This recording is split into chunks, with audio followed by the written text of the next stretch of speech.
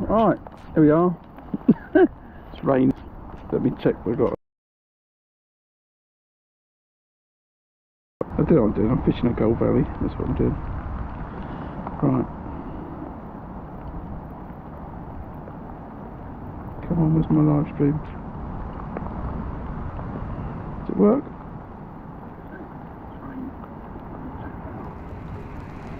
It sounds like it does.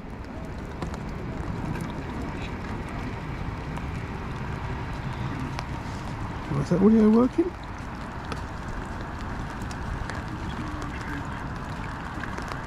I think it is. I think it's just noisy background. Right, I'll see when a caterpillar arrives. Morning all. Just let me move that phone before it gets soaked. Welcome to Gold Valley. I'm here. It's I don't know what it is. It's Sunday. I don't know what the day is. 5th. It's the 5th today, I think, of January 2025. First match of the season, first trip of the season. Back to one of my favourites, Gold Valley. And I've drawn peg 49 on Gold Lake. The match is on all round Syndicate Lake again on the canal causeway bank of Gold. I've drawn actually like 4 pegs down from where I was last week. I was in 45. I didn't do too well. I won F1, and now I've come back. I've drawn the island peg, and I'm just hoping we're going to do better. I've changed a few bits, and hopefully things are going to work out. I'll just quickly run through what the setup is. Firstly, I've got a maggot feeder. I've changed the style of maggot feeder. The Drennan ones are in, the black caps are out. I've actually taken the weight off of the medium size feeder, put it on the small one because I want to chuck to that island, and it's a long old chuck. Pretty simple rig, £8 ST. I've got a couple of number 8s. I've got a little twizzle boom, and I've got 019 to a size 14 MWG hook. As usual, 10-foot connoisseurs with TDRs is the rod and reel combo. And then I've got a bomb rod to chuck around if it's just a bit too hard. Same pound, £8 ST. I've got a little couple of 1/3 ounce bomb, Guru Speed Beeb Speed, size 14 QM1 with a wafter on a bayonet. We'll chuck that around. But hopefully I'm going to catch this island. That's the plan. We could get rained out, not because it's going to rain, just because I'm having a bit of trouble keeping the phone dry, which is a slight problem, as that's an essential part of the broadcast. So hopefully we'll be alright, but if I lose it, then I'll end up just making a video of the day. I've got the small feeder on, I've got a medium feeder, and I've got a large. You can see I've taken the weight off of the large and stuck it on the small because it's a big old chuck. And I can get most of the way. My view is that there's always fish hanging around that island, that's for sure. I'm fishing just to the left. There's like a bit of boarding that's into the water, and there's like a left hand side, like a little strut, and there's a right hand strut as well. Little platforms, the birds like to sit on them. So I'm going to cast just to the left of that. It's a big old chuck. I've got the wind in my face. It's a bit difficult. Really, I need a bigger rod. I don't have it. So I've got to do with just what I've got. We've got 5 minutes before the start of the match. Yeah, a little bit, Lee. So I'm looking forward to it. We'll try and improve upon last week, try and learn a few bits. I think the key is this smaller design maggot feeder that goes in with a bit more of a plop. Although I'm going to be hoofing it, I think is the descriptive word. I'll be hoofing it to the island. Fishing, slight change to the bait. I've mixed some pinkies in with the maggot. Last week it was just maggot, now it's maggot and fluoro pinkies. And I'm again going to go with 2 maggots and a fluoro pinky on the hook. I'm going to try and cast more often, and more often is every 5 minutes. I just need to improve the brightness so I can see everything, and hopefully we're going to have a good day. The rain might stop, he says, which is probably the worst thing I could have said. It might stop in an hour. yeah, let's see. So I've got a bait box, I've got some maggot, I've got more maggot behind me, which is probably getting wet. And we'll see how we go. Let's get this baited up. Yeah, fingers crossed. Do better than last week. Just trying to improve on the tactics a little bit. Just a little bit tidier with the feeder. I'll say I'll put some fluoros in there. Struggle to find one. And just be a bit more consistent with this fluoro and double maggot instead of triple maggot. But the difficulty today is going to be casting as far as I want to cast. If it was the summer, I'd have a 36 gram fluorine hybrid feeder on there and it wouldn't be a problem. It'd be flying out there like a crazy thing. But what we got? I say just over 3 minutes, so it's probably about a minute. So it should be good.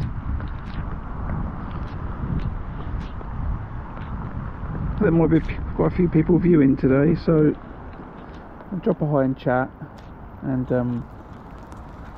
I could be sitting here not catching light. It could be quite sociable again today. No, I didn't, Lee. I didn't go to Tunnel East. I didn't feel too well actually. I sat down to edit the videos on like the Monday and then didn't feel too good. And then the forecast just put me off, but I do a little bit think that the BBC and the Met Office need to just calm down a little bit on these forecasts. You know, there's a bit of snow this morning as I left my estate and then it was rain. Do you know what I mean?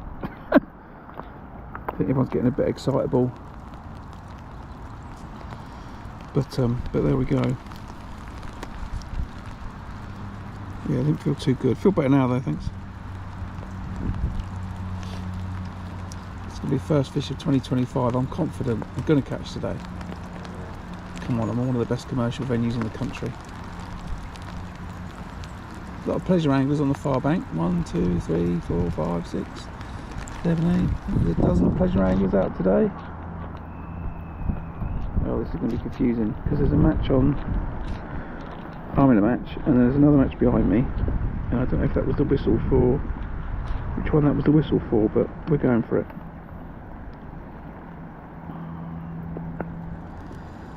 Get that feeder loaded.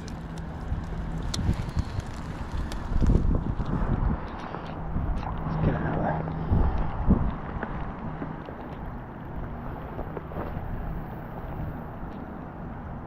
Okay, didn't hit the clip, but you know, such is life.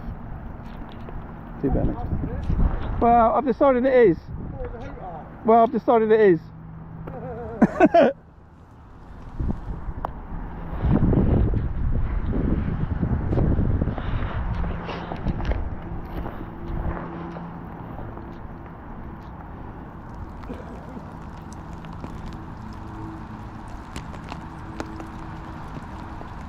It's too confusing with two matches starting at 10 o'clock.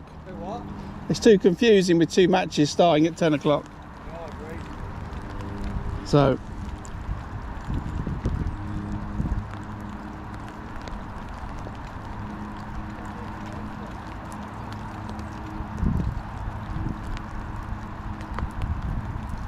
oh, they're fishing a match on the far bank.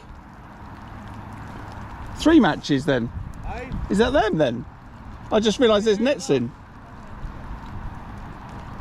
Well, I mean, 10 o'clock by my watch.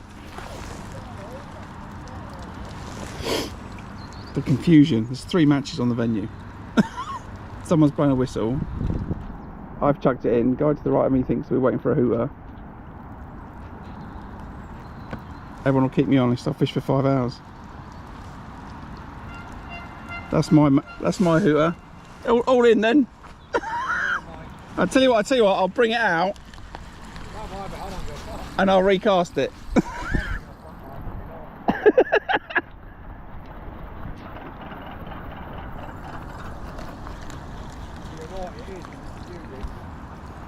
Why are they blowing a whistle at 10 o'clock if there's 2 other matches?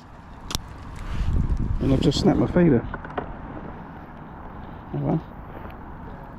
What happened there? Well, that's not good, is it? What do I do now? Hold on.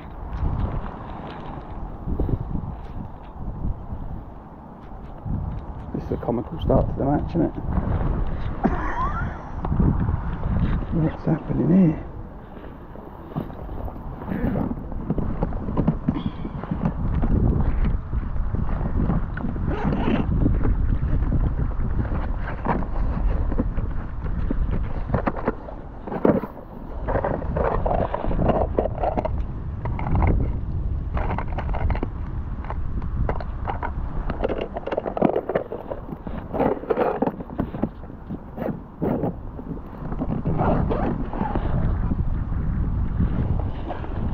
Alright, let's talk amongst yourselves for a second.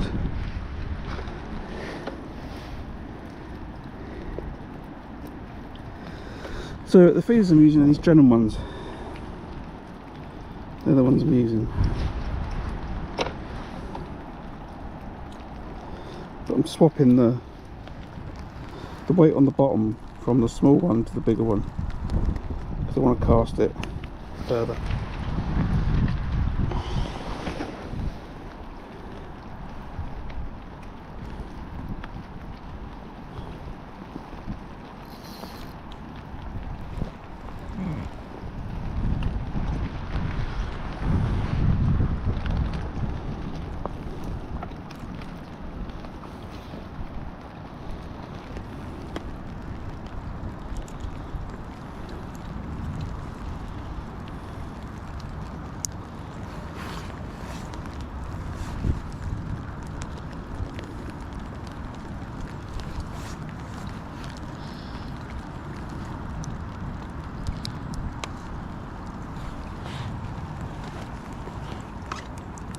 Right, how's it going? All in?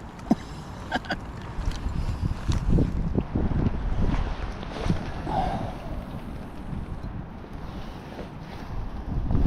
that's better.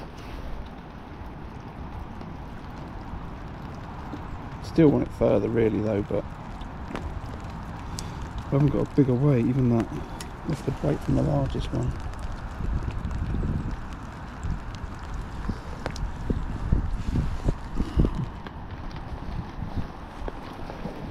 Right, settle down. Everybody good? Morning Steve, morning Gary. What we want to do today, right, we want to just catch fish. First fish of 2025. Let's make it happen. Let's drop down. Whew.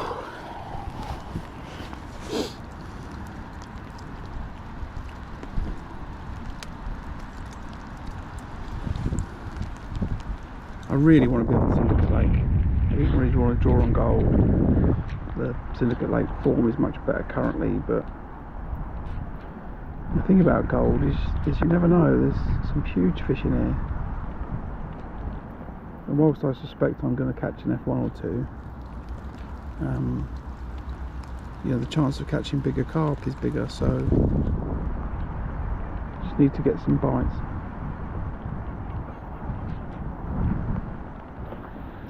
There's that clip in case I have to pull it off in a hurry.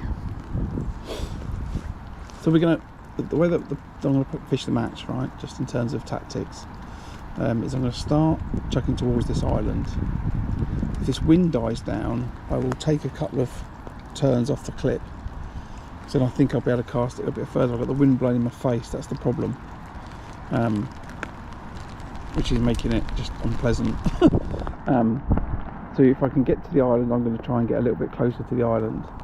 If I fish around there for a couple of hours and I don't catch, then I'm going to chuck the feeder like 3/4 of the way and come back towards myself. But I'm going to start as far as I can go because I suspect there's fish milling around the island. So that's sort of the plan. And then if I can't catch 3/4, then I'll start chucking a bomb around. with a wafter on it and just leave it for, you know, 5 minutes in a spot and then chuck it somewhere else. 5 minutes, chuck it somewhere else. So that's the plan, alright? Just got to be able to see time. Just not get my phone soaked. And I'll be happy. Right, here we go. Sort of good enough. Okay, right, rough. Okay. So we'll leave it until 10:05, and then we'll recast it every 5 minutes.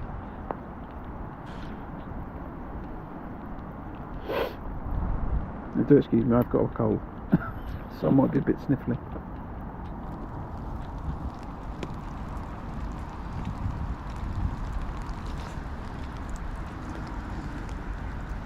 Oh.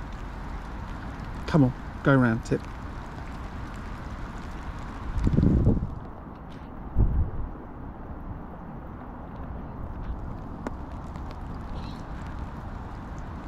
See what I might do for the next cast. I might just stand up, which will give me a little bit more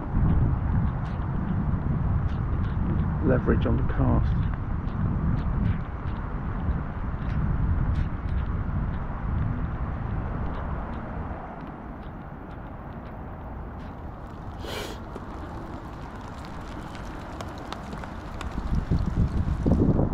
So I don't know if anyone else has been out yet. There's plenty of people in my local angling club going out catching lots of pike and bream and stuff on the river. The river's really active actually currently. There was a club match planned for today, but the weather forecast put a few people off, so we decided to postpone it because it was a trophy match till later on in the year, and if so we'll fish it close season. But I think there'll be quite a few people on the river today. If you look outside the window now, there'll be no snow, so it's probably all melted by now.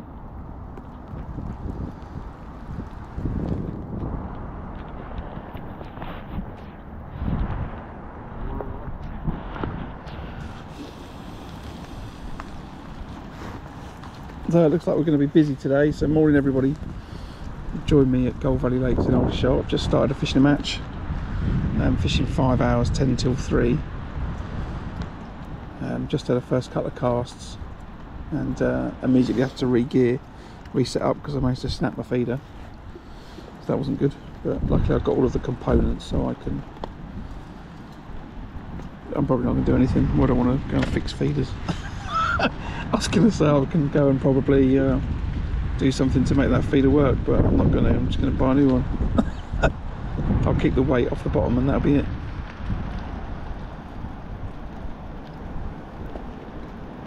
Not sure what I would do with that really. Someone would tell me just fit a new piece of power gum or something in the bottom. That's probably what someone's going to say. Not sure that comes out, does it? Yeah.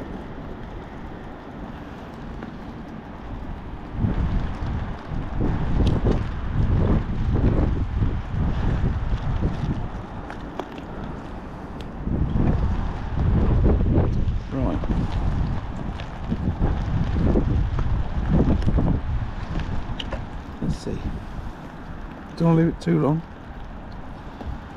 Make sure I'm casting often. And try and get it on that clip as close to that island as I can make it. So let's have another cast.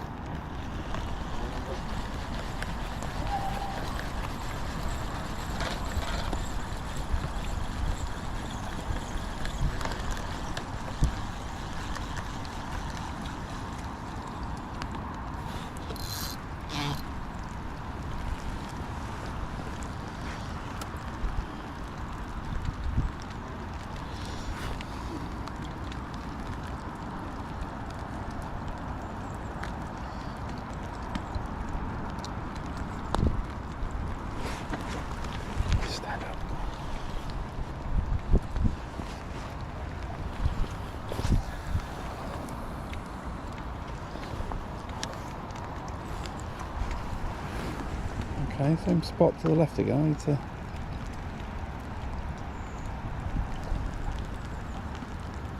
Go a bit to the right. It's a long time since I've been trying to chuck a feeder so far, this is.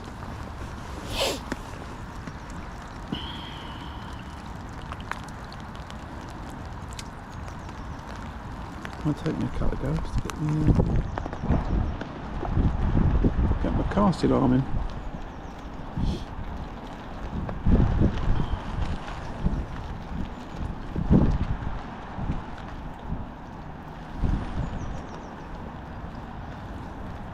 Right, 10 past. Right, good till 15 then. Come on, Tip, go round.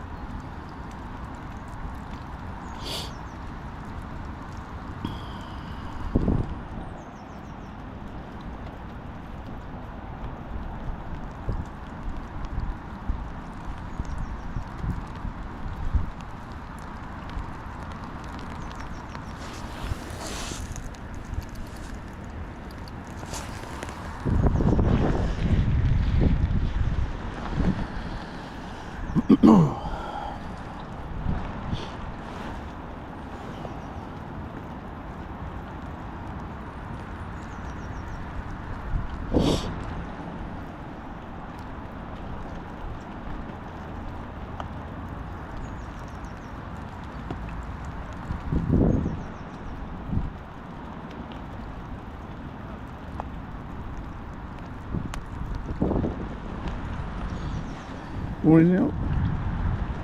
I'm 49 on gold.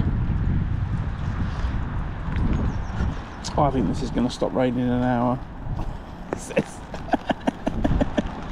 I put a spade in the car this morning in case I had to shovel the snow off my peg, but whilst there was all snow on the ground where I live, by the time I got here there was no snow. Just some big puddles. Morning, Mick. So yeah, I'm on 49 on Gold Lake on the causeway.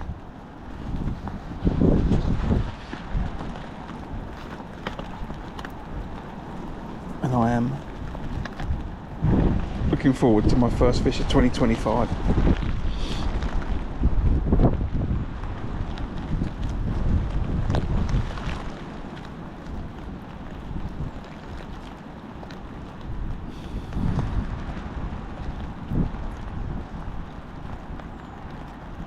So I'm on the Long Island. So it's like pegs 49 this left hand side of it, 51 the other side of the island, and then on the far side I can't remember what peg it is, 5 and 7 I think it is on the Canal Bank of Gold.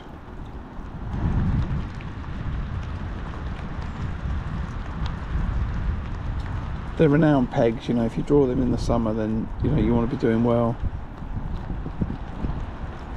The island, it's not like straight down. There's, if you look to the left of it, it's like shallow, so you've got to be careful. What happens when you're fishing the other side of it is when you cast and you're just off the side of the island, the fish will grab it and then they'll go over the ridge and they'll break you off. So if you're on the other side, for sure, when you hook a fish you have to, you know, stand up and get your rod up in the air before they dive over the back of the island and cut you off. Imagine I'll do this with my finger, and that's the island, and then you cast here, and what happens is the fish go over and they break you on the island there.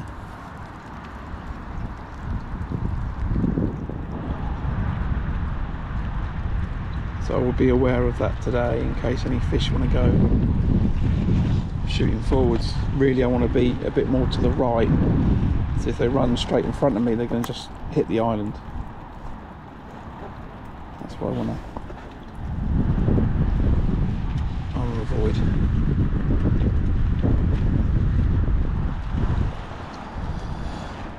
But yeah, it could be all about consistency today. Consistency of casting in terms of time, as I'm trying to look at the time on my phone, and consistency of, you know, accuracy of casting.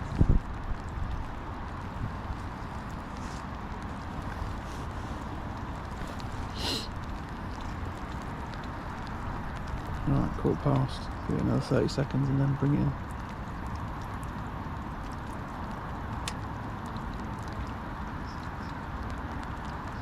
This time I want to put it to the right more.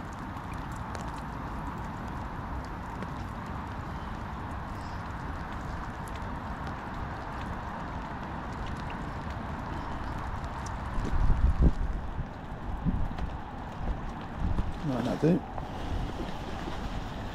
Let's put it in again.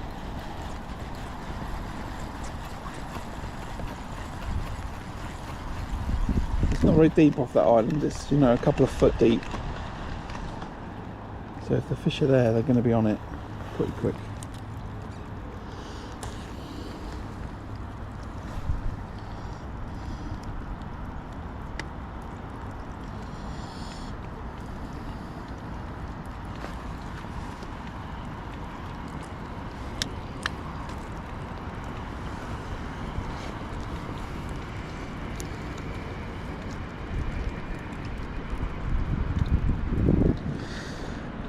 I've set up my Nightbot to do a little reminder, so I've also turned it on for chat moderation. So if it goes deleting your posts, it's because you typed a word that it didn't really like, whoever that was.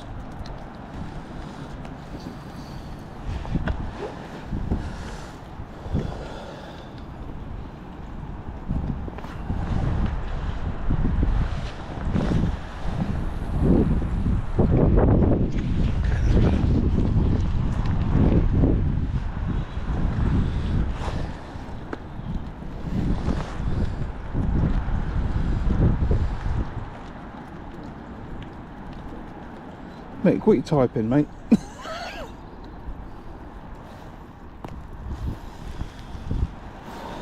No cuss words in my chat, alright?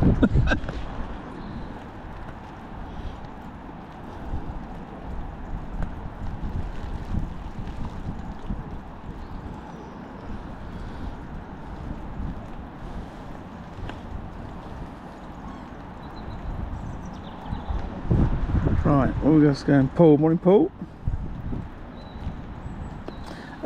Gold Lake, yeah. Gold Lake, they're up to £30, and they come out in matches.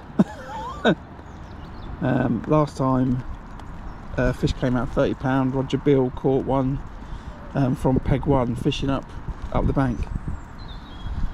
Yeah, peg 1 or peg 2. I think he was on peg 1. And yeah, £30 carp. And it's not like it's the only one, you know. There's a lot of big, old, smart fish in Gold Lake.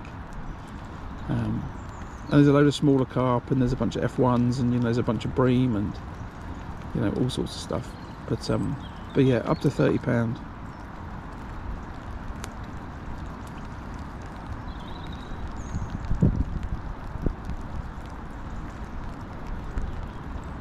I was just saying earlier, I do think that Syndicate Lake's fishing a little bit better than Gold Lake, but with anglers all on the far bank today, I didn't realise it was a match, so they're going to be casting quite often. Then I'm more confident the fish haven't got anywhere to back off to. So hopefully there'll be some fish around this island. But regular castings, stay on the maggot. I think we'll be good. Wow, 72 people already. So we did a stream best at 84 people last week. So if some of you could hit the like button, that would be amazing, and that'll send the stream in front of even more people, and we'll break that record. And don't forget to say hi in chat. You know, if you don't have the ability, just go and create yourself a quick Gmail account. And never use it, and then just log into YouTube with it, and then you can talk on people's chat channels and live streams. It takes what, about 4 minutes, not even that, to create a Google account.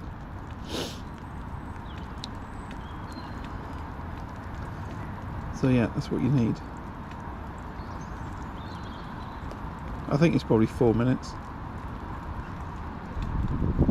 Type in an email address, type in a password, type in a mobile number, do two-factor authentication, go into the email account, hit verified, done. That's probably it.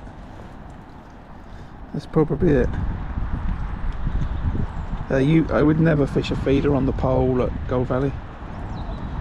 There's just no need to do it. You just fish the feeder or the pole.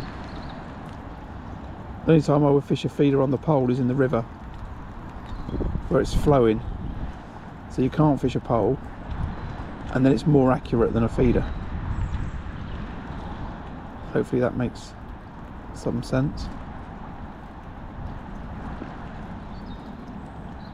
So in a lake there's no real tow, so you can just clip up, hit the same spot every time. You might go left and right a little bit, but you're hitting the same distance, so if you go left and right your bait just ends up in a line along the lake anyway. So that's good. And then or you fish the pole, pole feeder only, because when the river gets flooded it pushes through too hard. You can't hold the bottom with a feeder. You have to have a massive bow in your line, and then you can use a pole feeder and you can be more accurate. I've got a few pole feeder videos on my channel if you just go scrolling through them, where I show the setup and talk a little bit more about the tactic and why. Just had a little indication on the tip there, so I'm just covering my rod in anticipation. It's 21 minutes past. I'm going to give it just till 22 because of that indication, then I'm going to recast it and keep it going in. Oh, would I fish the feeder on the pole line at 13 metres? No, not really. For me, if you want to fish at 30 metres, then fish the pole at 30 metres.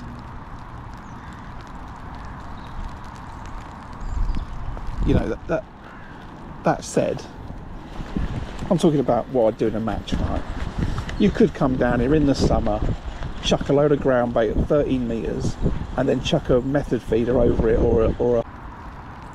The only reason you would see someone do it is if that they were all catching on the pole at 13 metres, and the person for some reason didn't feel they were physically able to fish a pole at 13 metres, right? Someone's got a bad back or something like that.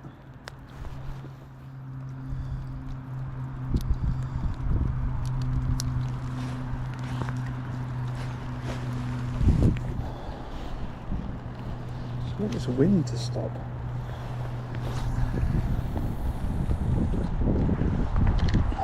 Okay, it's gone more to the right, but as I said, because it's clipped up, at least it's all sort of in the same line. The wind really got hold of that feeder as it came in, and now it's fishing. I'm in front of the board now on the left hand side. There's like two bits of board like that, and I'm in front of the one on the left as I look at it.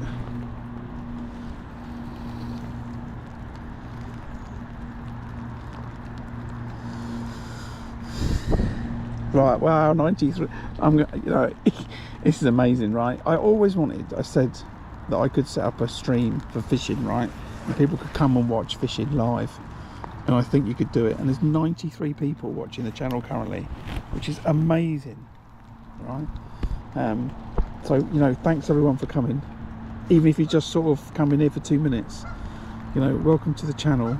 And just hit the subscribe button. Come back in the summer where I catch loads of fish. It's not so good in the winter. Not winter carping anyway. But yeah, wow, what a lot of people. What a lot of people. Every sort of week the channel grows a little bit. I get a few more subscribers and a few more comments, and you know, people start to recognise each other on the chat. You know, it's cool. I've got a bot that should do that now, Neil. If you wait, the Nightbot will come along. I think I set Nightbot for every 30 minutes to remind people. But yeah, you know, I start to get channel regulars. Make you said something else that the chat bot doesn't like. I tell you what, Mick. I will PM you. I'll DM you the list of words that Nightbot doesn't like, so you can avoid them.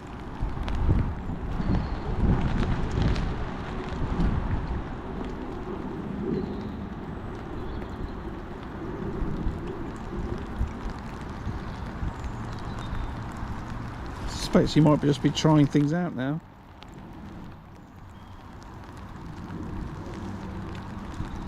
So yeah, right, where are we? 25 minutes past. We'll recast at past. I get a bit excited about all the people watching. No, you're not redundant, Neil, but you can just take it easier. You can enjoy it a little bit more.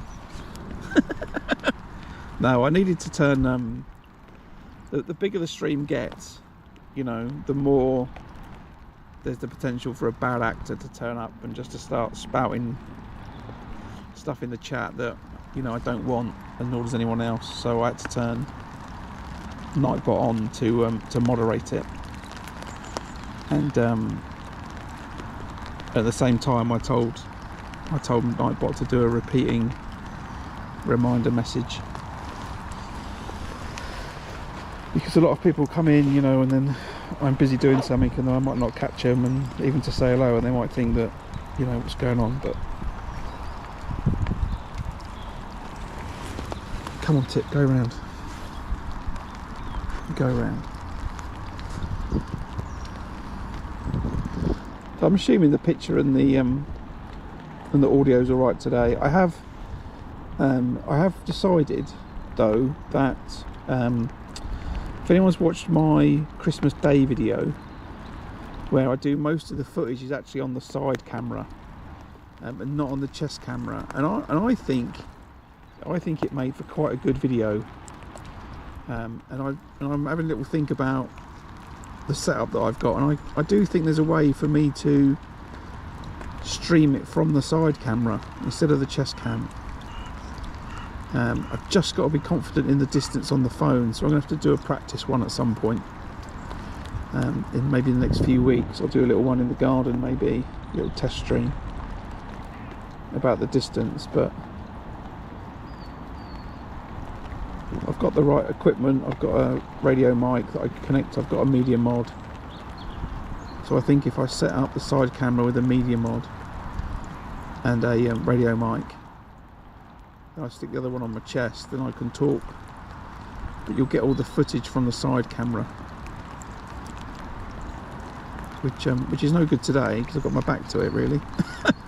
So I'm fishing the feeder, but generally when I'm fishing the pole, or I'm fishing, you know, fishing the feeder in the river, then it'll be better. That's what I think anyway.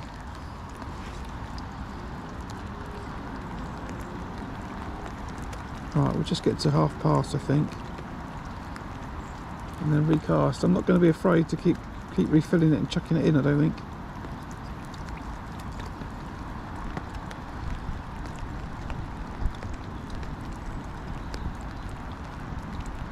What's the worst that can happen? What's the worst? Compared to last week, that is. The worst thing that can happen is I'll blank, but I'm not going to blank.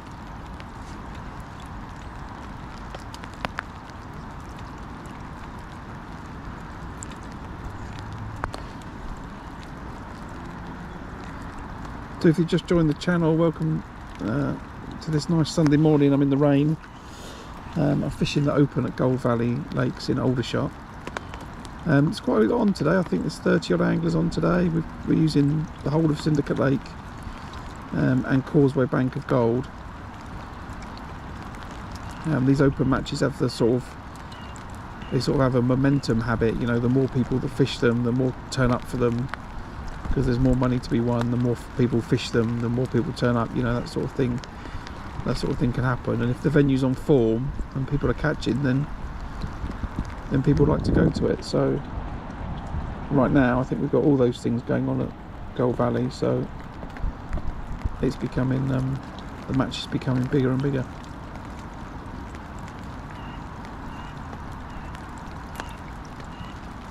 So I'm on Causeway Bank of Gold Lake. I'm on peg 49, and I've had a few casts. I'm trying to cast regularly every 5 minutes towards this island where I'm starting my match. And I'm hoping that the rain's going to die down and the wind's going to die down a little bit, might allow me to chuck it a little bit closer to the island. I'm fishing double maggot and a fluoro pinky, and I'm feeding red maggot and fluoro maggots through the feeder.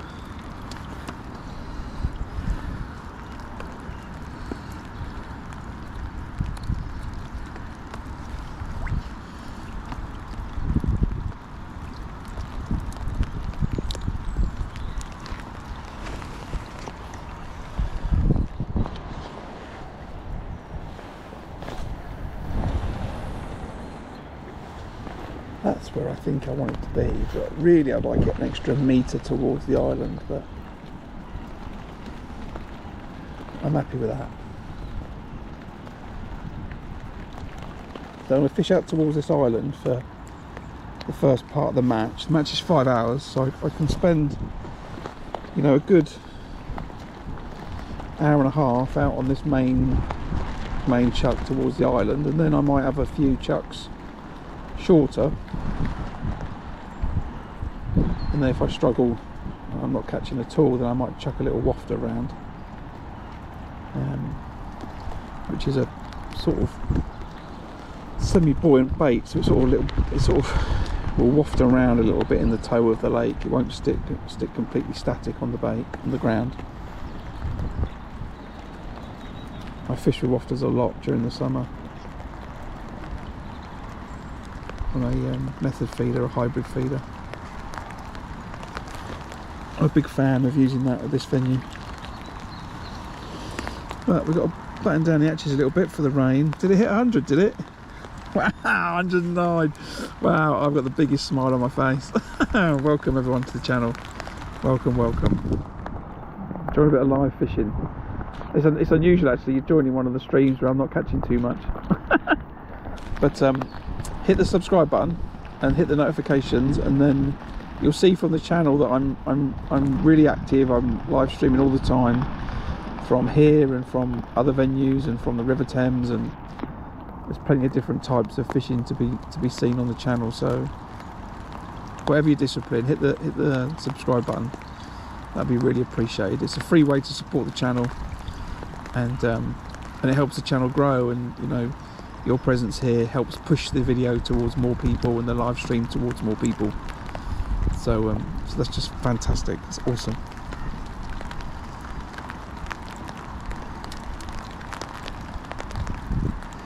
I had rain in Abingdon, just outside of Oxford. Not rain. I had snow in Abingdon, just outside of Oxford. It snowed, good few inches of snow overnight, and then just as I was leaving, the rain had started. And then by the time I got down here, there was less snow and more rain, so no sign of any snow anywhere, just big puddles. I was saying earlier, I did actually put a spade in the car just in case I need to dig out my peg. As it happens, my peg's partially underwater.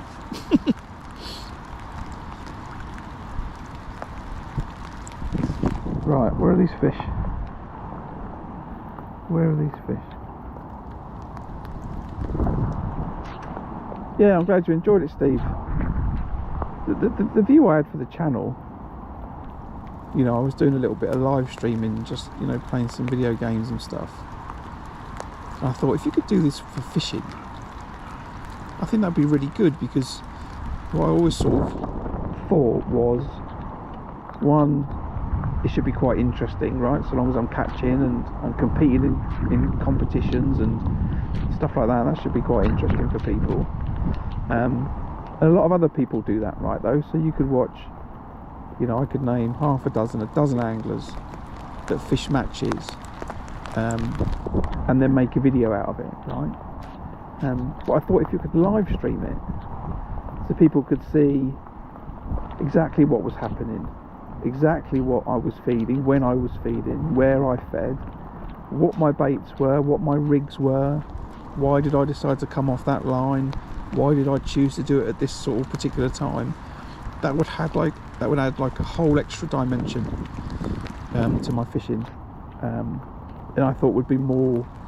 I thought audiences would get a lot out of that. And then the other thing I thought was that audiences would actually start to have conversations with themselves about the fishing and about other fishing while I was fishing, right? Morning, Martin. So, you know, we started to get regulars in the channel that talk often, you know, and, you know, I can tell you that one angler in the channel, very accomplished specimen angler, promises to take me out to catch some chub. Need to sort that out at some point. So there's a good angling knowledge in the channel, right?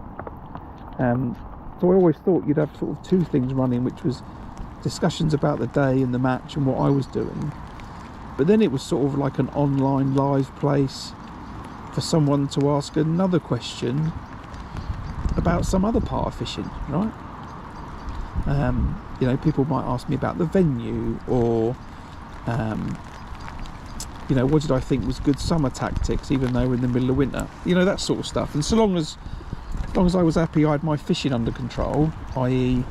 I could fish and look at chat and think about what I'm doing and do this at the same time, then it was all going to be great. Now, I'm going to leave this in for a bit longer because I quite liked the cast, so I'm going to leave this one until 22. But I thought we'd get a bit better. Today I'm using red maggots with fluoro pinkies in them. So I've got red maggots and then I've got a bunch of fluoro pinkies in. I'm fishing 2 red maggots and a fluoro pinky on the hook. I know that's working here. The hook bait, I've spoken to other anglers. The question I've got today is, and this is what I'm finding out, is there fish around this island? I expect them to be. Are they where I'm putting the feeder, or are they maybe a bit closer to it? The challenge I've got is, it's quite a long chuck and I've got the wind in my face. Then because I'm fishing a maggot feeder, you know, I've only got so much weight. You know, there's only so much weight on the bottom of these feeders.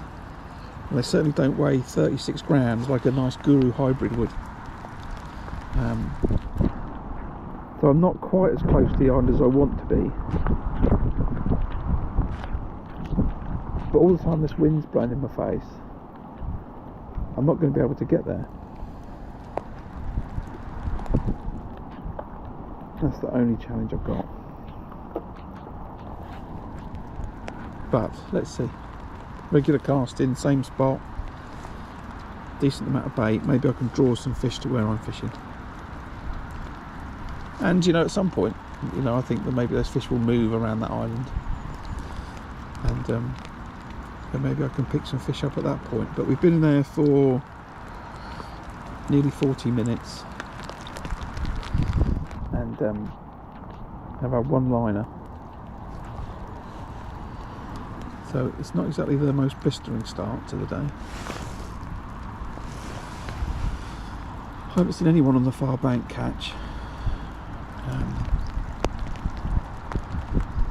But my eyes are all over the place. I'm looking at the far bank, down at the tip, down at the phone. So I might miss some stuff.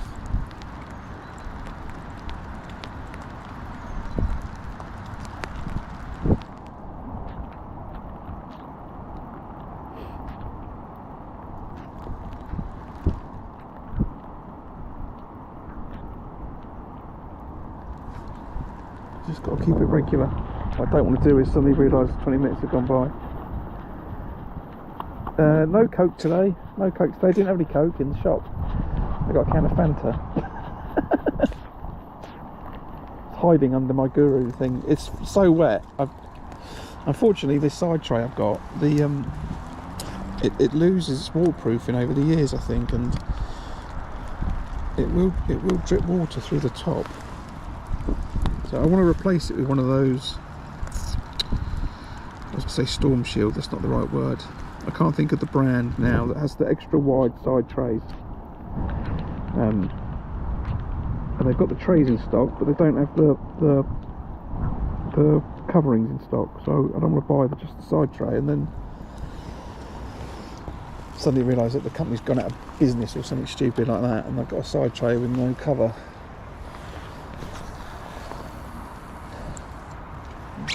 Left there. I don't know what you mean. What do you mean by feeding rules, Nigel?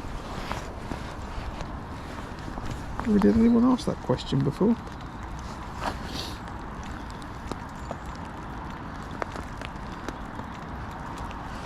I'm fishing a competition, so you're only allowed one rod in at once, and you can fire bait in as you please.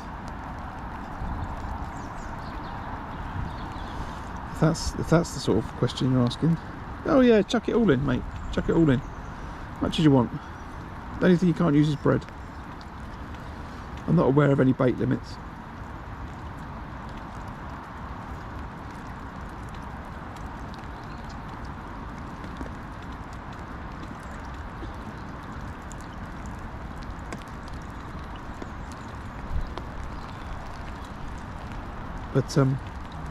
But it's the winter, and right now, you know, in the winter I wouldn't put ground bait on a feeder. I'd only use ground bait in the winter to try and attract bream and then fish over the top of it, or carp and then fish over the top of it. I wouldn't put it on a feeder.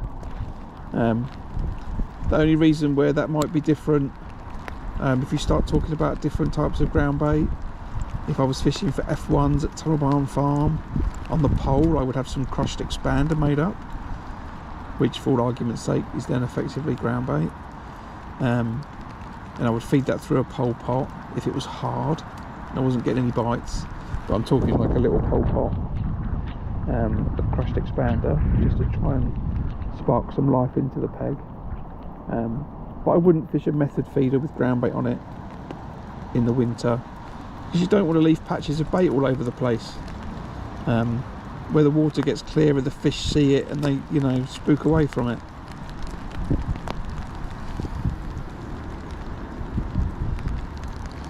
No, Mike, currently blanking, but having a great stream, loads of people, broken the stream record. It's a little bit windy, it's quite rainy, but we're fishing and we're having a good chat, so that's all good. That's all good. If I go home today, this is kind of how it works currently. If I go home today, I've caught no fish, but I get home and I look at my YouTube stats and I see that I've got 5 new subscribers to the channel, and I know that I've broken the channel record for the amount of people on concurrently on the stream, which is what we've done today, then I've had a good day. You know, this is winter fishing on lakes, right? I don't expect to be getting a bite every 2 chucks or every 5 minutes, right? That's not what I'm expecting. It would be nice, but it's not the sole driver for my happiness in life.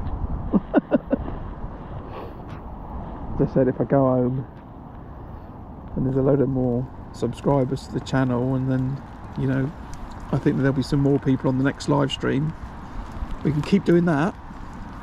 By the time we get to the summer months, excuse me, or by the time I get to the spring festival for Tunnel Barn Farm, you know, we might have 150 people on the channel. You know, I'm aware that I do get more viewers the worse the weather is. No, Mike. No, I'm fishing for carp and F1. What do I want to go and put a worm on for? On a venue where you're getting where the predominant bait's maggot. I don't even have a worm with me. In fact, I've got no fresh worm in the fridge even at home.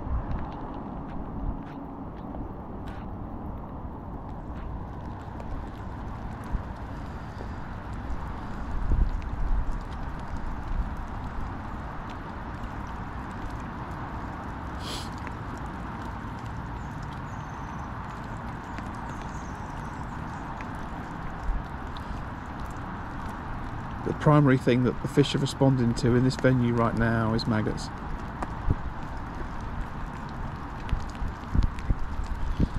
A little indication on the tip there. Fish are used to seeing them, the fish are feeding on them.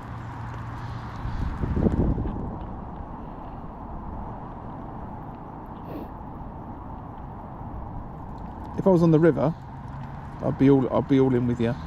If I was fishing the pole feeder on the river today, I'll be sitting there with double dendrobina on the hook,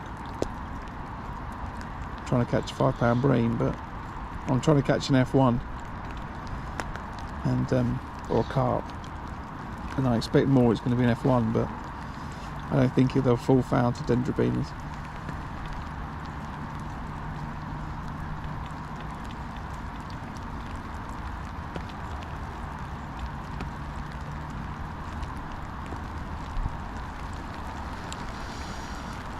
Give it a few more minutes. A few more minutes. I feel that given so many people watching the stream, I need to catch fish. So if it can go around, I would appreciate it.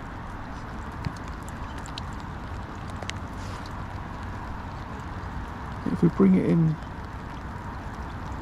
leave it for a bit longer. Let's leave it till 10:02.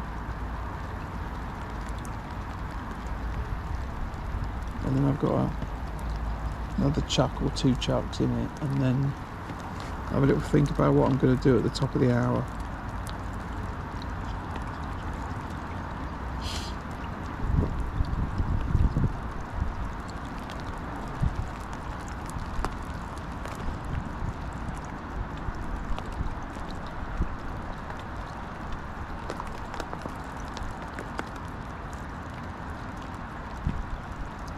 I was hoping it was going to go round on like the 2nd or 3rd chuck, but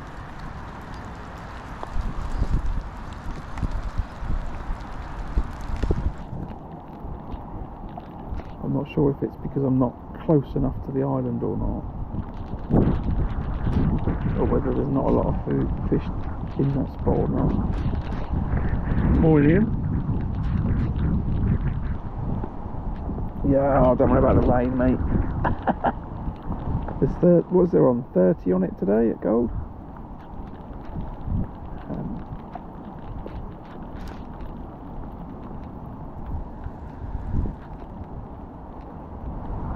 So it's a good turnout, regardless of the weather.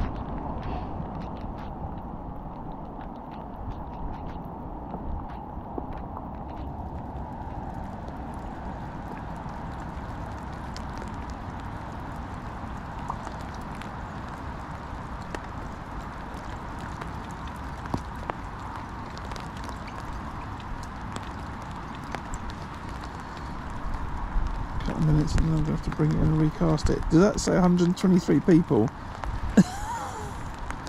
Or is that messages? I think that's people, right? Is that 123 people watching the stream? I'll fall off my box.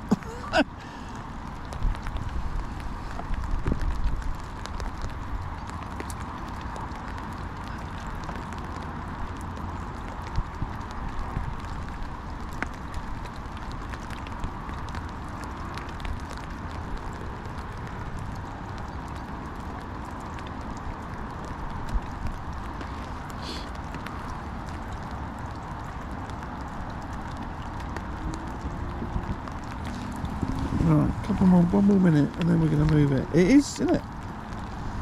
Wow. See, the thing about YouTube is, I think that it looks, certainly for live stream, it looks for interaction, right? So it looks for, you know, you all. That's the term I'm going to use. You all making comments, hitting the like button, hitting the subscribe button while you're watching it. It's looking for, you know, activity that says, you know, this is a stream and it's interesting and there must be stuff going on, and it's worth watching. So I'm gonna push it towards more people that have got similar likes and interests. That's the way. I'm, you know, very happy. That's the way it works. I do wish I was catching some fish though. But you're all doing your job. Because you're all here and you're all watching and you're all chatting.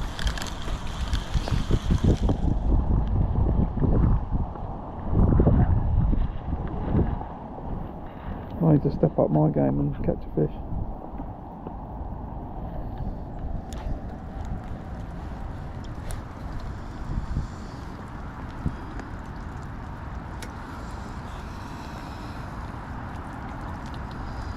So I said I was going to go to the river regardless of the weather forecast, and I'm wondering now if I should have gone to the river.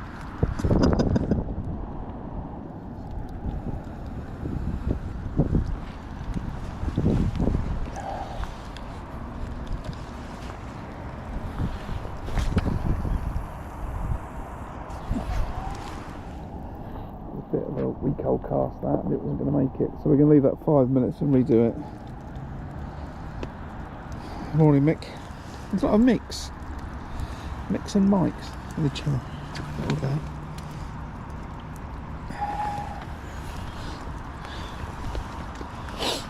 Oh.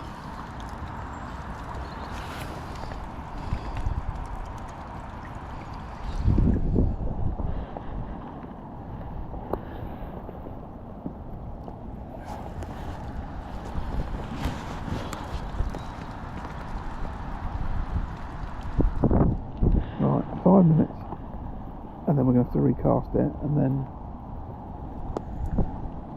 we have to decide if I'm going to stay on that long line, whether I'm going to come shorter. What am I going to do?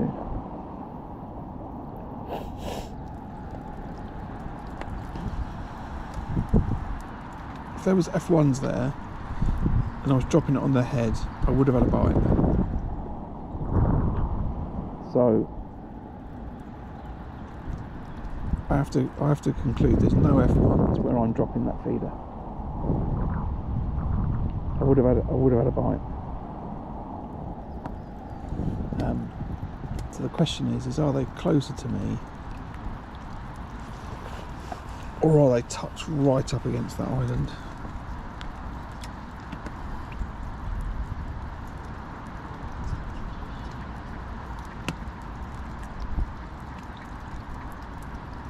Yeah, the thing, I get it, Nigel.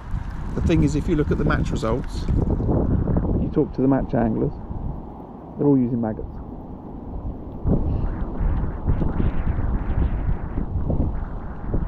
And I think what you're probably doing is you're probably telling me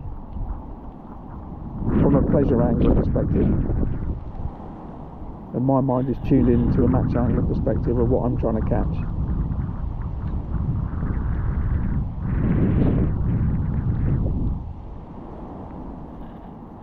What happens in the winter though is the fish ball up and they sit in little clumps, F1s especially. So whilst that might work for you on a venue that you fish, are you going to catch 50 or 100 pound of fish on that 5-hour session, right? Because that's what I need to be catching in this place to win a match, right? I suspect that that's good weights coming out of Syndicate Lake, so I need to be fishing like I'm trying to catch 100 pound of fish today. Maybe 50 pounds is going to be good and do well in the match, but I'm aiming for 100 pound. So I've got to fish with the baits that I think are going to catch me 100 pound, and ground bait and chop worm is not it.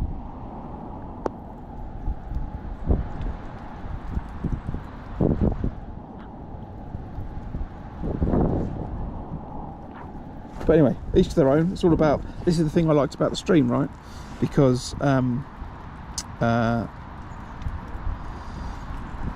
people get to see different angling approaches, and people get to discuss different angling approaches. So don't take what I said as negative in any way, by the way. I just don't think it's the right way to fish at this venue to win a match. At this time of year, specifically.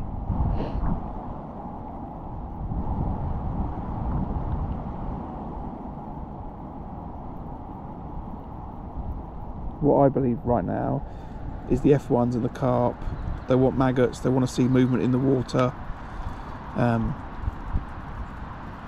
they don't want piles of ground bait.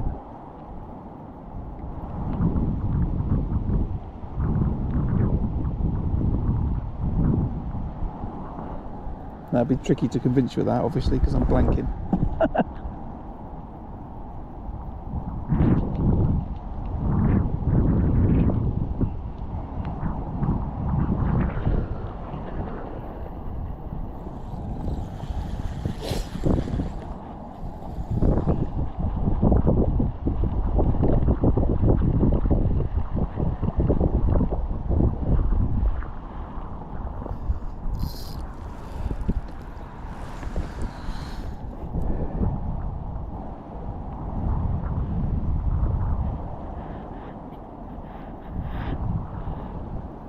Right. So this will be the last cast of the hour. Let's see.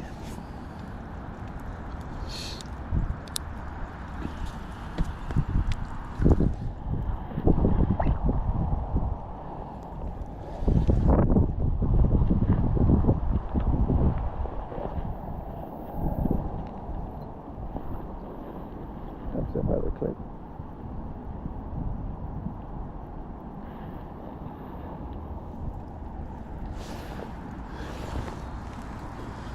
God, it's so wet today. Oh, it stopped raining. I haven't just noticed. I noticed. It stopped raining. Now, I had to stop raining. I had the wind to slow down. Didn't bring the flask today, Mike. Didn't even bring it. Thought I'm going to be too busy today. Go away, wind. Right, I'm going to give this a good 10 minutes. Yeah, they would, they might. Yeah. This is not the world of carp angling. This is the world of match angling, catching carp.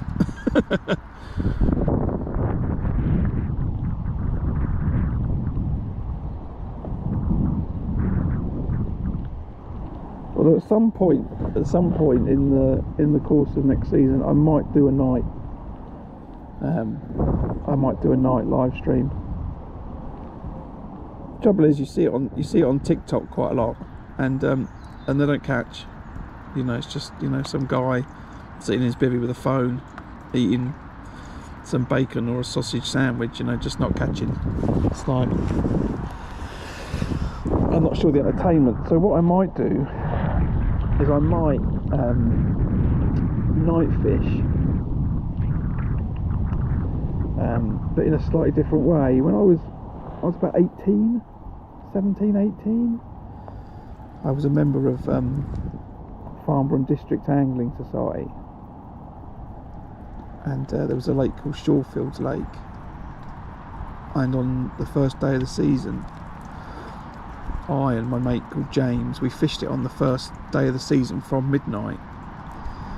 We fished it on the pole, and we adapted some pole floats, and we took the bristle out of the pole float, and we put those little starlights in there, and we fished on the pole all night, top kit to hand, catching tension cruising on single pieces of sweet corn, because we could feel the sweet corn to hook it.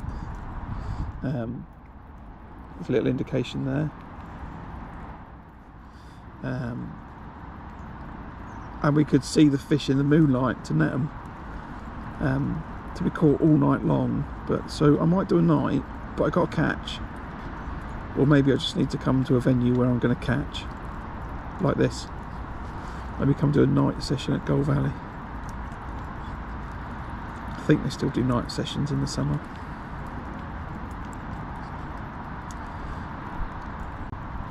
It's not a fish, it's a... oh, maybe it is. Maybe it is. Right, drop back. No, a liner. Okay. Let's get this done quick then. It wasn't a normal liner where it goes forward and then comes back to the same spot. It went back, it came back further. So, get this quickly done back out.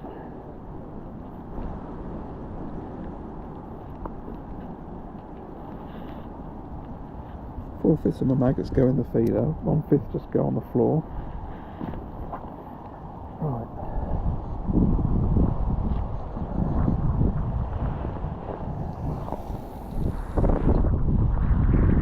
That's exactly what I wanted to do, honestly. That's what I'm casting.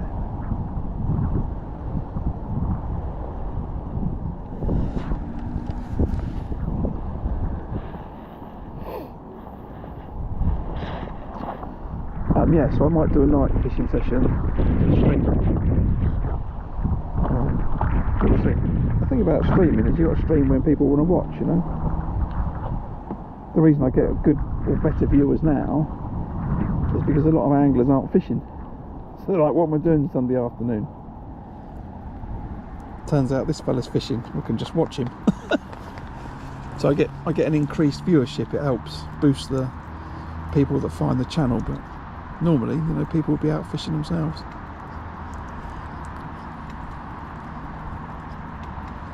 Right, what's the time? Quick time check. So, first hour's gone. They've been casting consistently to this island. I'm hitting the clip most of the time, so I'm happy with that. I'm not quite as close to the island as I really want to be. If I'm truthfully honest, I want to be at least another metre, I think, towards it. I think that should be fine, but I'm having trouble with the wind blowing in my face. So I've clipped up at a distance where I'm hitting it 90% of the time. And then the odd couple of times the wind's caught it and then just pushed it in back towards me a little bit. Unfortunately, I don't have a heavier feeder. I've got the heaviest weight from the biggest feeder for a maggot feeder that I've got, so that's kind of what I'm stuck with. You know, I guess the other alternative is to start putting shots all up the line, but I don't fancy doing that. I've got a little couple of indications on that last cast, so I'm going to stay doing what I'm doing for the moment. I've got a lot of confidence in trying to catch off that island, and if I don't, then I'll come and I'll drop closer towards me and try and catch fish in the open water. But so yeah, start towards the island, drop back nearer towards me if I need to, and then if I don't catch doing that either, then I'm going to chuck a wafter around a little bit, see if I can hook some random carp.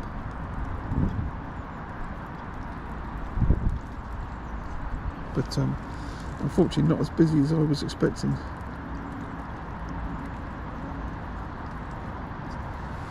Yeah, Farnham Angling Society was always the rival club when I was like 18.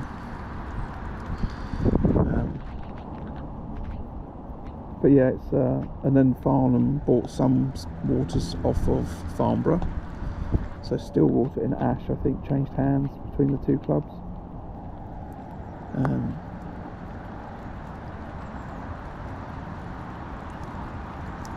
And I think there's another one as well, but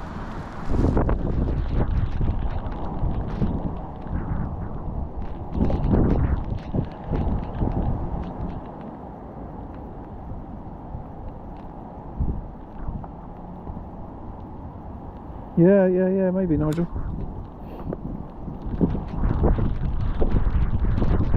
I don't have any of those, so we're fishing maggots.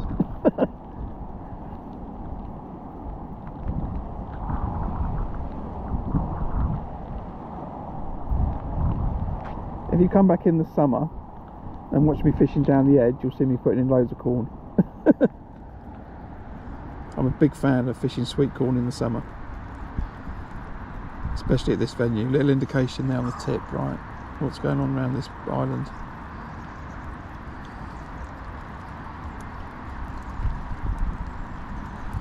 This rod's going to wrap round in a minute, I can feel it.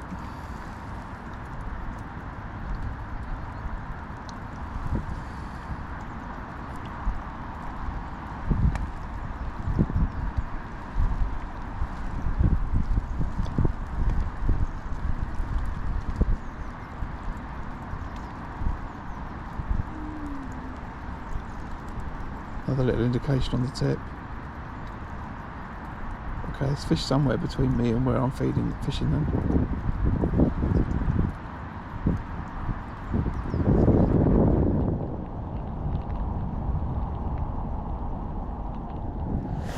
Any joy? No, mate, nothing.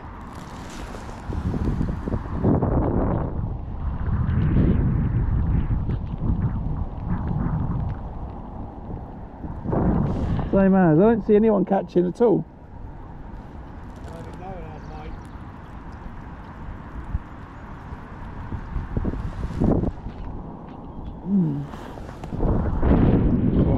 Quiet. The thing about the winter time, you know, is fish can just feed in spells.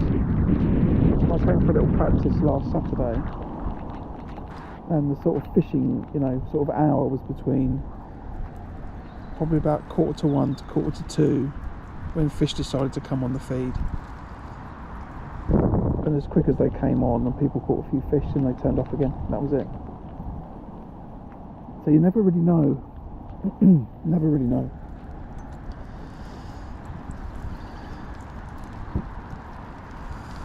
No waggler here today. No waggler. I'm only fishing the maggot feeder and a bomb.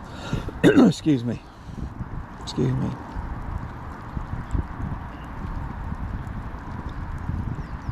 my decisions were a little bit covered by what did I want to bring, and did I think I was going to be sitting in the snow.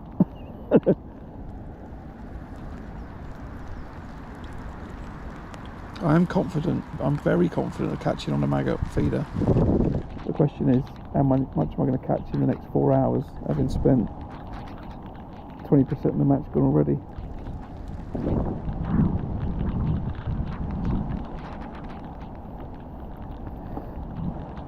Yeah, yes, Teddy, I'll call you that. Yes, however, I'm trying to keep it as close as I can to the island, because that's where I think the F1s are. So pulling it nearer to me is a bit counterproductive.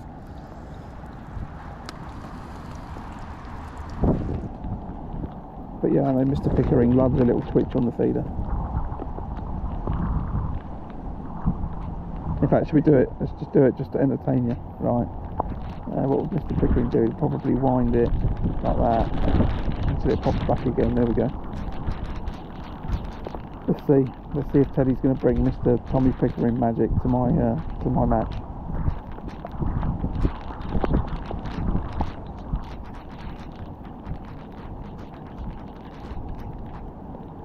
My feeder's snagged up, Teddy, and I have to crack off, and you owe me a feeder, alright?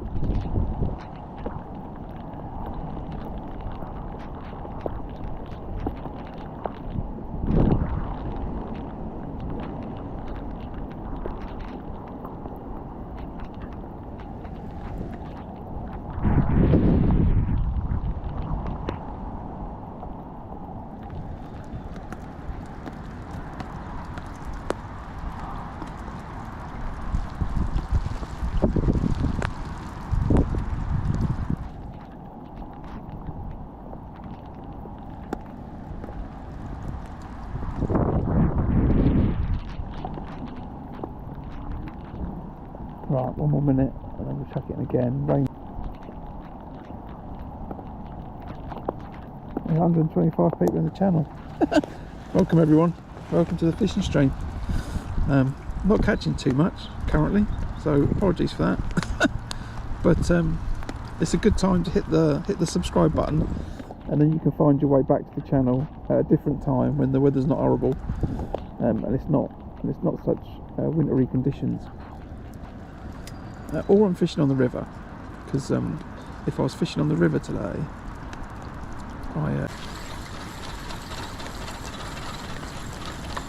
I'm not sure I'm close enough.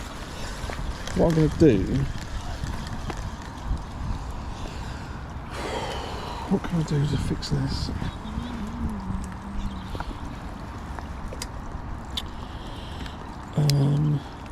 Right, what would some genius do? Some genius would probably stick some weight in the feeder, wouldn't they?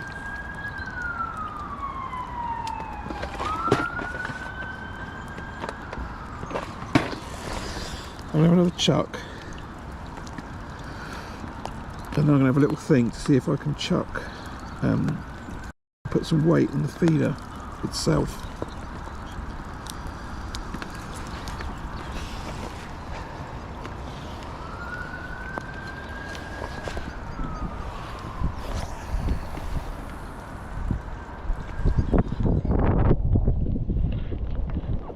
Too much taken by the wind.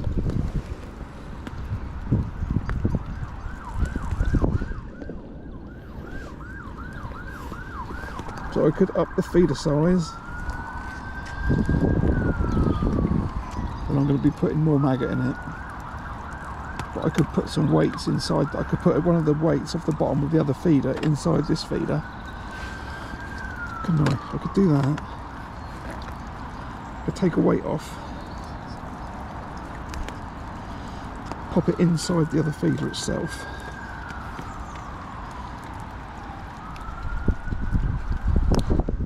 So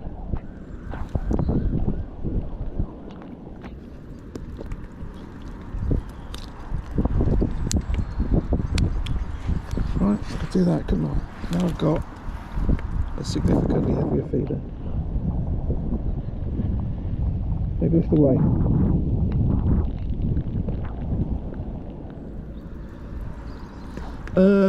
Relatively 4 or 5 foot, shallower by the island, 3 foot. So we're going to have the biggest weight on the feeder, bigger feeder, the weight inside the feeder. That's the plan, gang. Right. So a little bit more maggot, but an extra whole weight on the feeder itself.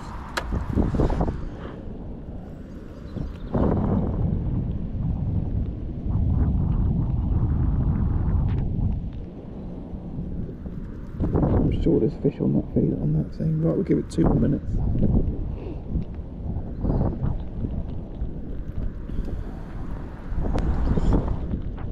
I don't have to fill the feeder right up with maggots at the end of the day.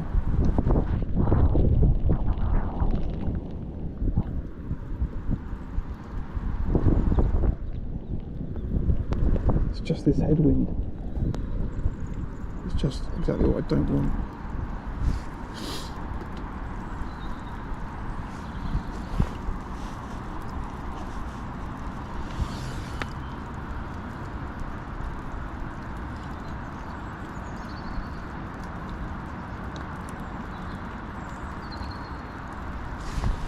Right, there's that clip.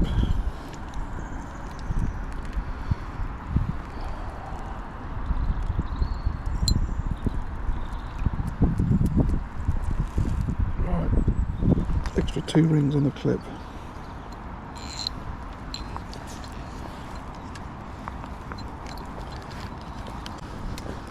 Let's see if I can get that new distance first.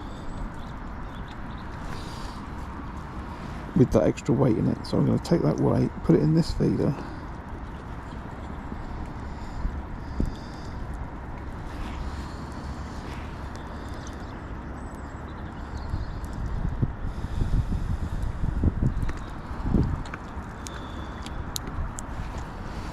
get rid of those weights, chuck it in there, bosh.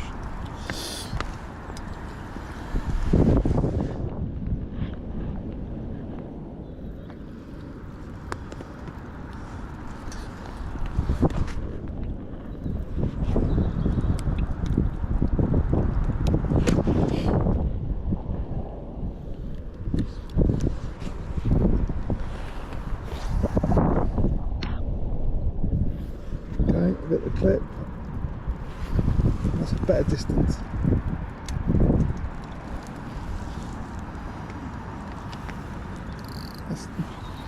It's a little bit closer to that island.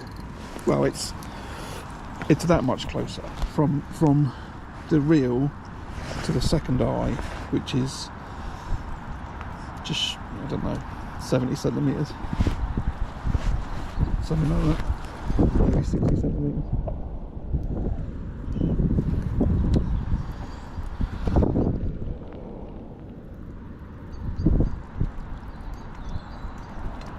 Right, I need to remember that for the future. If you want to chuck a bit further, put some extra weight inside the feeder. I don't know why I've never thought about that.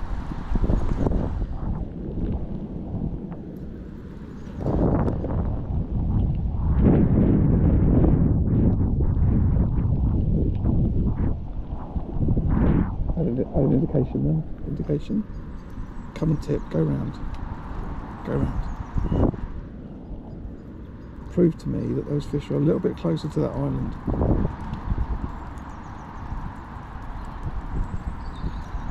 I do think there wasn't quite enough maggots in there though, really. Maybe it's better with that bigger feeder.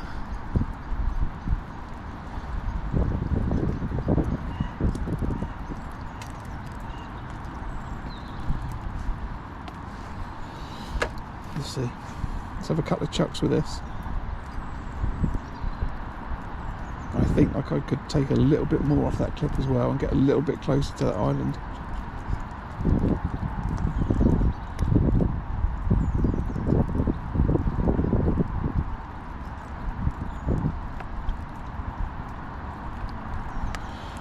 We'll give this another 3 minutes.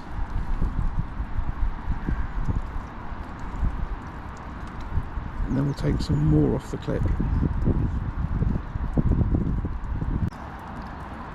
I expect that's undercut, that island,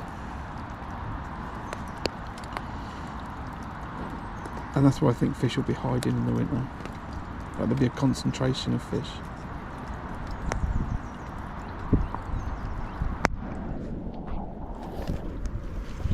Oh, that was a liner then. I thought that was a fish.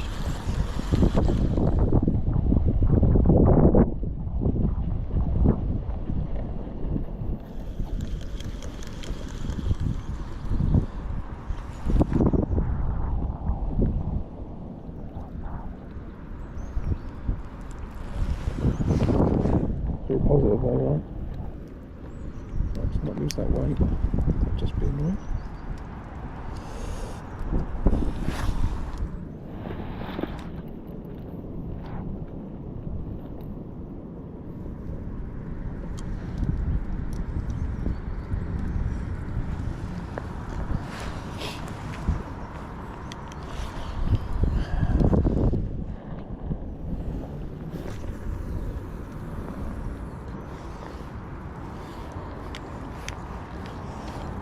Take some more off on it a bit closer.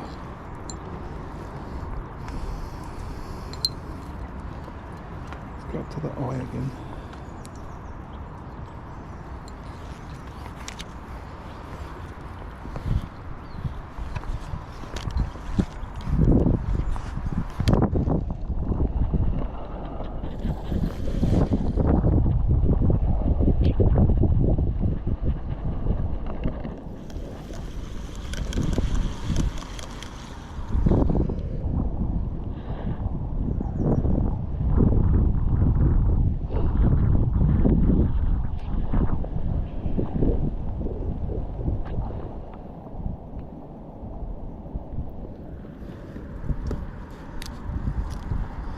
Yeah, it could be worth a try. The bombs, I have to put a heavier bomb on, but I think it'll be, if I get in the right spot, I think I'm going to be alright with the maggot feeder. I think the problem is I'm not in the right spot.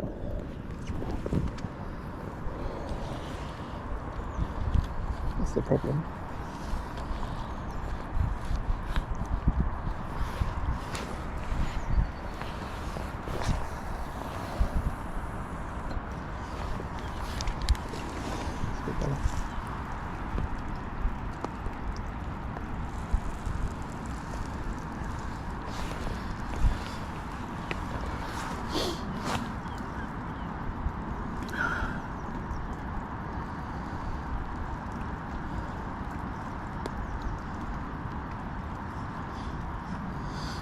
Some people have been catching on the pole with maggots. Let me just try and do them in things, right? Hi Jeffrey, firstly, hello. Second thing, maggots on the pole line. Some people are catching on maggots over a bit of ground bait on the pole line for catching carp, but not in Gold Lake. They're catching on Syndicate Lake, doing it. Which is why the pole's in my bag and I've not set it up today. I tried it last week. For those that were here last week, I fished it for 2 hours.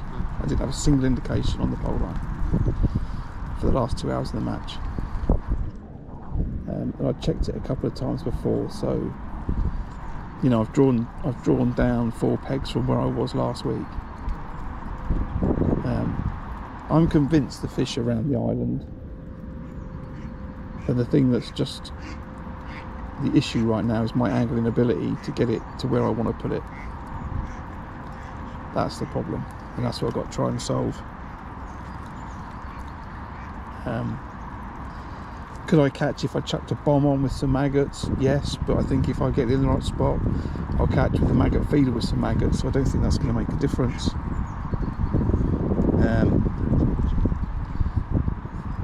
I'm looking to catch F1s, so in my head I'm more likely to catch F1s on maggots than I am on a bandam or a wafter. I do have a wafter set up on a bomb rod to chuck around, but it's for carp, it's not for F1s. And it's if I can't catch to the island, and I can't catch shorter than the island, so 3/4 of the cross. So if I do chuck the pond rod out, it's after I've tied something else first. But it is out and it is set up.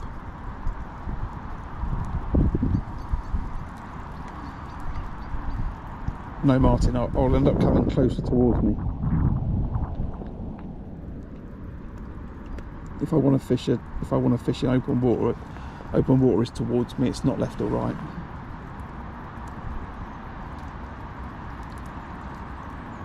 You see, for those that were here last week, I was on peg 45. Mark Eves was on 47, and today I'm on 49. I caught one fish on 45. John Radcliffe, who was on 49, he caught a couple of fish fishing 3/4 of the way across. Let's call it 3/4 of the way, 3/4 of the way to the island, right? I'm fishing to the island. I'm just not sure I'm tight enough. Mark caught 30 odd pound and won the section and won the lake, and he was between John and I, so he was on 47, and he caught chucking 3/4 of the way across to the rope. What Mark was doing was being a lot more accurate than John and I. Mark was using a smaller feeder than John and I, or certainly than I, and that was the view of it, was his accuracy and stuff. I think there could be an absolute shed load of fish by the island, which is why I'm trying to cast to the island. Otherwise I'm going to very happily chuck it 3/4 of the way to the island and fish that peg. That'll be the same line that Mark fished last week. So that's a good place to fish. Just want to try this island out first.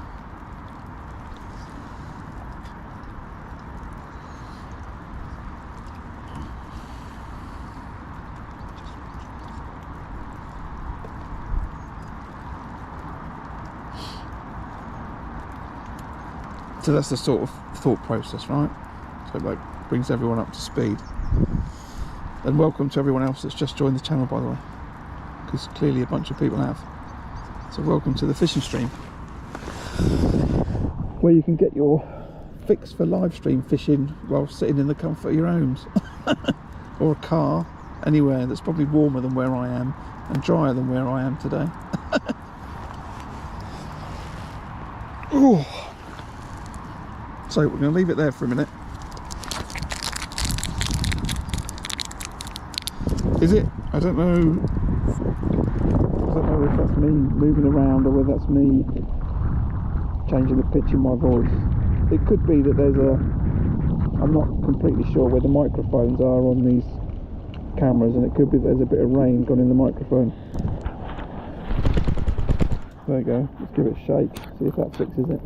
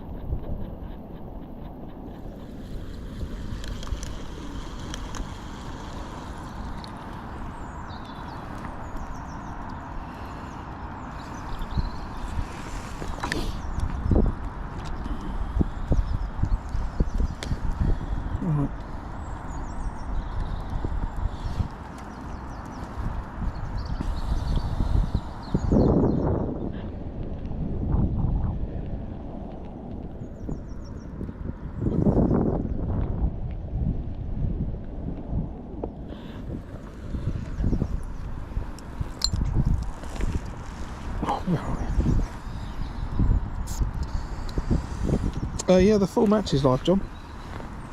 The only thing that will stop the full match from being live is if I decide to throw a load of water over my phone, or my camera decides to pack up, which generally doesn't happen.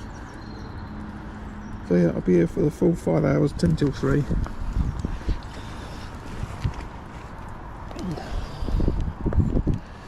Your viewing pleasure.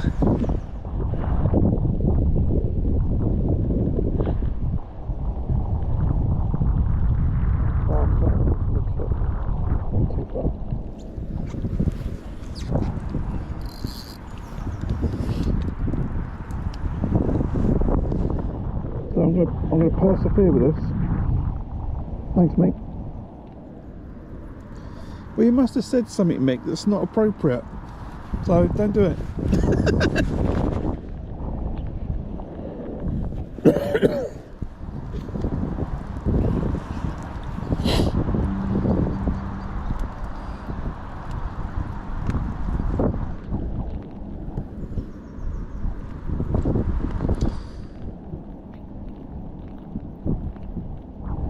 No, Mick, I am struggling, but I'm trying to inch my way. I'm trying to get closer to that island. I'm trying to work out how to fight against the wind to make it possible. I've now put I've put a weight from the bottom of one of the feeders. I've actually taken the weight off of one of the feeders and I've chucked it inside the feeder to make it heavier. So then I've got closer to the island.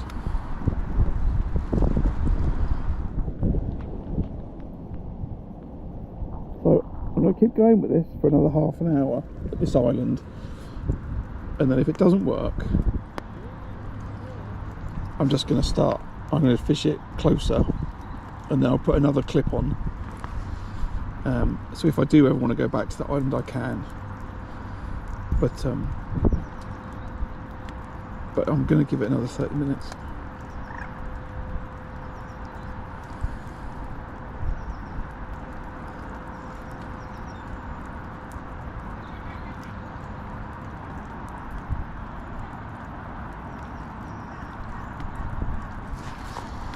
That's the plan.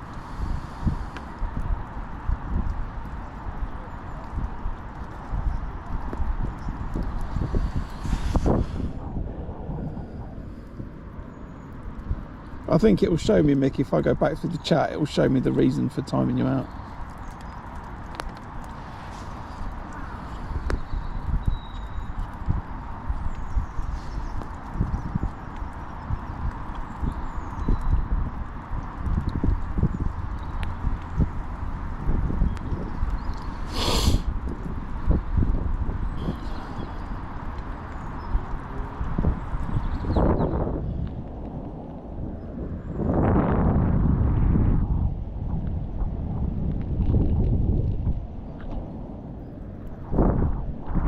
Little indication then, little quick dink.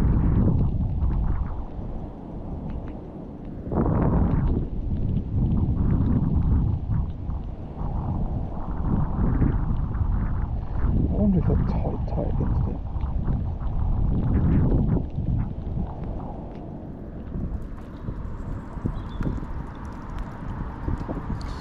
I'm having trouble with the distance, that's the problem.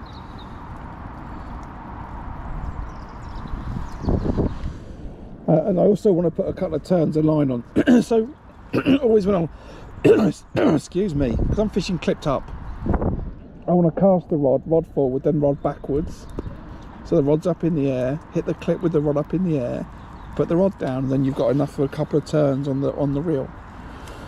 I don't want to cast straight with the rod forward and then you've got to pull it round to put it on the feeder and you just move it. So it's always rod back up in the air and put a couple of turns on the reel. But I think what I'll do is maybe next cast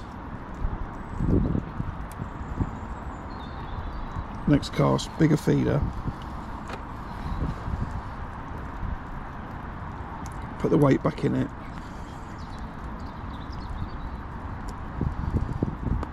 and try and get even closer. You know, what's the worst that's going to happen, right? Worst that's going to happen is I'm going to hit the bank and then crack off.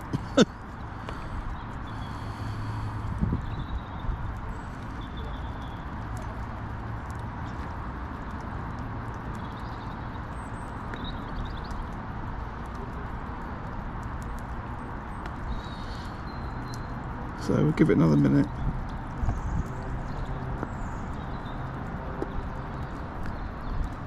Oh, see, I think Nightbot's got something against spamming emotes. Don't spam emotes, gang. I think that's what it is.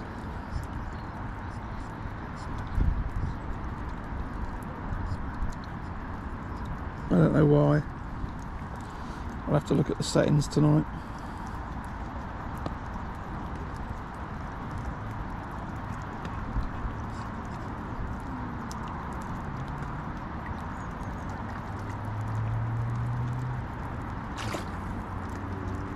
Does anyone want a goose for dinner?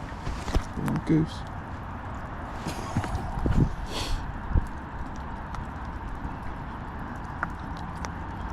Right. I'm going to pull that line off. I'm going to pull a little bit more off the clip.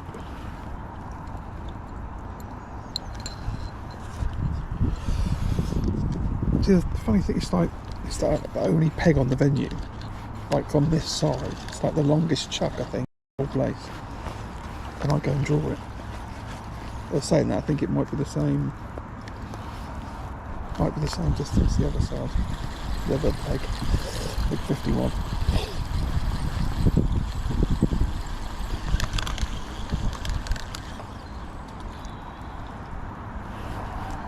I'm going to tangle this rig doing this.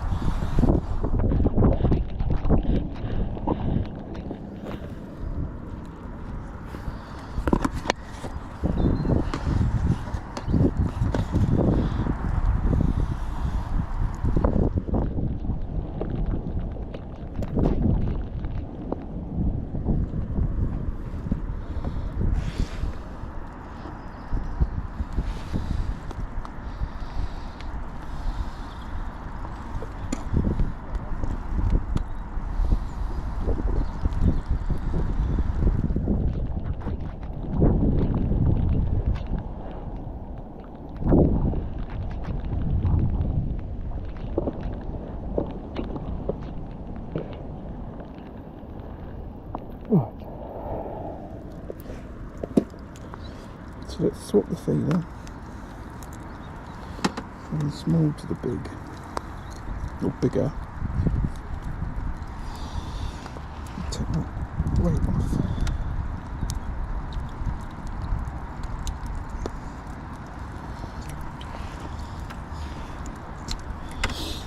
Put that on the bottom.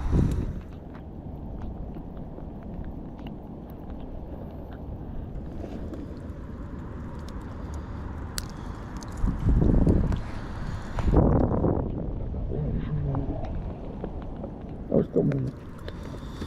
Silly me.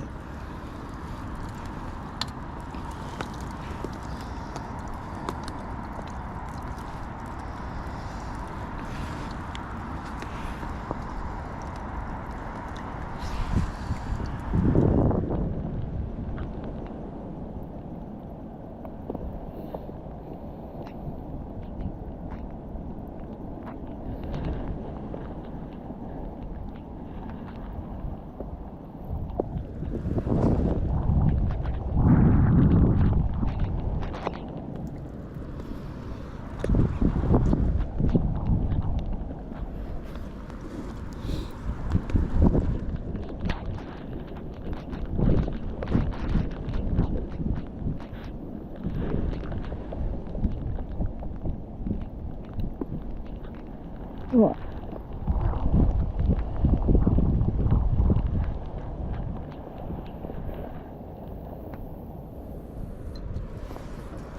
Okay, it wasn't dainty, but it's closer. It went in with a bit of a thump. Then a plop.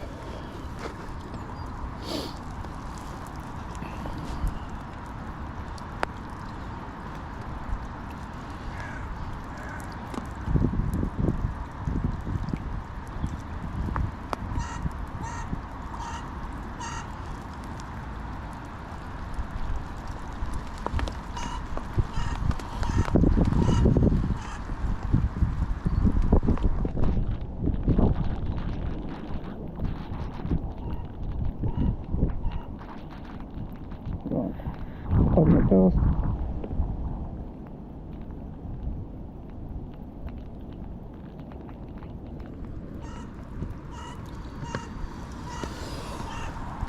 Yeah, the island. If you fish, if you ever come to Gold Valley, right, this first island in Gold Lake is prolific, right? If you draw in the summer, you want to draw on the island, you want to draw on peg 7, and you know, just go back over Gold Valley's Facebook page in the summer, you'll see the weights off the island. The island's prolific, but you've got to get to the island. You've got to fish it correctly, and I'm convinced that there's fish around the island, but I'm not getting close enough to it with the maggot feeder. If I had a 36 gram hybrid feeder on, I'd be fine, but I don't want to fish piles of micros all over the place. I want to fish maggots. So that's the sort of little challenge that I'm having, if that makes sense for everyone. The other thing about the island is, for sure, the islands are going to be undercut, and they offer protection.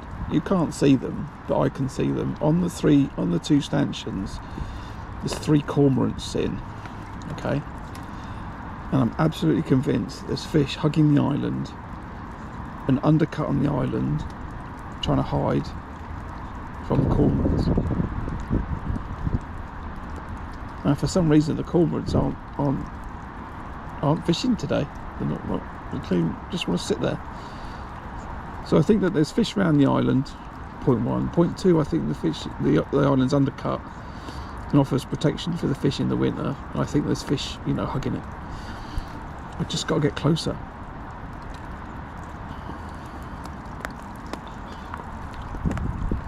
Then I'm going to have another go at doing it, and then if it don't work, I'm going to come and fish closer towards me. But I've got to try it, you know. I think I've only drawn this fish, I've only drawn this peg in, you know, I've only drawn it a couple of times in matches in years. And you know, other times would have been in the summer, and I've been fishing pellet waggler and bomb, you know.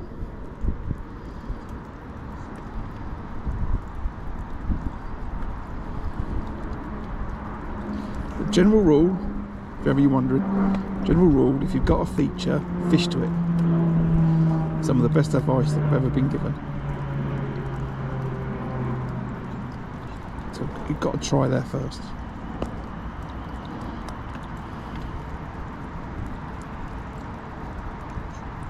If this was the summer, I'd be fishing with 8mm pellets, chucking a pellet waggler, fishing a bomb over the top of it, you know, all day long.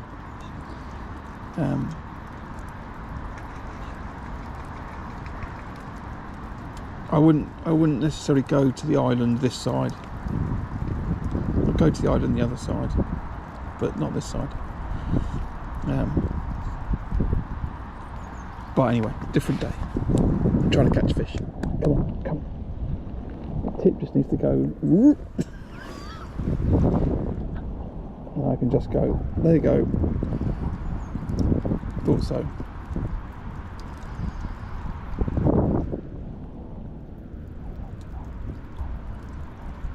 Right, there's a liner.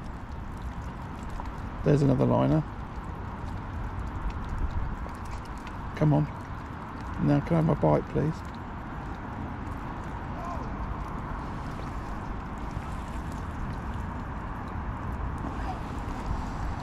Come on.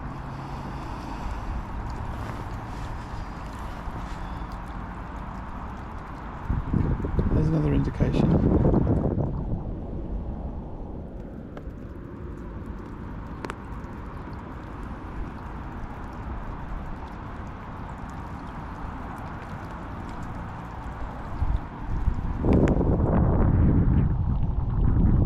Wow, 140, I see 147 people on the stream.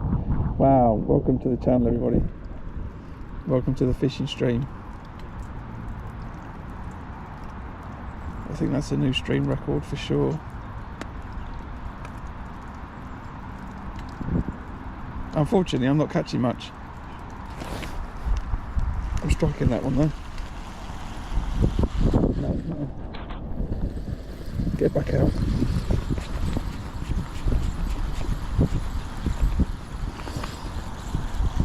So you join me at Gold Valley Lakes in Aldershot, fishing the Sunday Open. We're fishing 10 till 3 today, and it's just gone 11:45. So we're just coming up to 2 hours in the match. I've drawn an island peg today, and I'm trying to do my best to fish as close as I can to the island, which is a bit difficult because I've got a wind that's blowing into my face. But I'm trying to adjust my terminal tackle in a way that's going to try and help me. Just going to cast it out.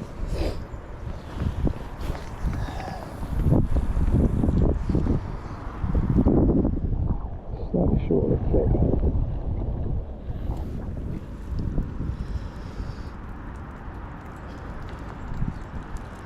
Thinking I might put another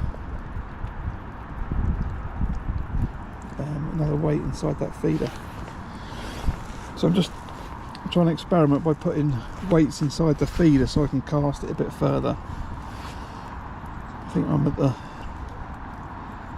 getting towards the maximum casting distance for the kind of weights I'm trying to cast, but I'm trying to make it work. So I'm convinced that there's fish sitting around the island.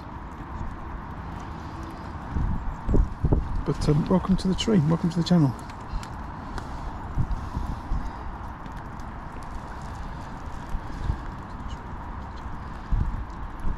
I think what we're going to do, we're going to give it a couple of minutes and we're going to bring it in. I'm going to put the next weight inside that medium feeder.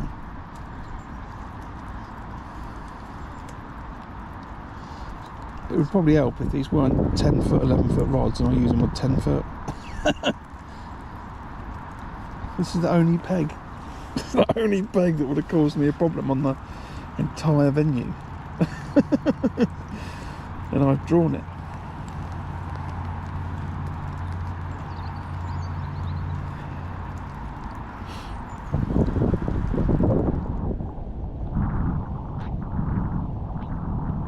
I know, I'm willing to tip round as well now. Oh, I can't start the first match of the season, first trip of the season with a blank. What's that about? I'm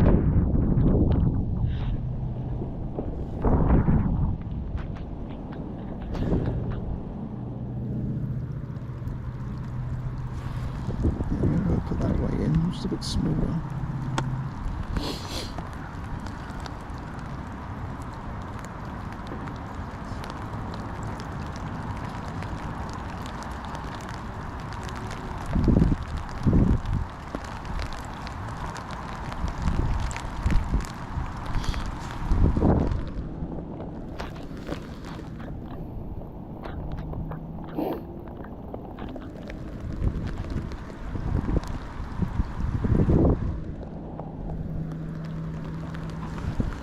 Give it a couple of minutes.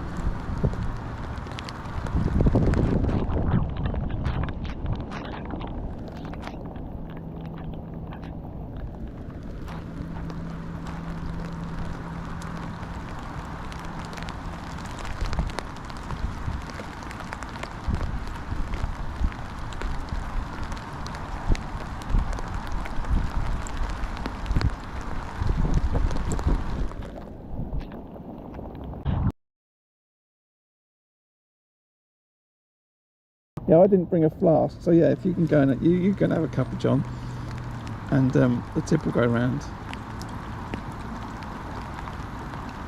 That'll sort it out.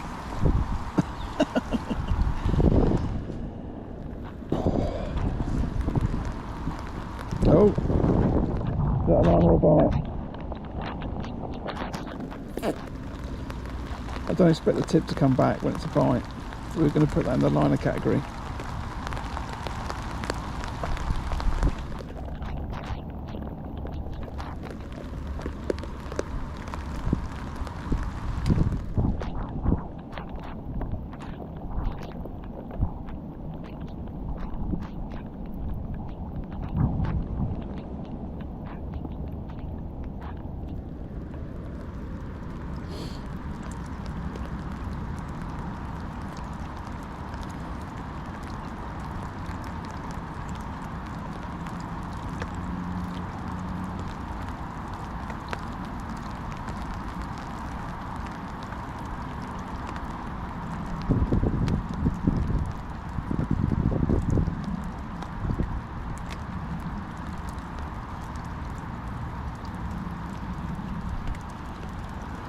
Another little movement on the tip, so I'm leaving it.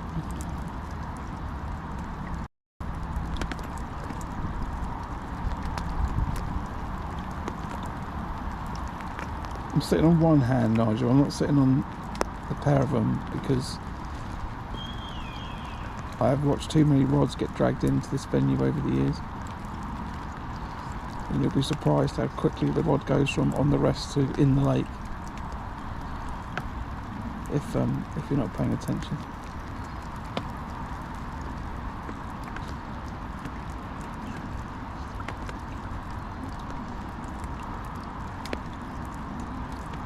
So my right hand is poised over the reel.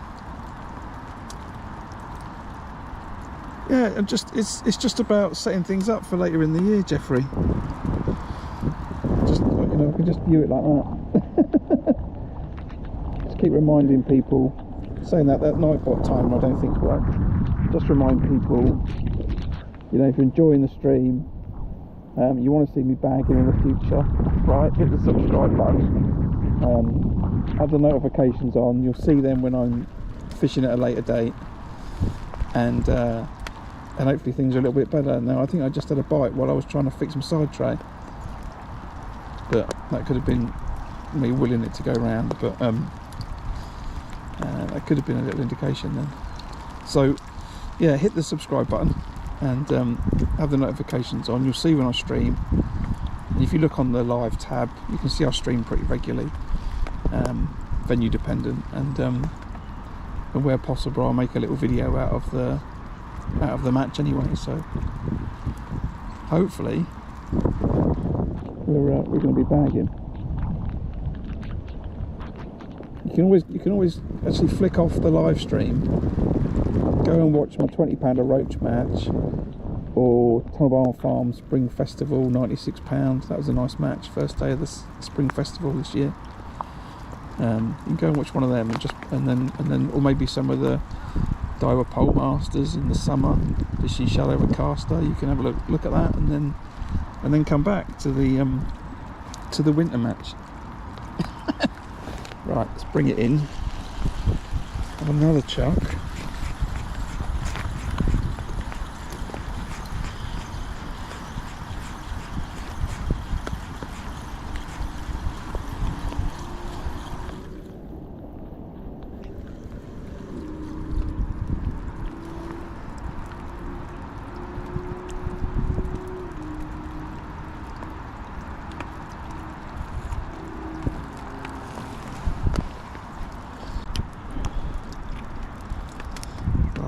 Get that other smaller weight in there. You still have space for some maggots. Yes, that's the answer.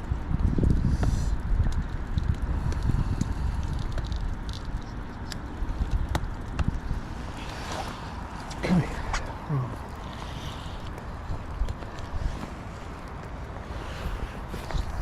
Oh man, we'll just even stop that. We'll stop that. So I think I'll have one more chuck, but I think I'm pushing that to the limits of the casting weight of the rod.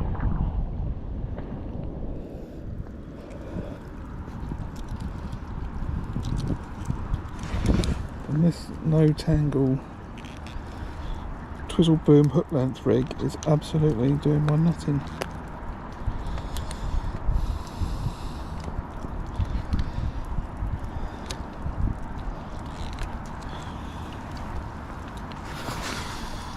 So we're going to get rid of that. Excuse me, everyone, for a minute.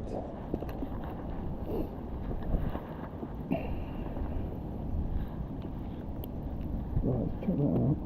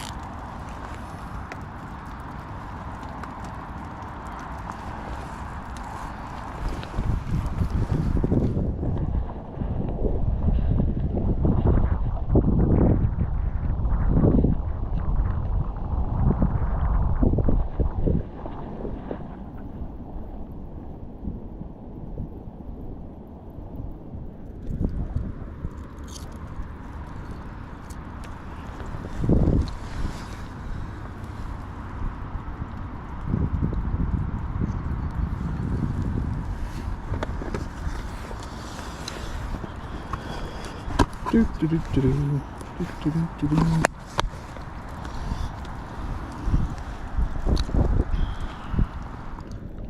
I've just did a warning. I need to be charging the phone, otherwise I can't see because the brightness isn't enough. It won't last the rest of the match. So I'll get this out and I might have to do a little bit of stream magic.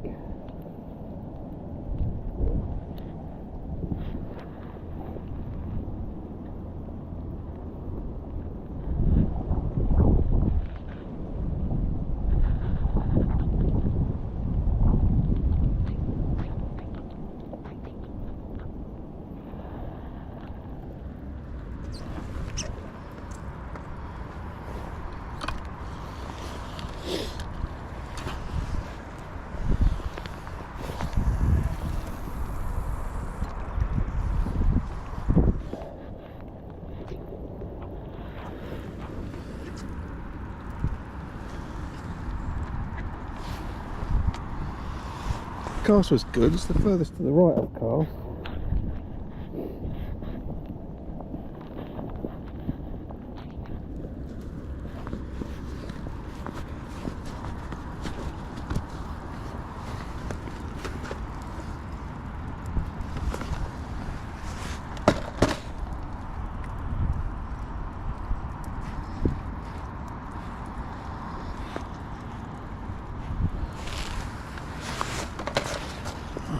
Put that there a second.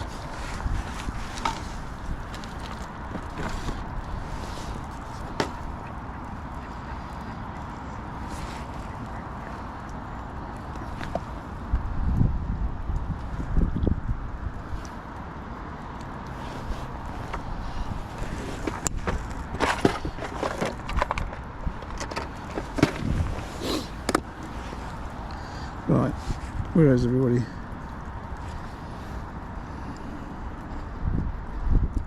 So we're going to leave that in. I need to retie hook length, and then I'm going to chuck it shorter.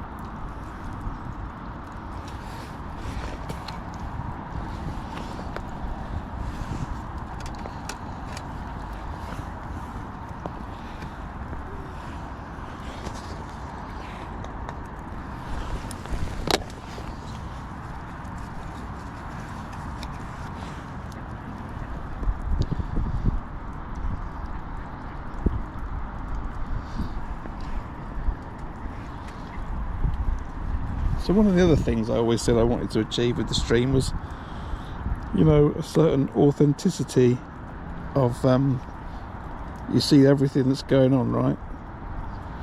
Seeing that I can't quite cast where I want to cast. I've got a big tangle in my rig. Had to retie another hook length because I haven't got any more 019 to 017s because I didn't. Got 019 to size 14, so I didn't think I'd go through 3 in a match.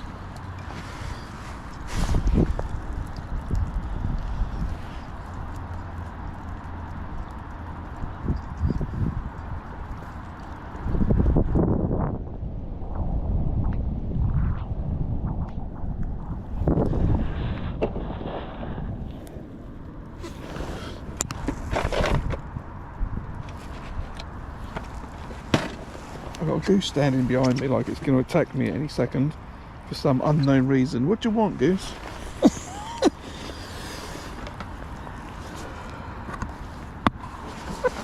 It's pouring down with rain and I've got... Oh, it's a liner. It's not that, it's a liner. And I've got water at the charging port of my phone. Oh, the fun of the fair today.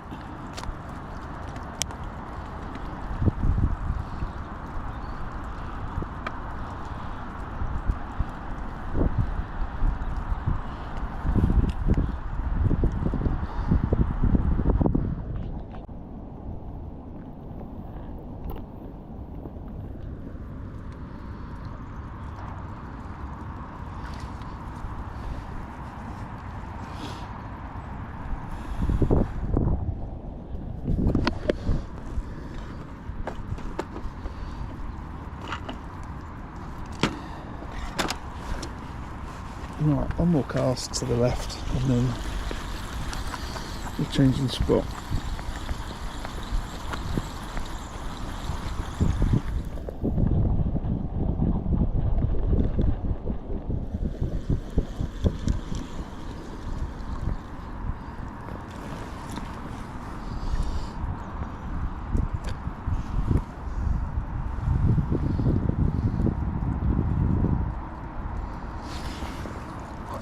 safe in the knowledge that I gave it a good go, you know. Right.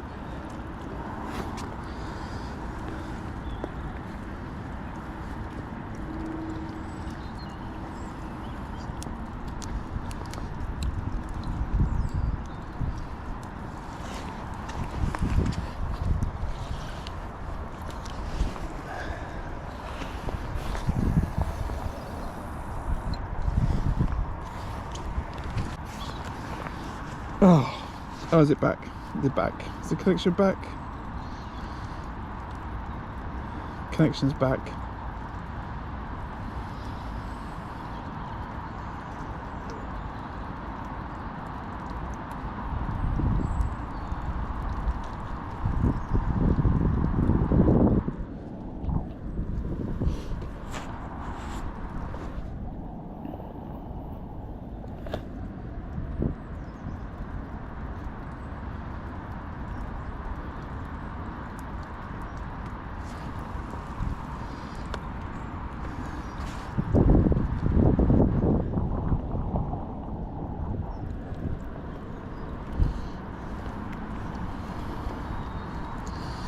Da, da, da, da.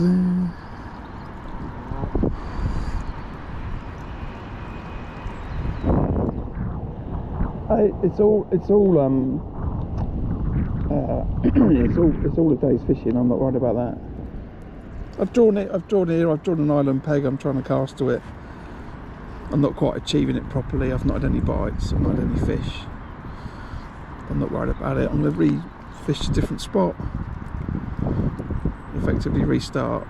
You know, I could have drawn a different peg, different lake. Could be catching a fish every 20 minutes, you know. It's all fishing.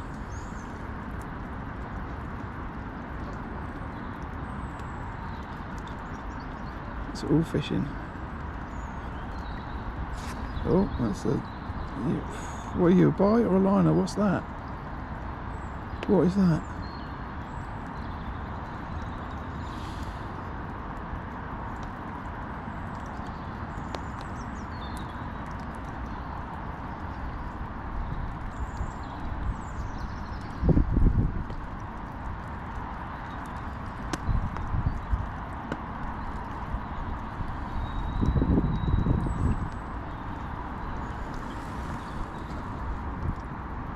No, Ian, not yet. Not yet. I'm having a fight with the island about whether I can cast where I want to. I'm getting some indications on the tip, however. I'm not materialising anything into a bite.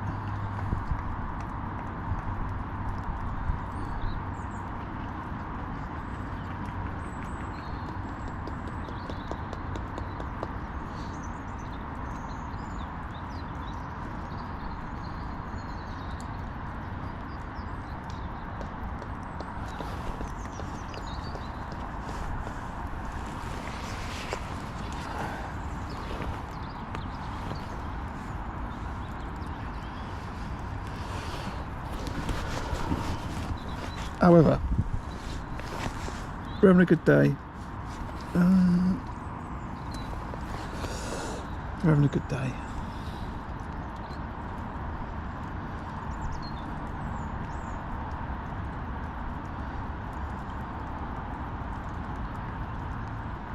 Stream's good. Hit new highs of viewers, and can I have some kind of reward for my effort?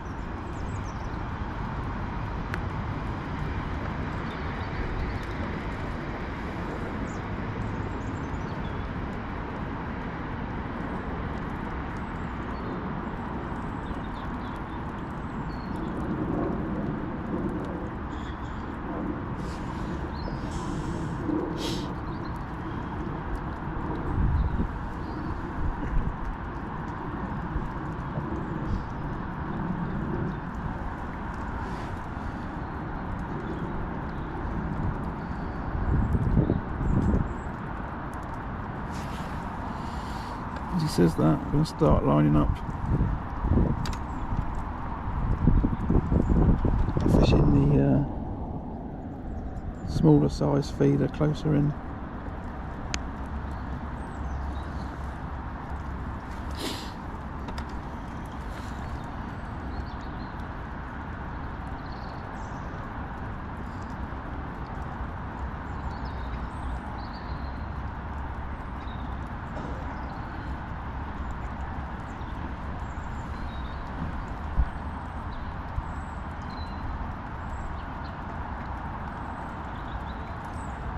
So I've spent a long time there, and it feels like a bit of a waste, but actually it's given me the opportunity to think about how to cast that bit further. And I think putting the additional weight inside the maggot feeder was a great idea. I've never thought about that before, so I'm happy with that.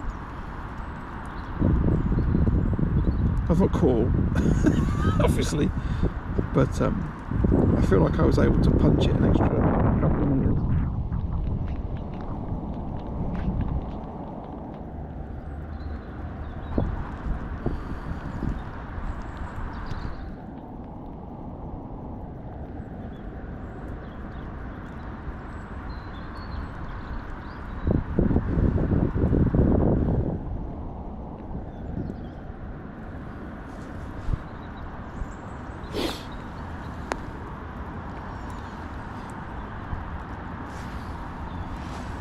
Right, I forgot.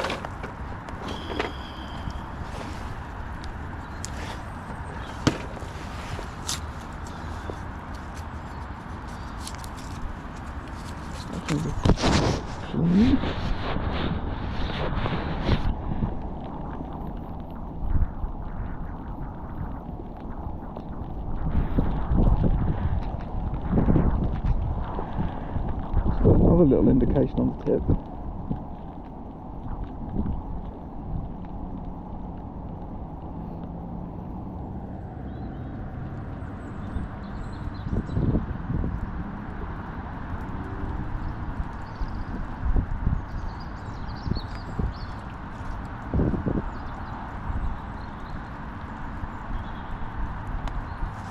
I think this is a lot. I don't think I can justify fishing there anymore.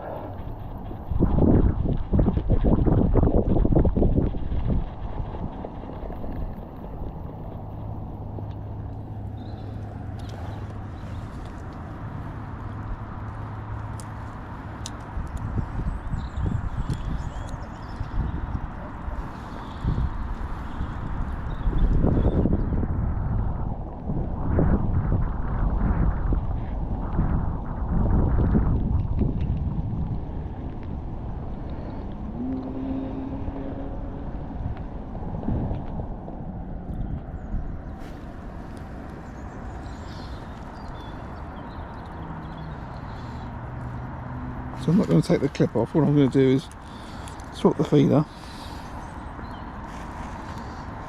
back to the smaller one.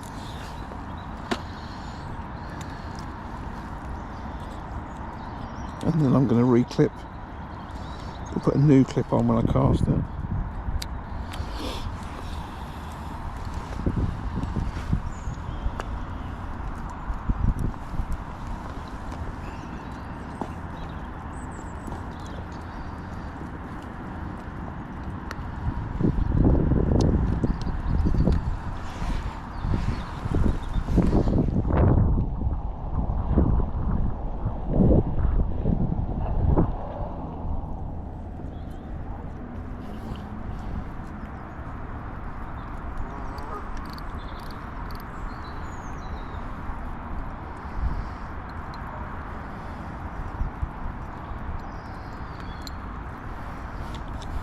Be there.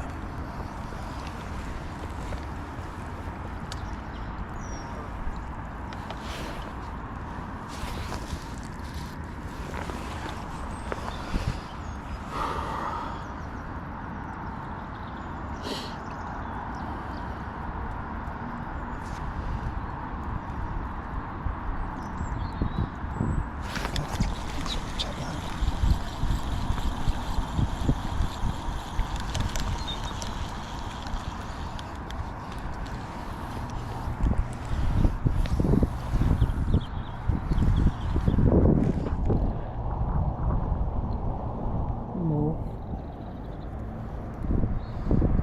There.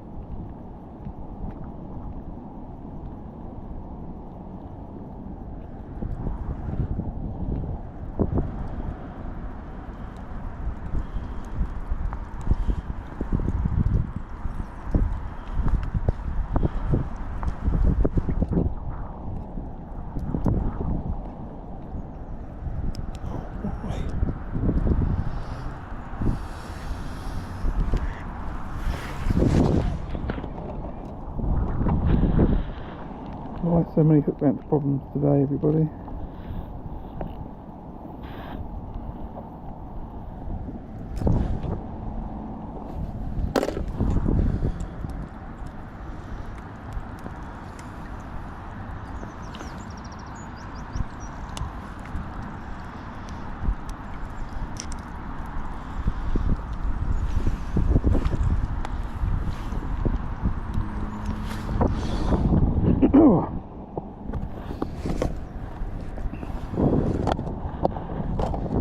I always said there would be joys and pains of the live TV approach, but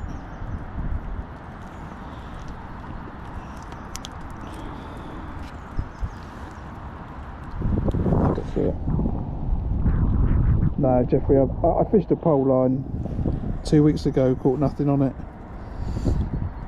Other people have caught nothing on it. They catch it on the pole line on Syndicate Lake, but not on Gold Lake.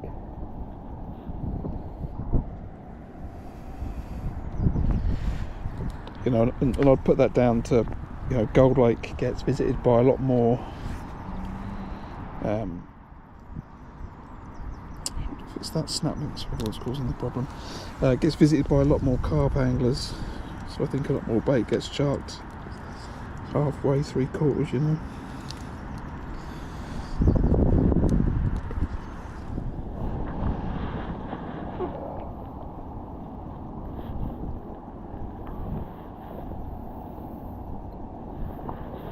Right. After a little bit of messing about, feels like the start of the match.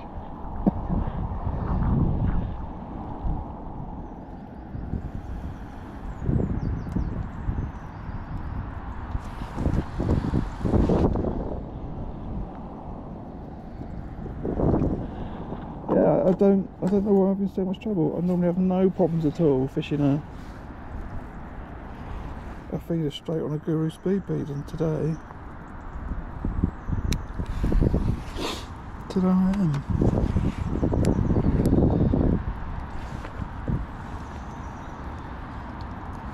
The first ones were always all coming on a boom as well, on a twizzle boom, you know.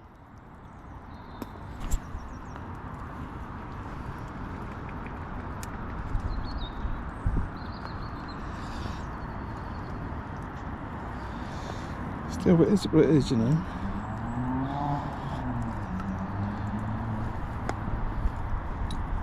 The only difference is I've put that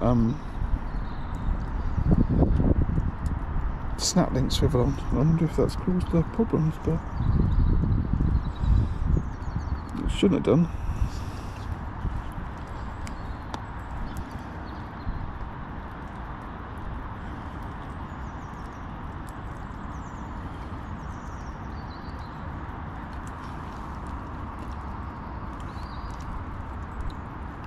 Right, let's get a bit more discipline back into the game.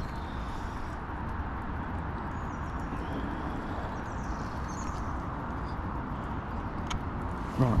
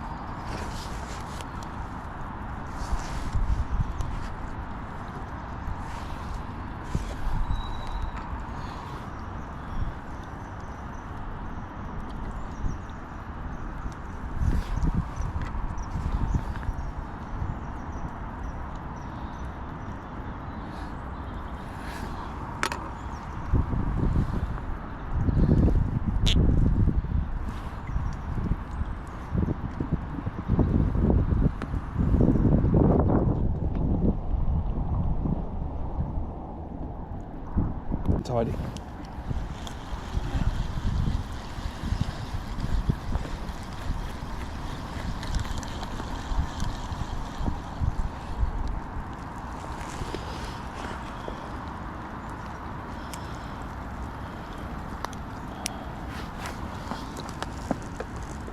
So, little update, just 2.5 hours into the max, so halfway, and I'm currently without a fish, which is slightly unfortunate. I've spent a lot of time trying to catch fish to the island in front of me to no avail, so I've come in on a shorter line now. I'm just going to repeat the sort of process, 5-minute casts, and see if I can find myself some fish on this shorter line.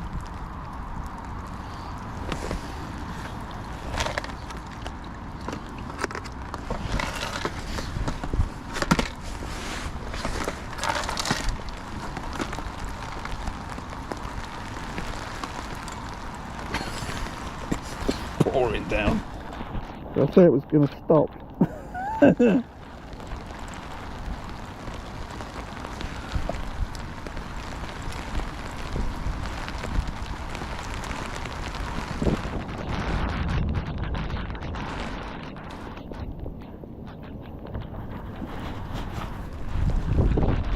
Now, I wouldn't be surprised if the cameras just decide to cut out at some point. But we're still here, so we're going to keep going. Right, where are we?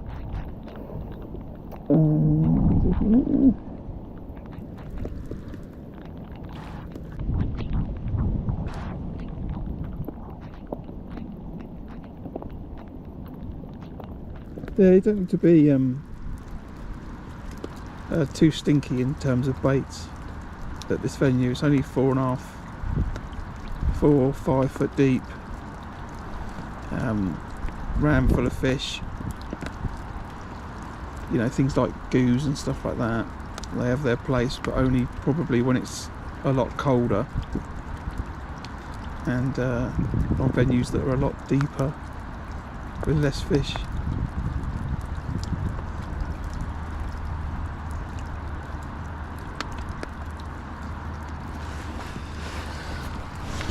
But again, I set all that stuff without having caught fish, so.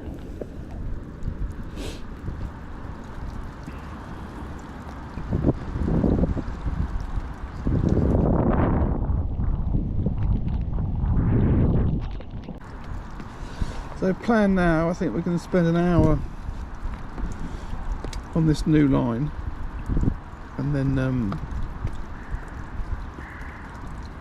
if I don't get anything off of this line in an hour, then I'll start chucking the bomb around, which has just got an orange wafter on it.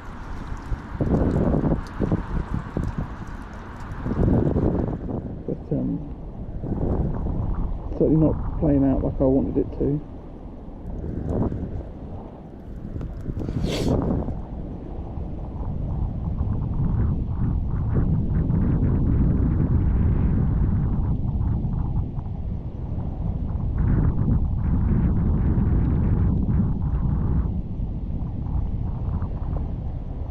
Lost track of the time.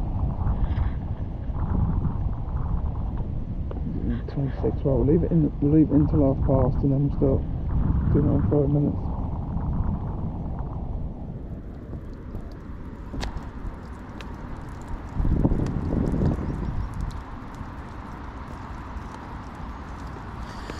Yeah, maybe. I want to be consistent with the maggot feeder. I think. You're making me have a think about it now. I want to be consistent with the maggot feeder. In the same place. I don't think I want to chuck the maggot feeder around all over the place. I chuck the bomb around all over the place. But I don't want to leave bait here, there, here, there, here, there, here, there. I just don't want to do that. Now it's maggots, so it'll crawl away. So maybe that's a thing that I'm overly worried about and shouldn't be. But what has happened is that fish have been caught to anglers where they're being consistent and accurate more than the random.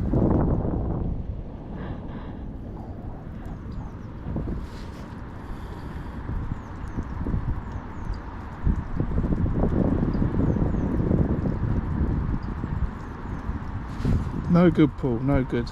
No improvement since you were here last, if you've been gone for an hour. Currently on the old big blankety blank, mate.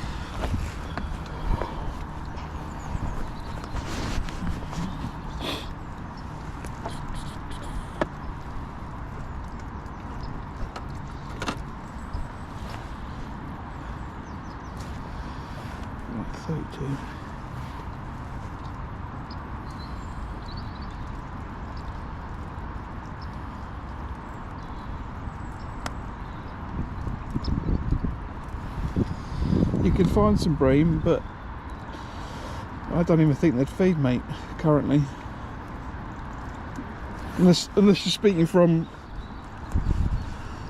experience of gold, but in the match last week only 3 bream were caught across 6 or 7 anglers.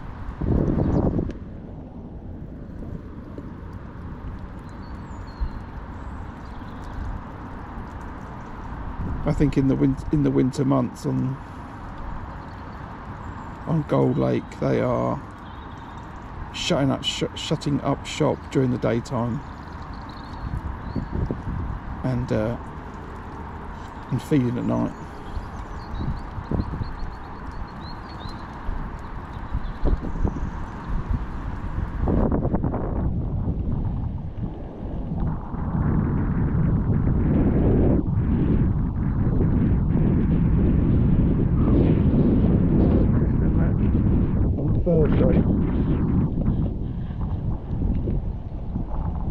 want here then.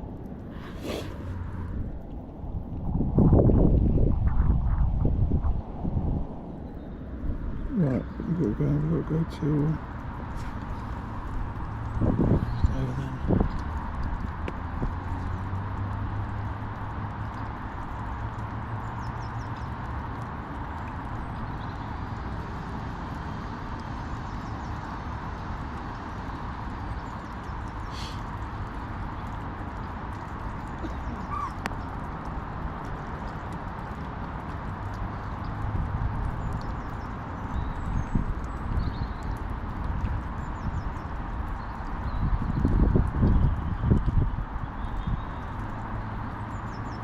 Maybe this is my get it out my system match.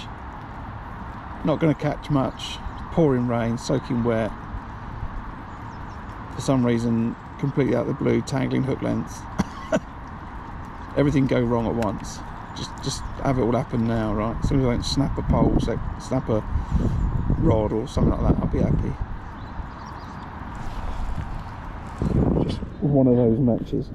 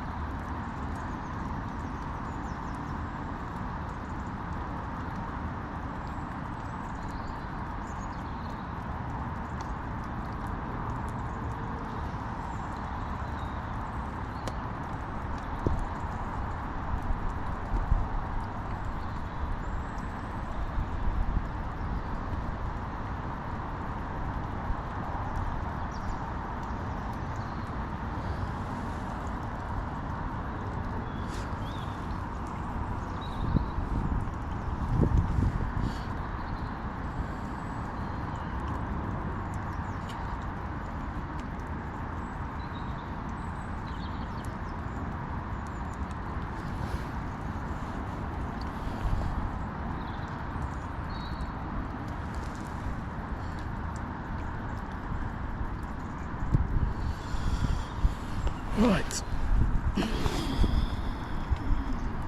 Come on, fish. Play my game.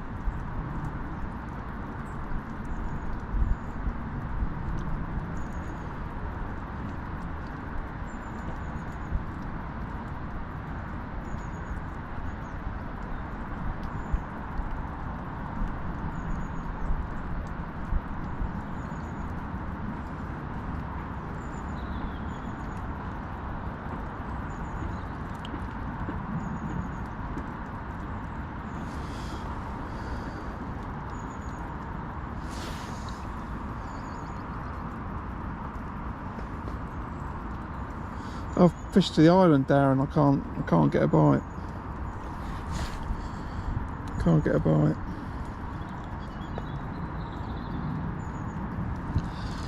I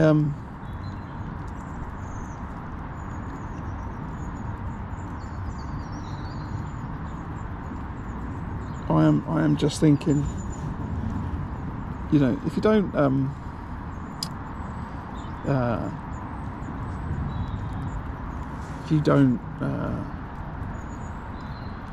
keep up to date with the venue in terms of what gets caught, what are the match weights, etc, etc, right? I've got a lot of confidence that in terms of catching, when the goal is to catch the most weight, you can trust the match angling community to work out what can get caught and what's the most efficient, right? You could fish this lake in many ways: bomb, pellet, waggler.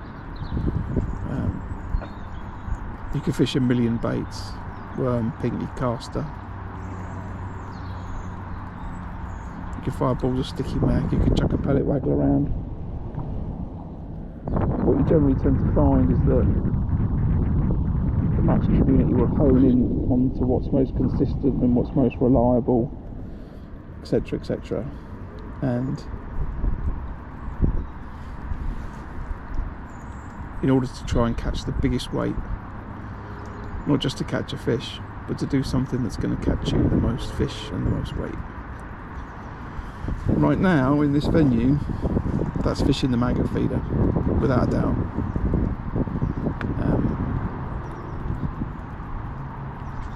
You know, we fish for 5 hours only. Weather conditions were a bit different last night. A load of cold water's gone in the lake. Could have had an impact. For some reason the cormorants that are sitting on the island don't want to feed either. And the fish ball up and the fish hide in undercut banks, etc, etc. So what I'm trying to do is to do something that's going to give me the most chance of catching the target fish, which is F1s and carp.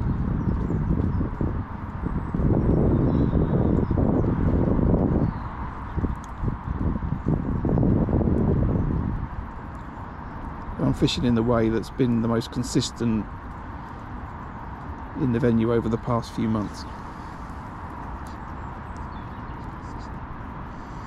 So I'm happy with it. I'm happy with it.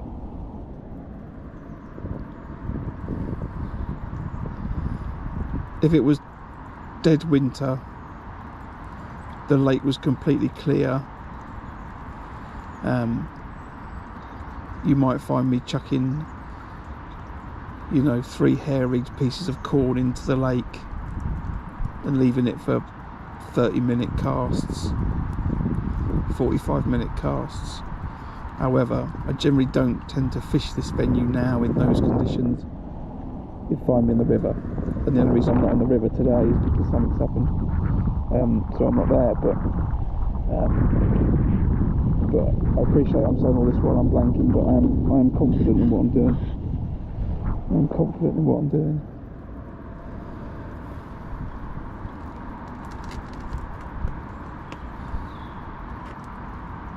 Not to say I don't want the advice, by the way. The advice is awesome. But only in conjunction with local knowledge will it come to the winning formula, I think.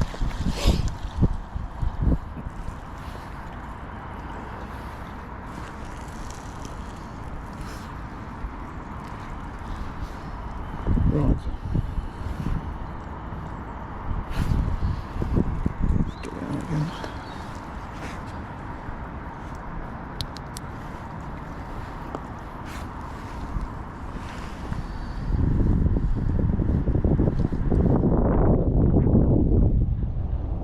What I will say is, you know, do not underestimate the impact that cormorants have on a venue in the winter when the fish move less and the water's not as coloured, in terms of feeding habits for the fish. and I've got 3 sitting in front of me.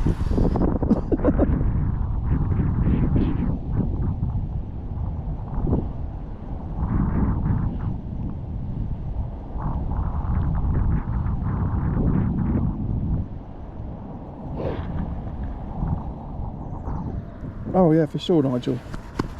Sure. All you got to do is you got to make sure. All I want out of this today is that you all go, he ain't caught a lot, but he didn't look like he was an idiot. So I'm gonna hit the subscribe button, and I'm gonna come back and check his stream out at a later date. And I can watch a couple of his videos in between now and the next time he live streams, and it'll give me the confidence that he can catch some fish. Then probably the next time you see me, I'll be on the river.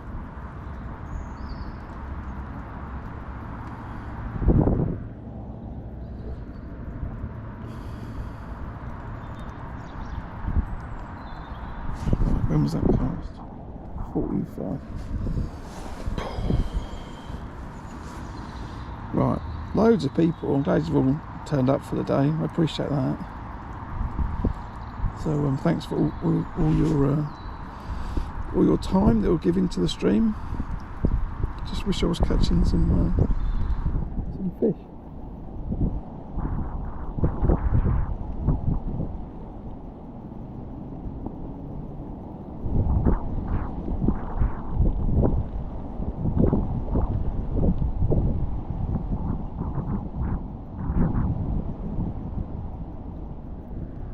It's quite unusual I didn't put the video out. I'm not putting a video out for last week's match because I caught 1 fish. And I don't, by the rate of it, I'm not going to be putting one out for today either.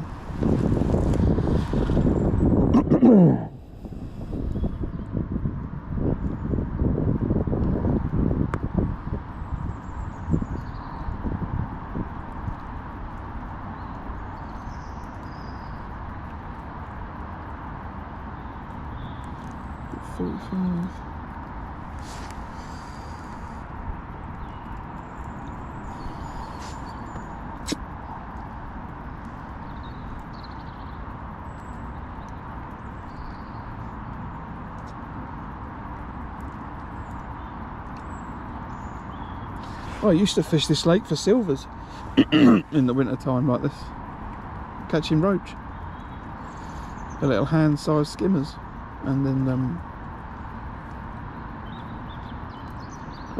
some of my go-to winter approach was fishing a hybrid feeder with a wafter, catching a fish an hour.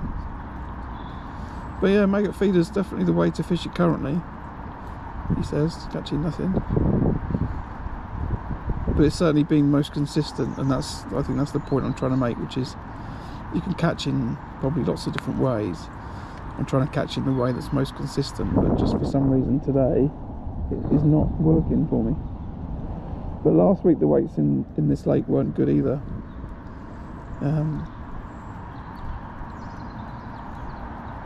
I was up from here and I fished the maggot feeder and I fished the pole. I had 1 F1, guy to my left had 1 carp, then Mark had 10 F1s to my right. The guy in here had 3 fish, I think. And then I think it might have been 1 fish, you know. They're just not feeding very well in this lake at the moment. Syndicate Lake, which is where the majority of the anglers in the match today are, is fishing much better.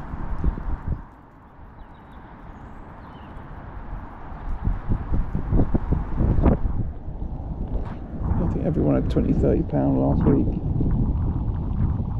all around the lake. The fish are just much more active.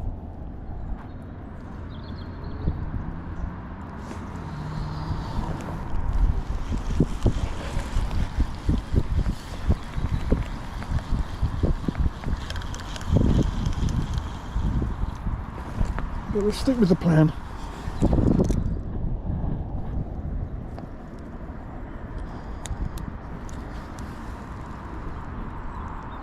Yeah, I'm sure I don't have a tin of cord at the bottom of my box, yeah.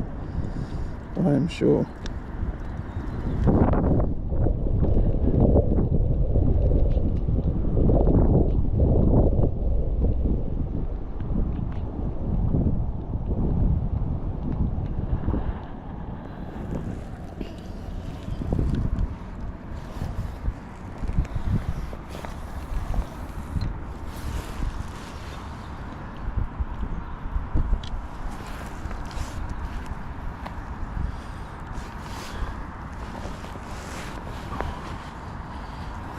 Like I said, you got to come back in the summer, Nigel, and you'll see me potting about 8 cans of corn down the edge in the course of a match.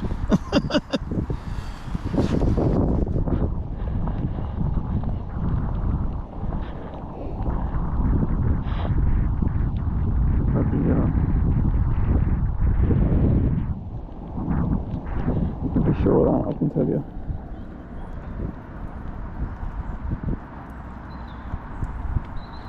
See, I've having no indications here, right? So, just thinking about, I was getting some liners over by that island. I'm having no indications on this short line. No indications on it.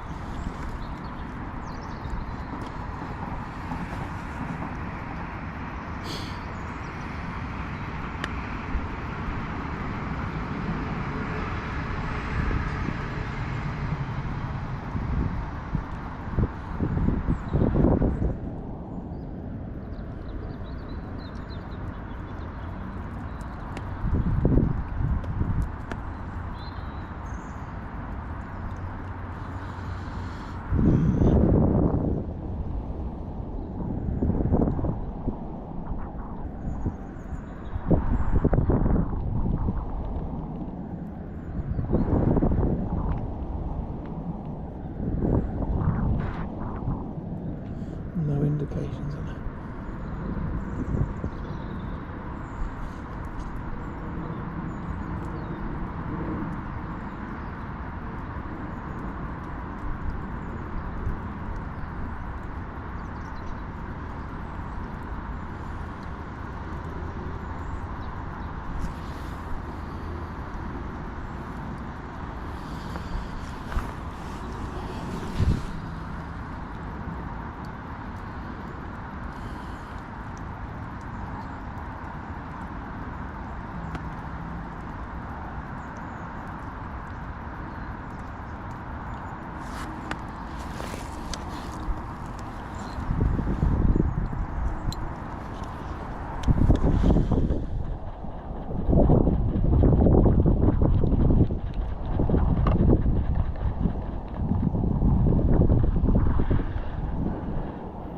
Can't get that out of my head now, what I've just said.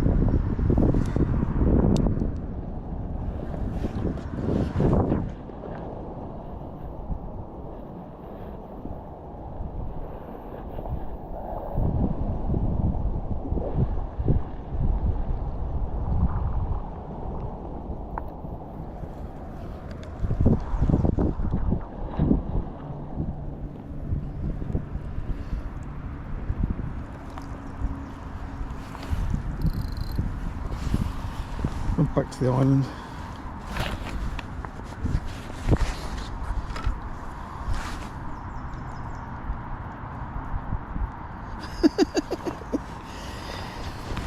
You're a corn addict, aren't you, Nigel? I can tell.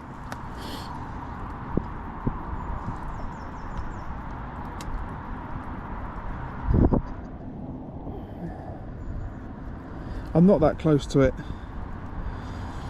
I'm not that close to it. That's the problem. And it's not that clear actually. The lake's relatively coloured currently. So I started further away, and then I tried to get closer. When I got closer, I had some liners. And then when I fished when I fished 3/4 the way, I've had no indications. So I'm confident about it. And I'm just going to take a little bit off the clip.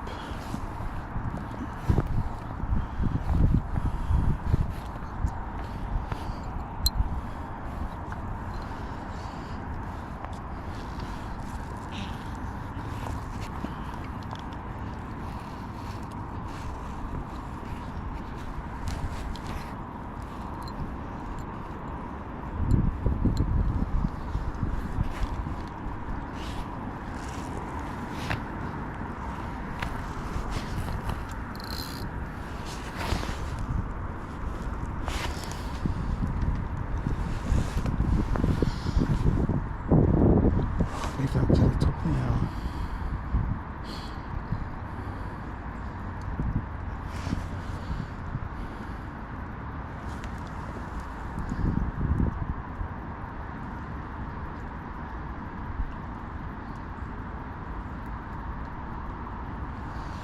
Yeah, I think it's you know, it's winter fishing at a predominant carp venue, you know. Doesn't bother me. Sometimes you're on them, sometimes you're not. It's all about trying to weigh up the odds in your favour. Fish the methods that are going to catch you the fish. If you're on them and they're going to feed, right? Simple as that.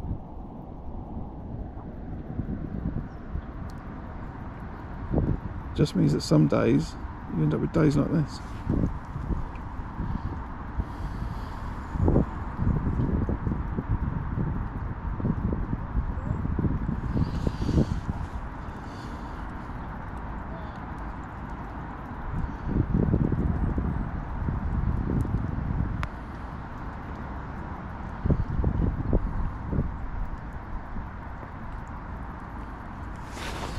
There's a bigger bomb. That feeding on. Bomb line, I mean.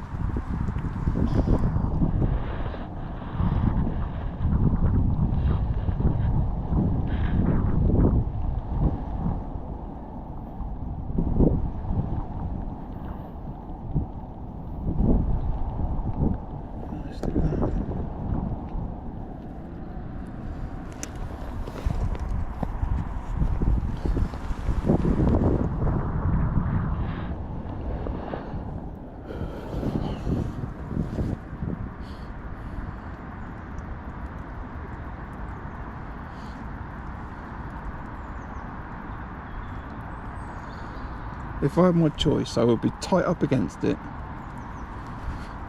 you know, metre off the bank. Right now, I can't chuck it there.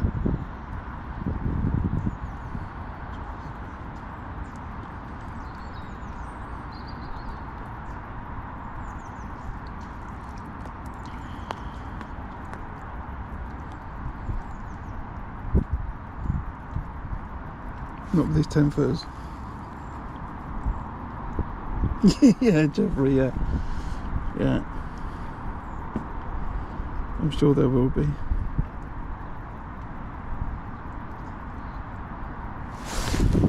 Still no good? Nothing, mate. There's Clive caught, do you know? Hey? You've seen Clive catch? Yeah, he's got one. Is he?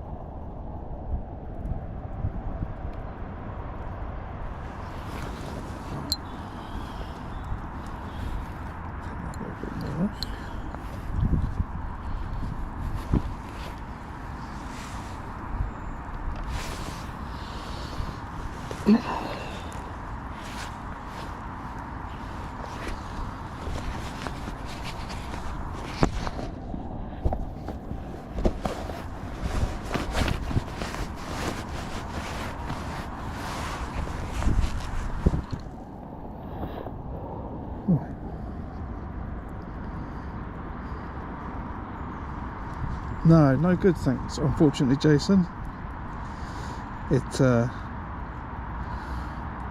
causing me problems.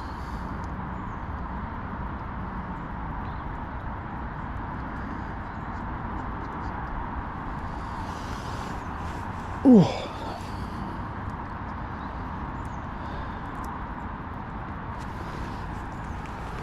Oh, stop raining. Oh.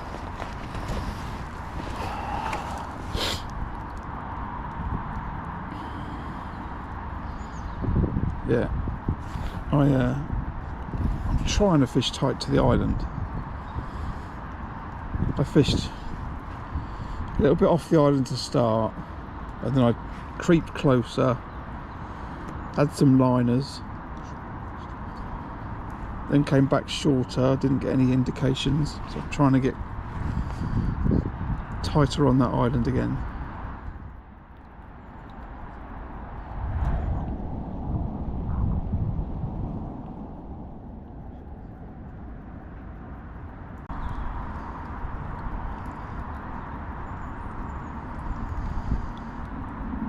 What's Nightbot? Nightbot is a program that sits in the channel and moderates the channel. So it will delete messages where people swear. It will delete messages where people spam lots of emotes. It will. It's meant to say some reminders, but it's not bothered doing it today, so I'm going to fire it. But yeah, it's moderating the chat channel. The busier the live stream gets, I was saying earlier, the more there is chance that, you know, a bad actor, as I would call them, would, you know, come in and, trying to think of a different phrase, but run their mouth. But that's what it is. So it's a program that just runs in the chat as well, just checking what everyone says.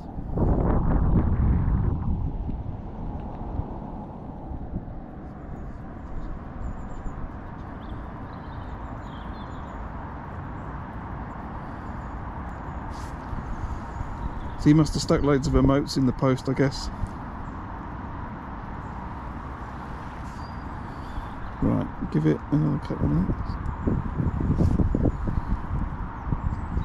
Yeah, exactly, too many emojis.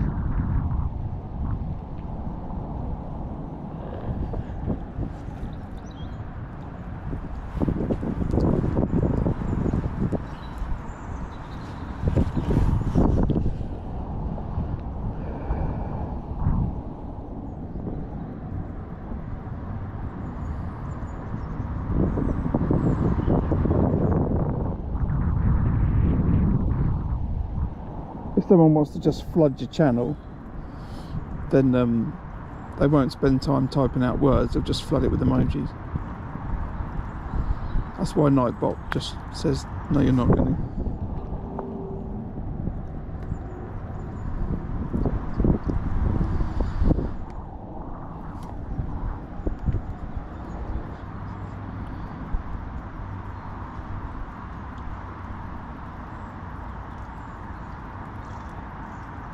There you go, look, liner.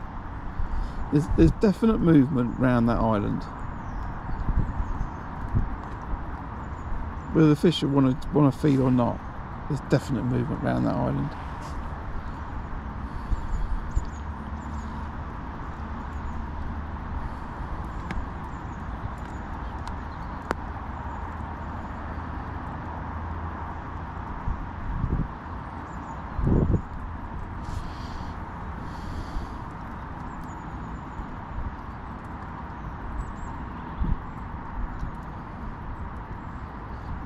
No, Michael, I'm not. I'm using a maggot feeder, and I think I had a bite then as I was looking at the phone, talking to you.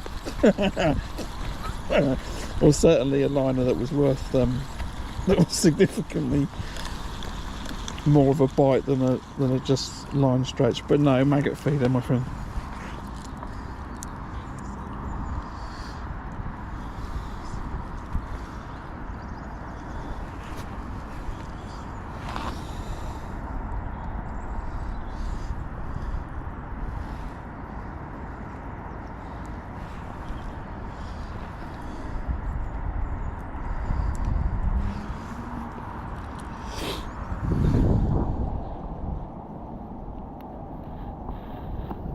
Yeah, Portsmouth. I'm on another match. I'd say unfortunately, I love Gold Lake, but I don't love Gold Lake right now, and I've drawn on it again. If you get me on the far bank in the summer, in the 20s, fishing bomb and pellet waggler, I've had some of my best match wins over on the far bank of this lake. But right now, this bank, in the winter, it's causing me a problem. I'm going to get a bite off that cast. Right, what time's that gone in? 7 minutes past, is that?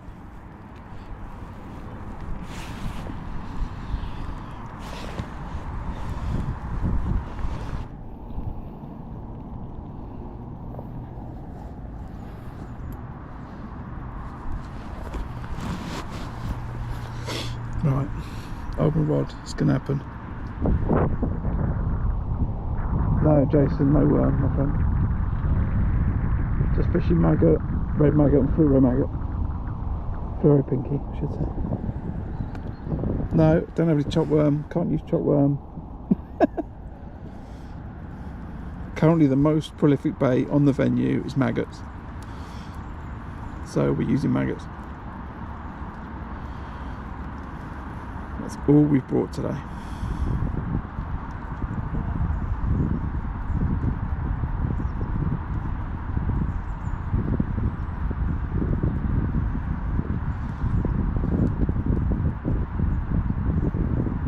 He's blanking to my right as well, he's not caught anything either.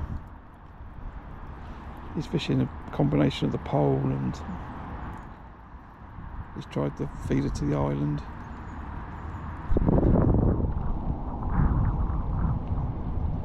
I've not heard any fish to my left, I don't know, but I've got to do the weigh-in today again, so I'll get to see what everyone's caught.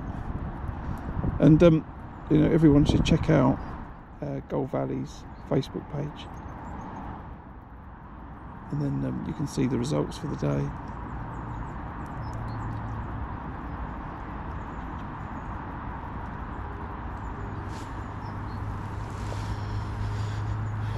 Yeah, cool, thanks Jason. Yeah, I'll say if I'd have been on the river today, I would have been sitting there with double dendrobina on the feeder, but not here, not today. It's maggots today.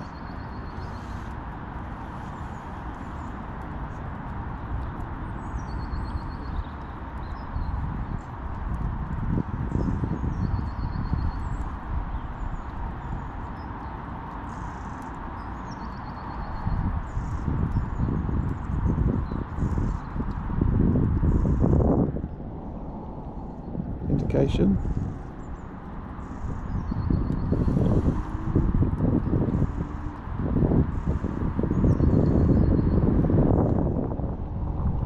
Little indication, come on, have it.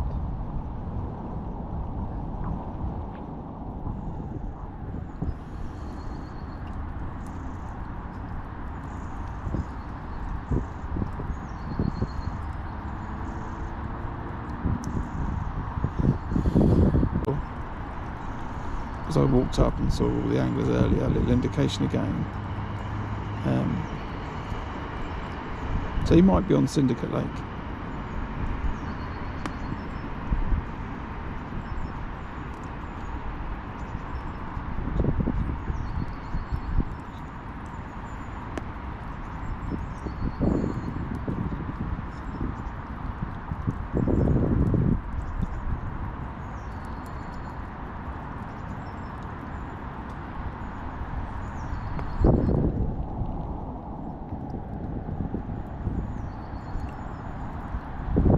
I think Callum Dix is on Syndicate Lake, and Mark Goddard as well, along with the local superstars of the venue, Linus Neal, Charlie Dalton, Jeb Atwood, all phenomenal anglers.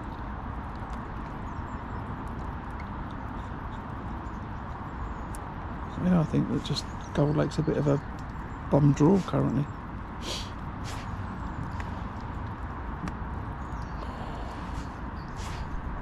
Right, I'll get it the next time it goes like that.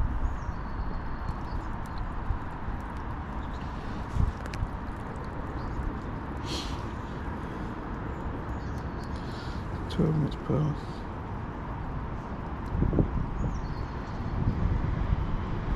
You can, Nigel. You can. I've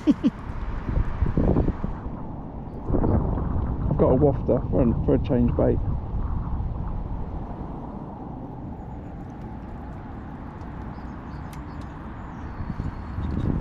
You come and watch me at Tunnel Barn Farm in the summer and I'm fishing just casters.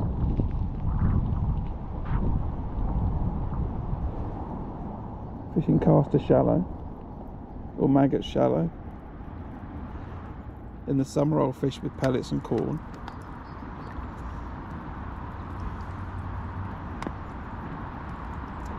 You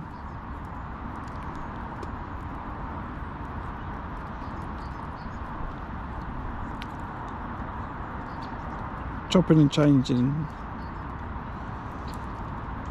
isn't the route to success for winning a match in my mind. Now I think we're coming from two different places for sure, but yeah, I don't agree with that. I think you can absolutely just fish one bait for a match, especially when I think that it's, you know, the most prolific bait and people are catching on it. So why would you spend any time on anything else? This isn't a skill problem. This is a fish problem. This is a fish don't want to feed problem. That's what this is. This isn't a I've got the wrong bait. You know, these are F1s and carp, and these are maggots, and the bait is fine.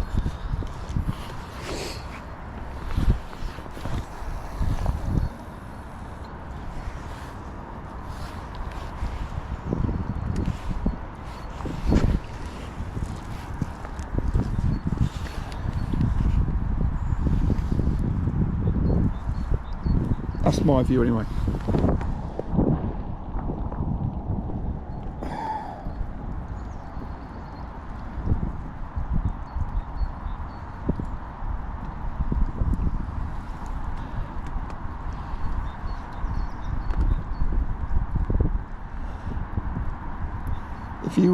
If you watch most anglers,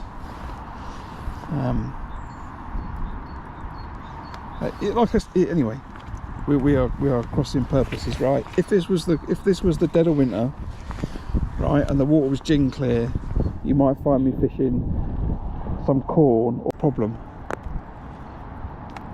What's the problem is where the fish are and whether they want to feed or not. That's the problem. It's not the bait. If I was to come down here in the summer, would I fish maggots? No, I'd fish corn down the edge, and I'd fish pellets. I'd fish 8mm pellets, because the fish want to crunch 8mm pellets in the summer, and they want to go crazy, gorging for bait down the edge. And I'd fish dead maggot. I might fish dead maggot down the edge, or corn because it's cheaper, right? Generally how that wins, because the volume of bait, right, and ground bait. But right this moment, the bait to be using on the venue is maggots. No one's sitting there going, I'm going to stick some corn on and I'm going to win the match. It's not happening.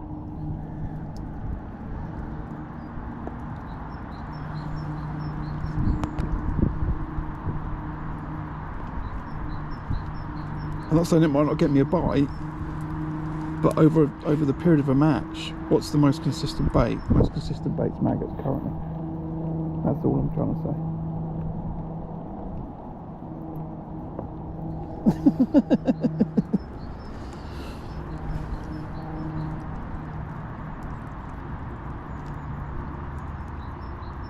If you go to Tunnel Barn Farm, for example, in the early part of the year, Spring Festival. If you watch the Spring Festival at Tunnel Barn Farm, I'll be fishing maggots and meat. So when the spring comes, the F1s turn on to meat quite heavily. And then after spring sort of starts to go towards summer, they start to turn on to maggots. So you'd fish maggots instead of meat. And then as it gets hotter, they turn on to casters. And there's this sort of changeover periods where it's meat, maggot, caster. And then it starts to change again, caster, maggot, or meat. So maggot, meat. So let me get this right. In the year for tunnel, it would be maggots. So bread, maggots. So bread 1, maggots 2, maggot meat 3, meat 4. You could fish a whole match on meat. Maggot 5, maggot meat, maggot caster, maggot, maggot meat, maggot. So you've got these phases through the year, for sure. No, it's not doing any good today, Nigel, on this peg. However, I'm playing the averages, right? If you were to survey all the anglers that fish today and say to them, how'd you catch, how'd you catch, how'd you catch, how'd you catch, how'd you catch?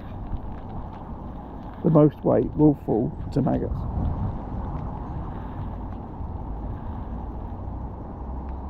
So you should fish maggots.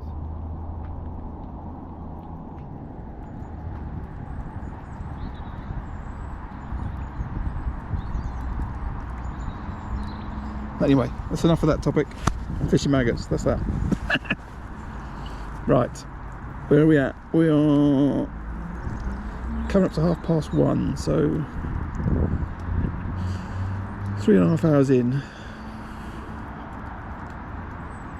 I can get some liners to the island and no indications elsewhere.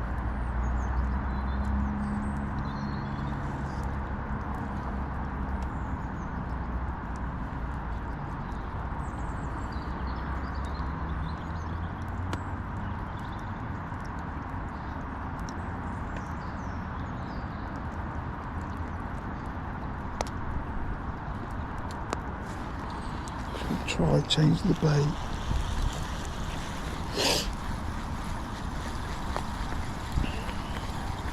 Feels like I'm having an argument with you, Nigel. I'm not. Hey? Well, I don't think there's anything there. I think they're I think that they're shoaled up round the island or up the bank, but it's a lot harder than I expect it to be and want it to be. I can get liners towards the island, but I can get liners off the island, but they're not feeding. That's the problem.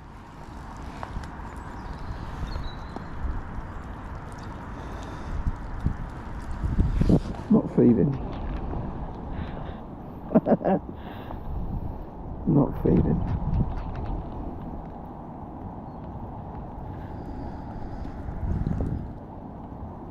Right, where are we going? Let's go for 3 maggots.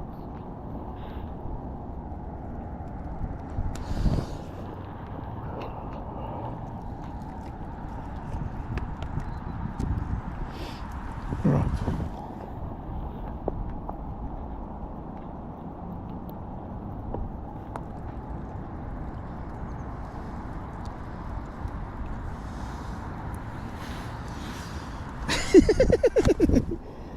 So I got this like this frustration building in the channel. Change off maggots. No, I'm not changing off maggots. I ain't got nothing to change to. Anyway, I fish maggots and pinkies. That's two different baits.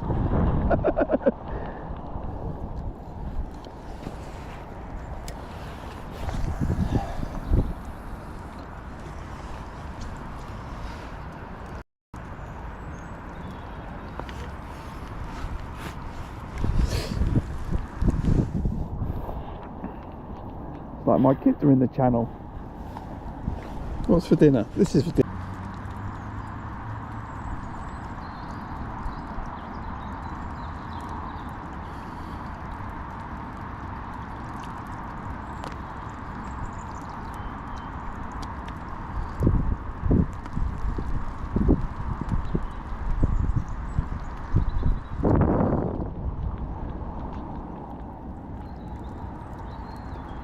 If you think the hook bait's the problem, but I don't think the hook bait's the problem. Just having a change of bait because you've got to change of bait for the sake of a change of bait. No, I disagree. I don't think the bait's the problem. The problem is the fish. That's the problem.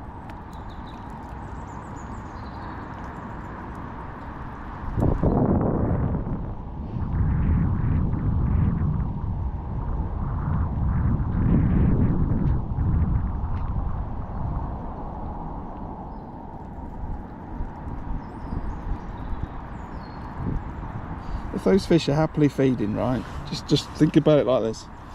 Assume those fish are happily feeding, right? They want to feed, they're active, they're mooching about, it's all good, right? And you're chucking maggots out, and they go, I don't want maggots. No, I only want corn or a worm, right? It doesn't work like that. It doesn't work like that.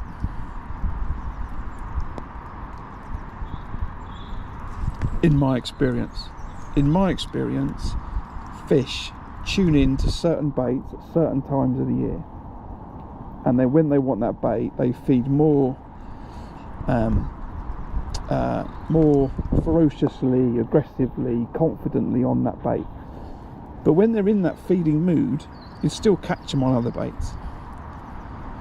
So the fact that I'm not getting any bites, it's not the bait that's the problem, it's that I'm in the wrong place or the fish don't want to feed problem.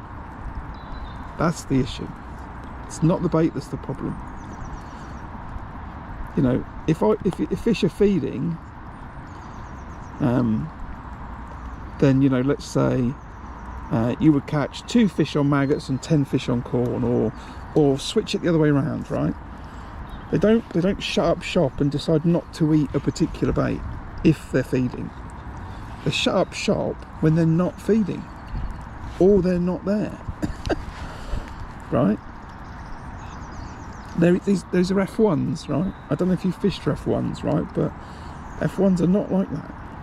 And it's the winter, and F1s eat maggots in the winter when they're feeding. Anyway, I'm glad you're enjoying the stream.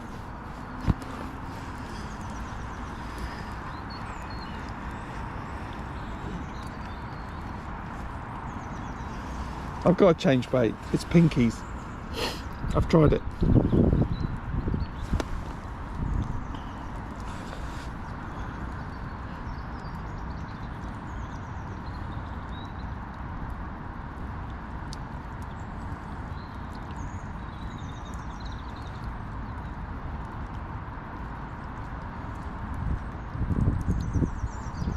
I think that, you know, you can change your bait, right?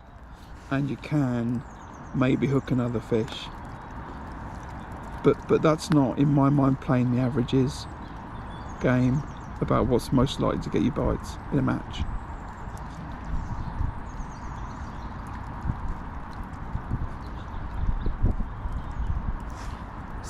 See there's an indication liner. There's fish moving there by that island, but they're not feeding.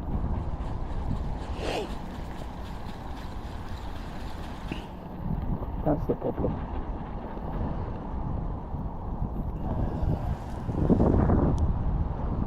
That's the problem. But anyway, listen, I love the interaction, and I'm glad you're enjoying it.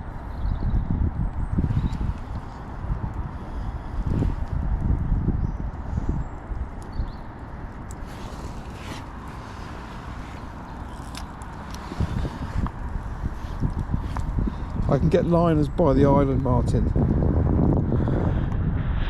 They're tight, they're right tight, I think, and they're a bit tighter than I can get, but they're by the island, in my view, but they don't want to eat anything.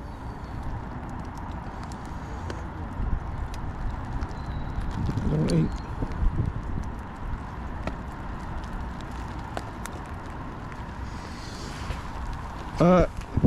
Could I say it's a liner? I'm 90% convinced it's a liner.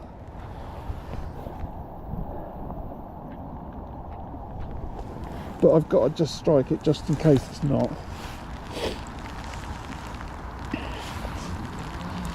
So really, you know, normally when these F1s, when I get a bite, I was gonna say if you see, right, but maybe today's not the day.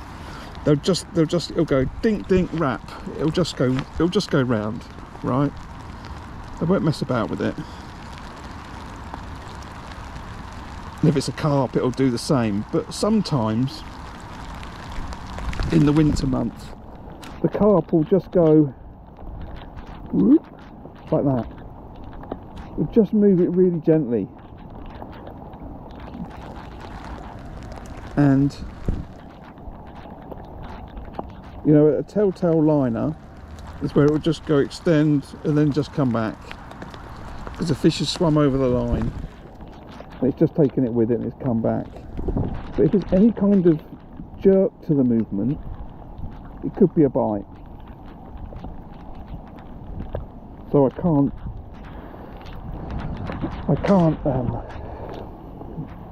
I won't leave it in there for the 10% chance it could have been a bite.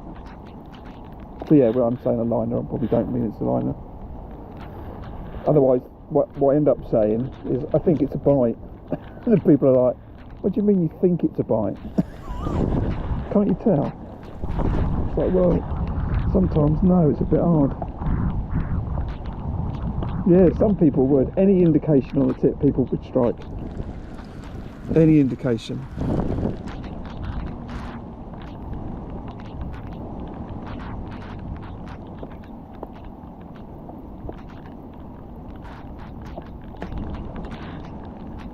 Tell you what, let's have another downpour.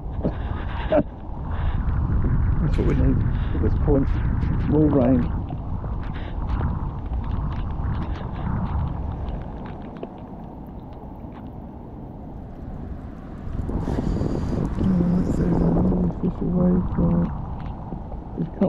No, but the liners are because they're fishing near the island, right?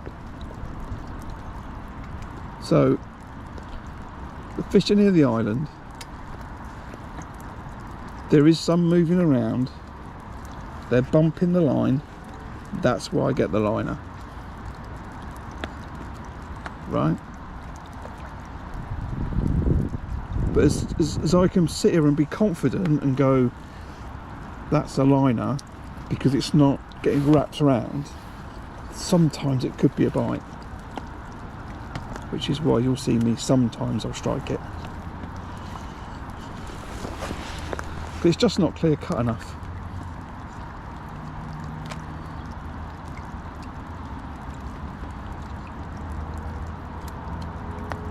You know, an F1 can suck a bait in and blow it out. You know, and you wouldn't even know about it. If you watch any of the underwater fishing videos, right?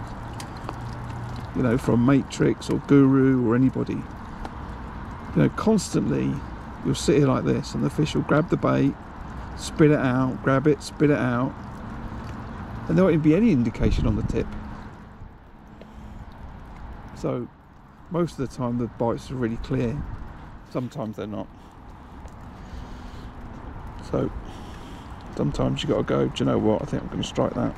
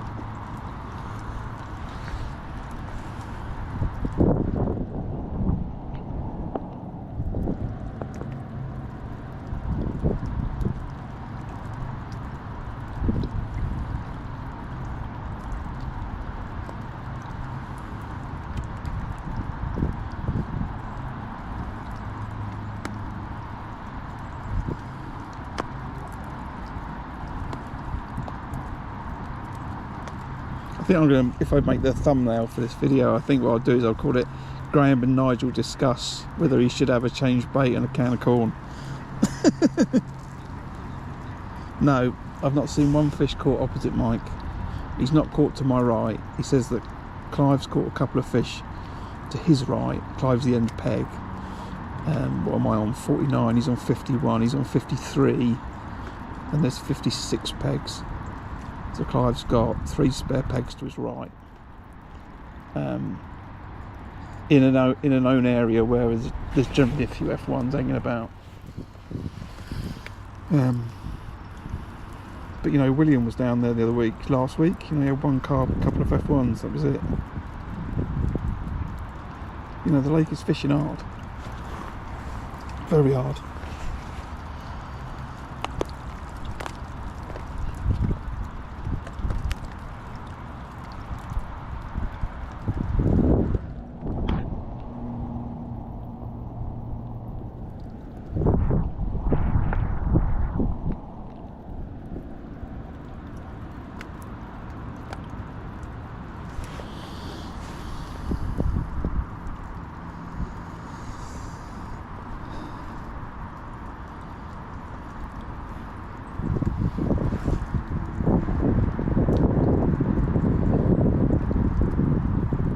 Still fish, Nigel? The way you were talking earlier, I wondered if you still fished or whether you'd retired from the sport.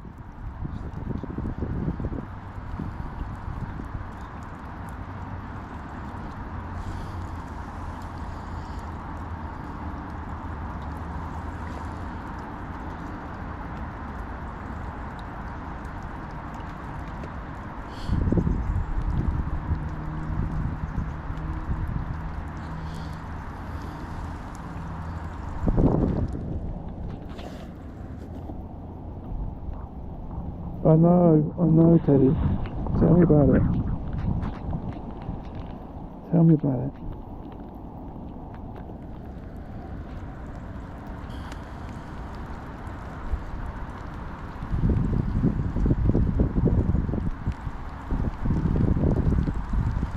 You know, some days that, you know, a sudden change in temperature can, you know, make stuff really hard, right? I don't know how much snow went in this lake last night. I was stuck, you know. But you know, there's a load of cold snow could have gone in overnight, and more cold water gone in now. You know, dragging that temperature down. You know, my pond at home's frozen. So you know, the temperatures are dropping, you know.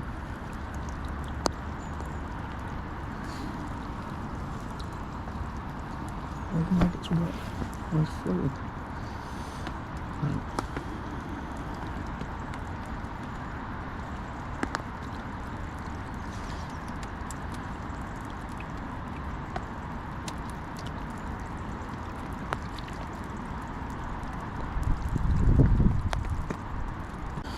Absolutely love this place, the venue, but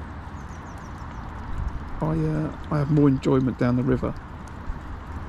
And I was meant to be fishing the river today, but the match on the river was postponed, and because of the weather and because it looked like it was snow, and you know, I thought it'd be more convenient to come and fish here than to try and lug my gear through a field covered in snow, you know.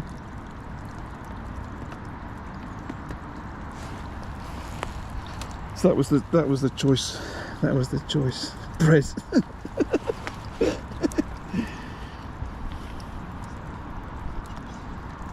I think if it was down to my chat, if it was down to chat today, I would have fished bread, corn, maggots, chopped worm, pellets.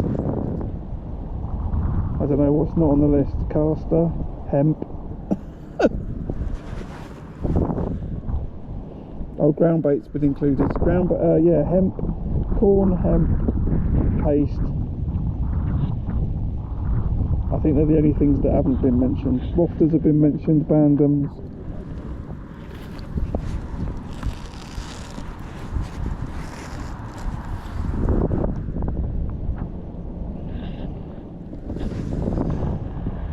The other things. gonna just, yeah, I'm gonna stick with it for another couple of chucks. Stick with it, Graham.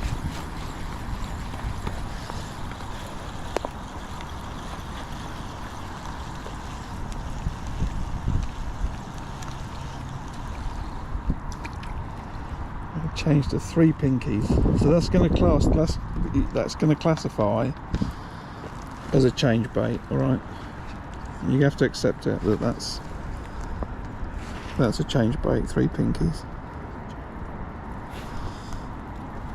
They might look a little bit lonely on the size 14, so it might be 4 pinkies.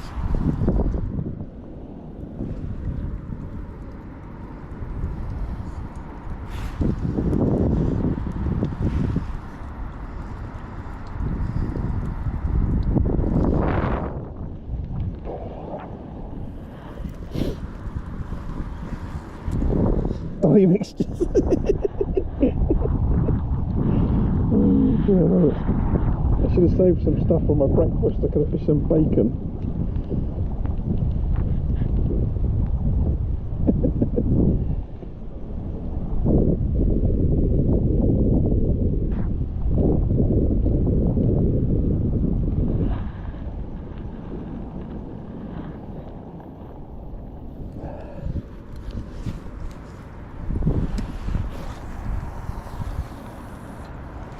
Tell you what, shall I put some stots on the hook? See if I can catch on some stots. Right.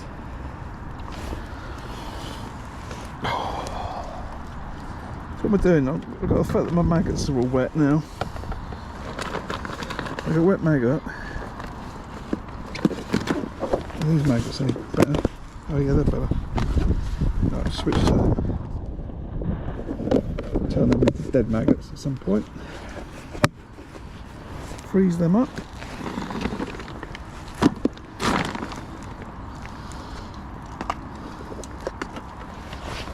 Some more pinkies are wet as well. They'll dry out in there.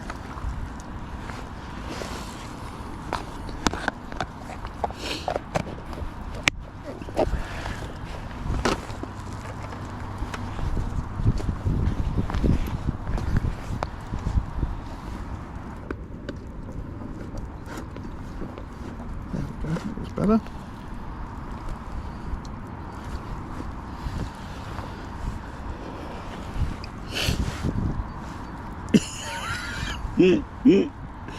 Oh, you're cracking me up, Nigel. You want an entire corn on the cob now? Is that what's needed? Jelly babies, nice. Yeah. Yeah, wine gums. Yeah, brilliant. Love them. Love them. All these sugar water-based baits that are going to be great.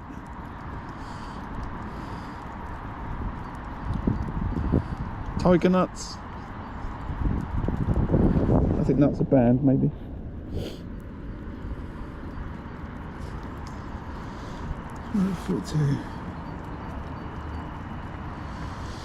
Regular casting, Jeffrey. Regular casting. Seeing if I can trigger the fish to feed. You see, the thing about maggots is maggots crawl away, right?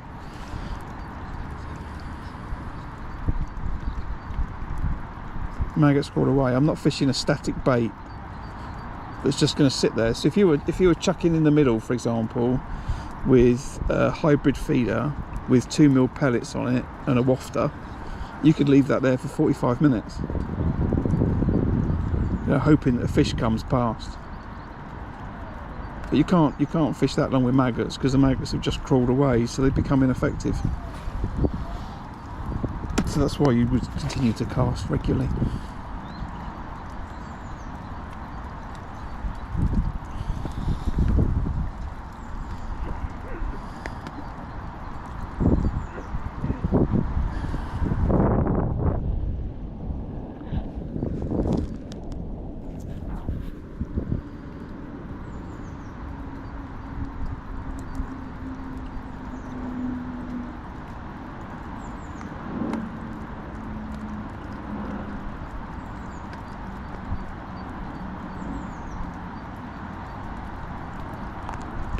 I'll tell you what we'll do, right?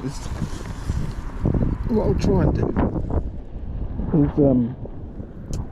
is when the match is finished and I go home and get slightly warmer, right, then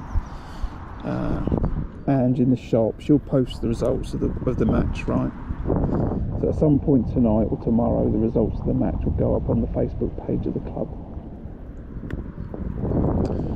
And what I'm going to do is I'm going to reach out to the person that has won the match and ask them what bait they caught on, right? But actually I'm not going to do that, just in case it's Charlie and he says he caught on corn, or Jeb and he tells me he caught on a can of luncheon meat or something. Luncheon meat, no one suggested meat, I don't know why. I thought that might have been up on the list.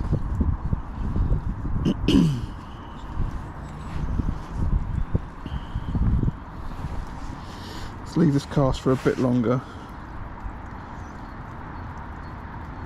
Let's leave this one for a bit longer.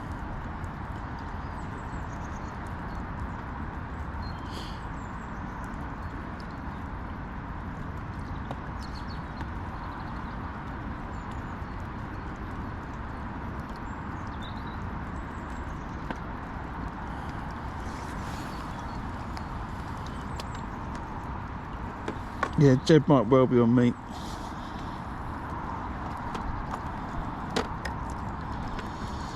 He might be on meat.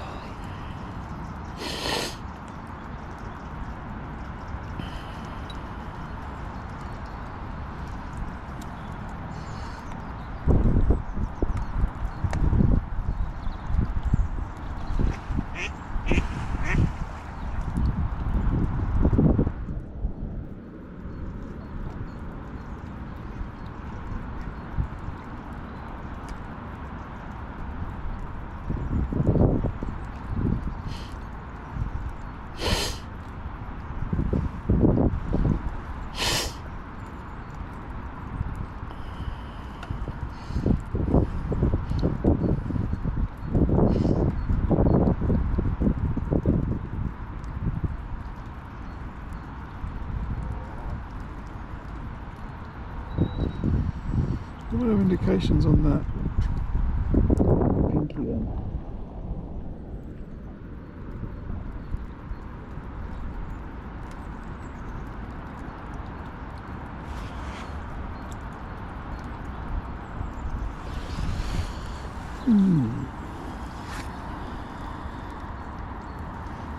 Yeah, I don't want to catch ducks though, mate.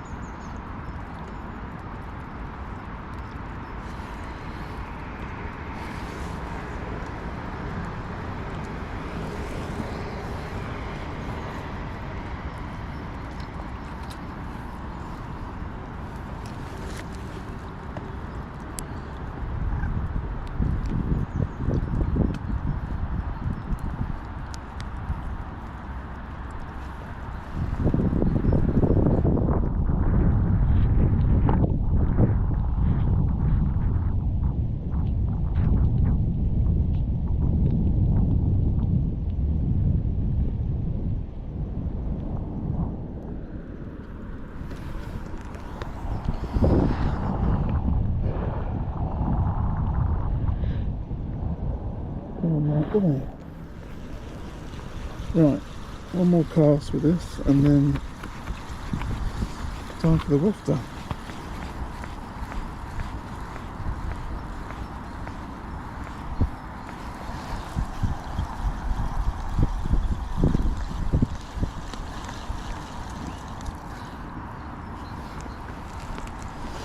No, Matt, unfortunately not. No, unfortunately not. I am currently blanking, which is not the best situation to be in, but it is what it is. And but we're having a great chat in the channel, and there's plus sides, so it's all good. The connection keeps stopping again.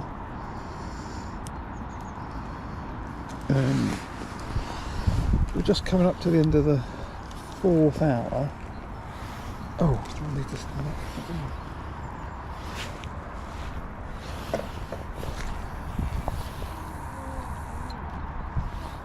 I'm fishing a match today at Gold Valley Lakes, Gold Lake, peg 49, which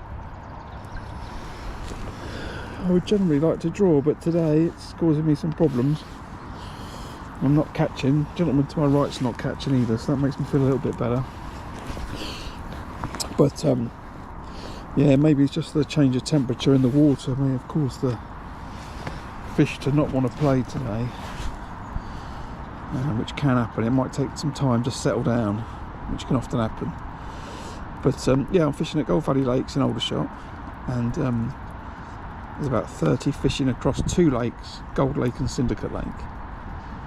And I drew it last week and didn't do too well, and unfortunately the same again today, but that's fishing. But welcome to the channel, and let's see what I can do for the last hour of the match, I think.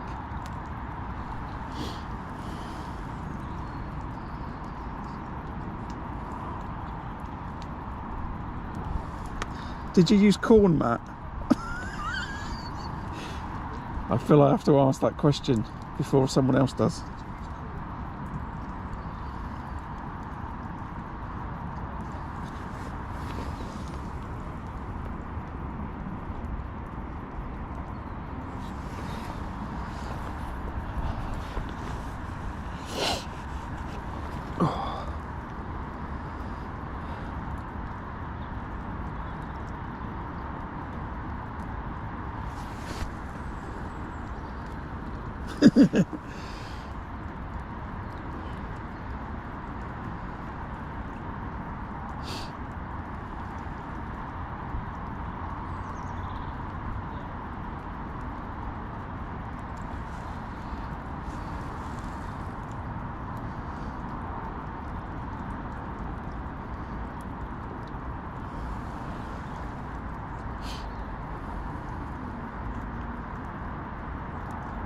Right, I've got to check the number.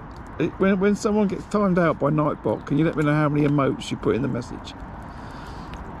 Because I've got to check what Nightbot's settings are tonight, I guess, and see why so many people have been caught for spamming emotes. I don't know how many it is.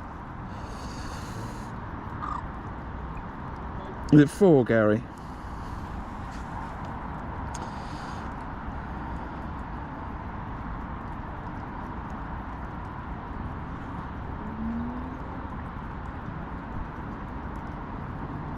I'll go and review it tonight. It's a bit harsh, isn't it? Anyway, that's what it is.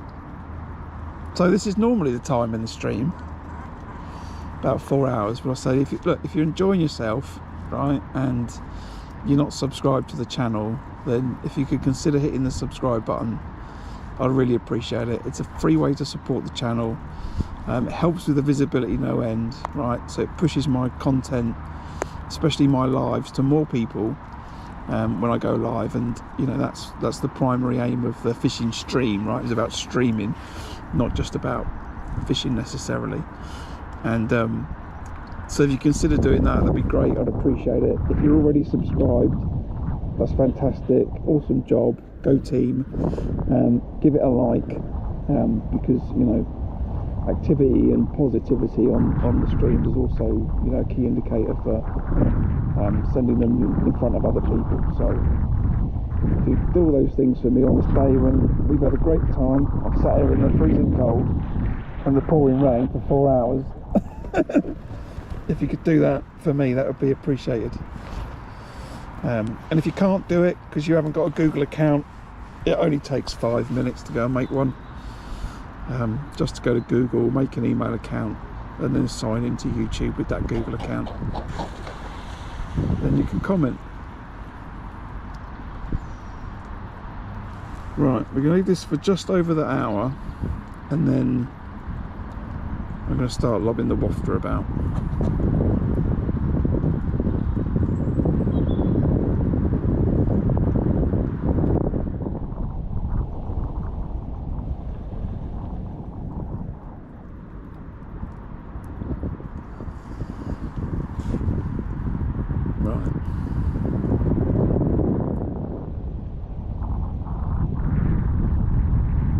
And then just because there's lots, the Old Fishing Masters in Tunnelbarn Farm in June. I've got the Thames Festival on the River Thames. I can't remember when that is, maybe August? Can't remember, but I'm in for that. What else have I going to have in the calendar? I'll be fishing quite a few of the big money match and qualifiers. I'll be fishing the Riverfest qualifier on the River Thames. I'll fish Fishermania qualifier here at Gold Valley. I'll do that as well. I'll also probably, I've had a little quick look at dates this morning and venues. I might get myself a couple of tickets for Maven Match This as well. So there should be plenty of other stuff and quite a variety of content coming too, with me fishing 3 venues primarily on sort of rotation, which is the River Thames, Tunnelbarn Farm, and here at Gold Valley. So I've got the river covered for primarily roach and bream from the Thames in the summer, and then I've got carp and F1s covered here, and carp and F1s covered at Tunnelbarn Farm. And then you'll find me doing some random ad hoc streams in the River Thames where I live, catching chublets and dace. I'll probably try to catch, I've got 2 things on the list for this year to try and catch a river carp and barbel out of the local stretches of river, so they're on the list as well, and I might stream some of that. But yeah, so lots of stuff coming up in the year, so regardless of what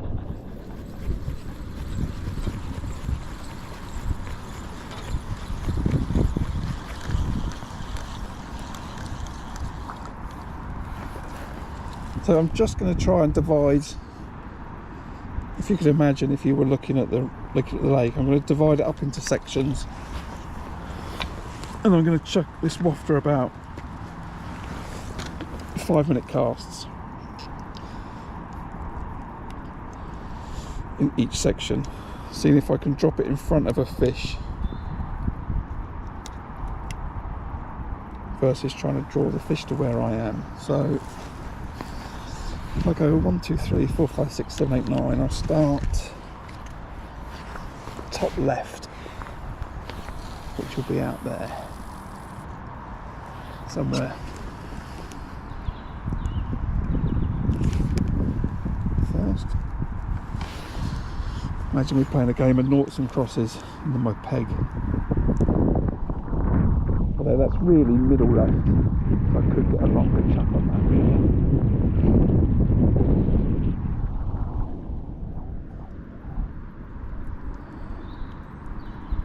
I tell you what, chat.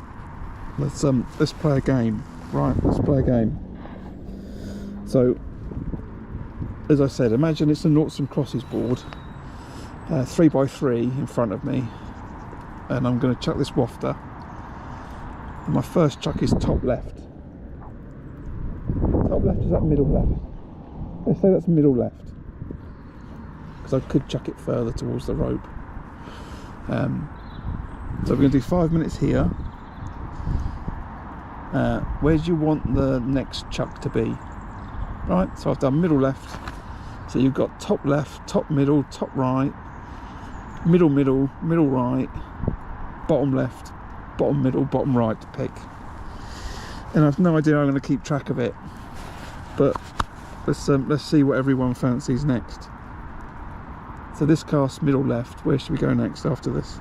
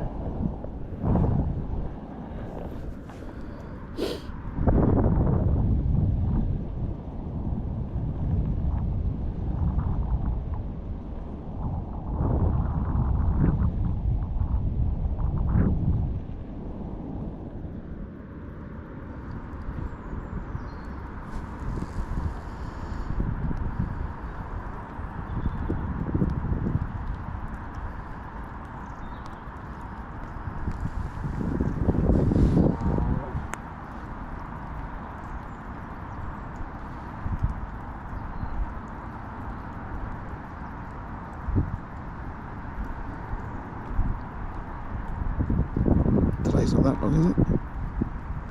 Surely someone's got an opinion. You got to pick somewhere, Gary. Where's next though? Where's next?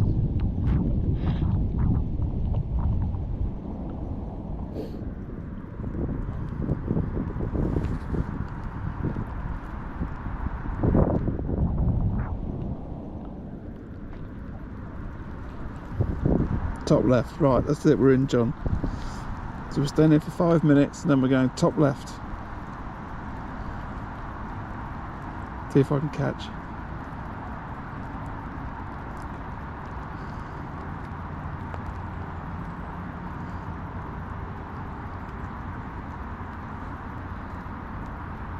Yeah, behind me, Middle Lake, yeah. Up in the Basingstoke Canal, if I chuck it far enough.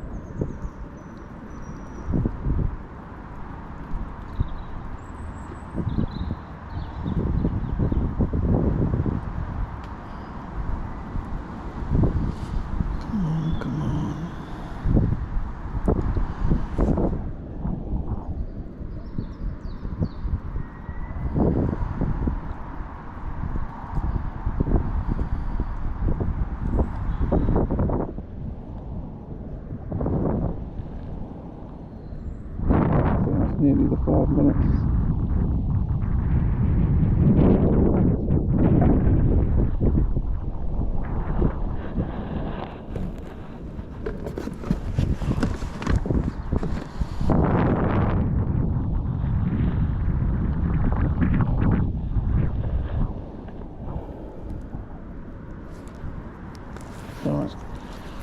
Pull that there.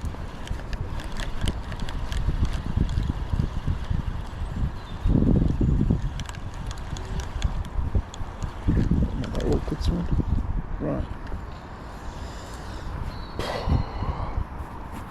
Right, top left, aiming for those 3 ducks.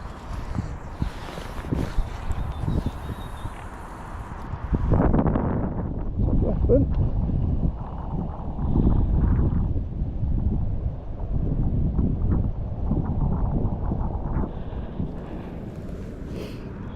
Take 5 minutes here.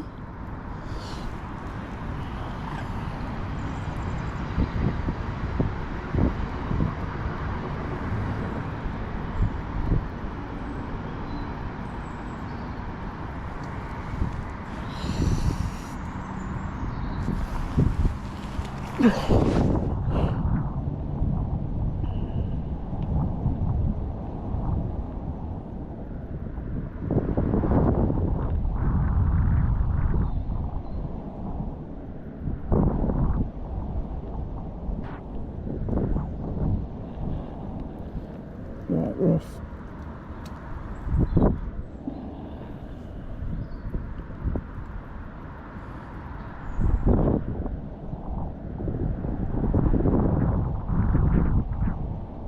That's where the cormorants started feeding.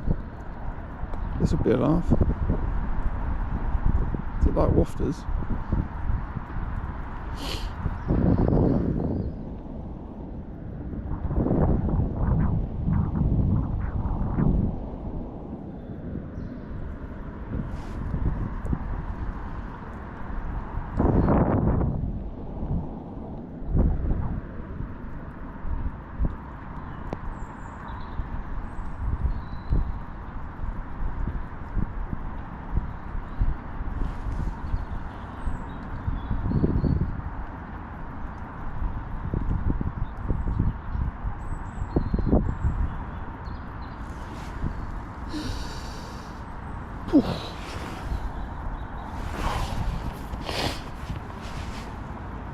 It is chilly.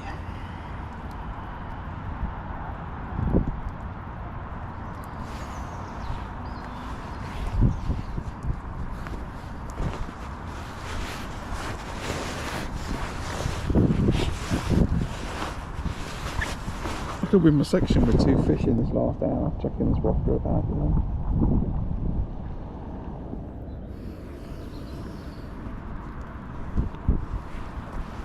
The thing about fishing the venue, you never know until it's done, you know?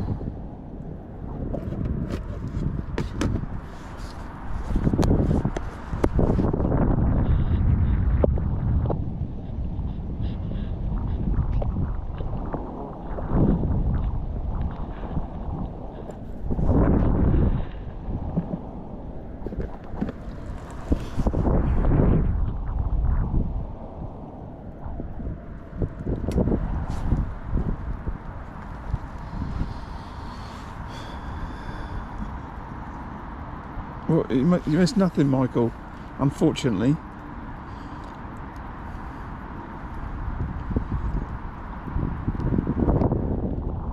You missed me probably going a little bit of a rant with Nigel about fishing corn. But apart from that, you haven't missed any fish.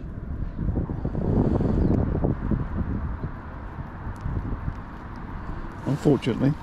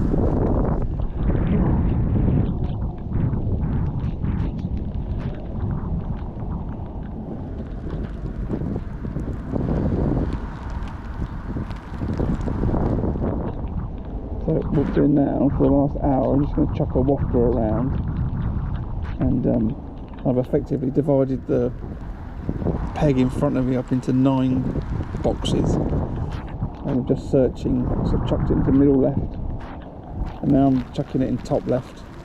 Just gonna have a little plop around to see if I can drop it on a fish's head. Yeah, I'm hoping I catch 2.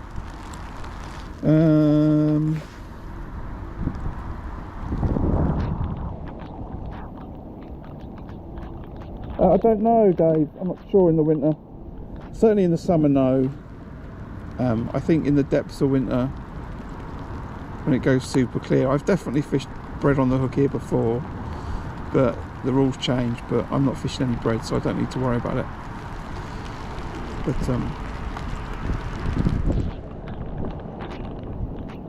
you should check if that's what your plan is. Where are we going? Middle where, John? Middle top, or middle bottom? Where's the next cast? John, you're picking.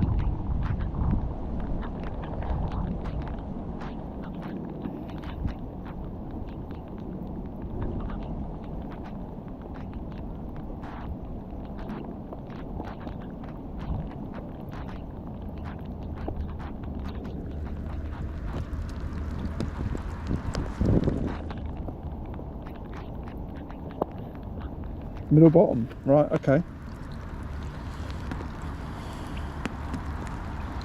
I don't know how long I've got left on this cast. A couple of minutes maybe?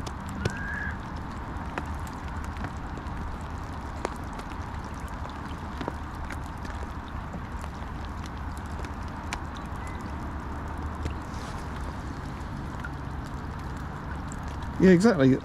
In for a bit, that's exactly what we're doing. Tic-tac-toe casting with a wafter. So we've done middle left, top left, and now we're going bottom middle.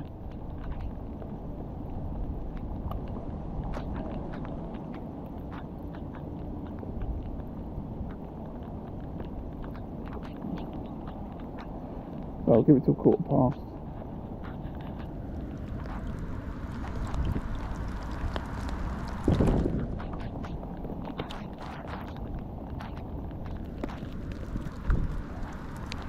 It does appear that the first fish of 2025 is probably coming from the river then. I'm not sure if it's next weekend I'm down on the river, the plan is, but I'll have to have a look.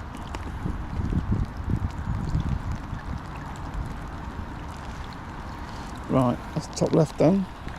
So no fish.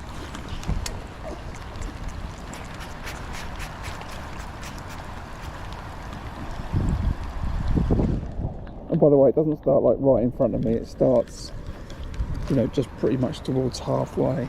So bottom middle would be lazy chuck. Yeah, let's call that bottom middle.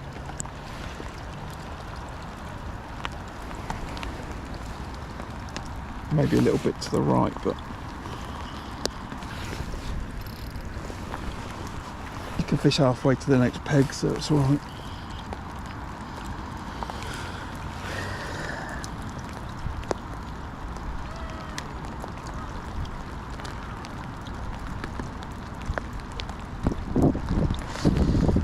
Good bait on the short hook length. Oh, it is a good bait on the short hook length. Just let it hang out of my hybrid. Oh, I would never let my bait hang out of a hybrid. Unless they were smashing it immediately. Otherwise, the whole sort of purpose in my mind's wrong. Like the whole setup, you know, the whole idea is it's your wafter is sitting right on top of that bait. So if your bait's there and your wafter's over there, you know, what's the point? I think I've seen some underwater videos as well, the guru ones, where the fish move the wafter, and then for ages it just sits there, and the fish come along and they eat all the pellets and just leave the wafter there, don't even touch it. So I would never leave it out intentionally. but where are we? 5 minutes. We've got to be 5 minutes here.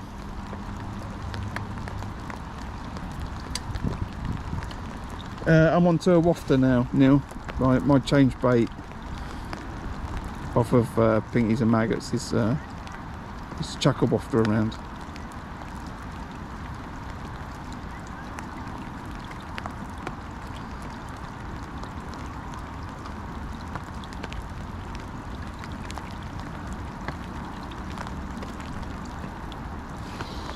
So where are we going after this, John?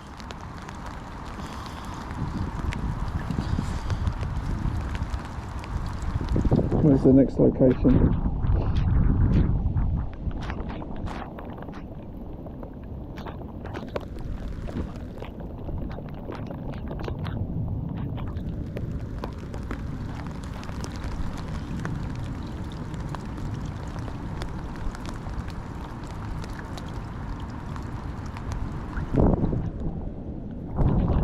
That one's a middle.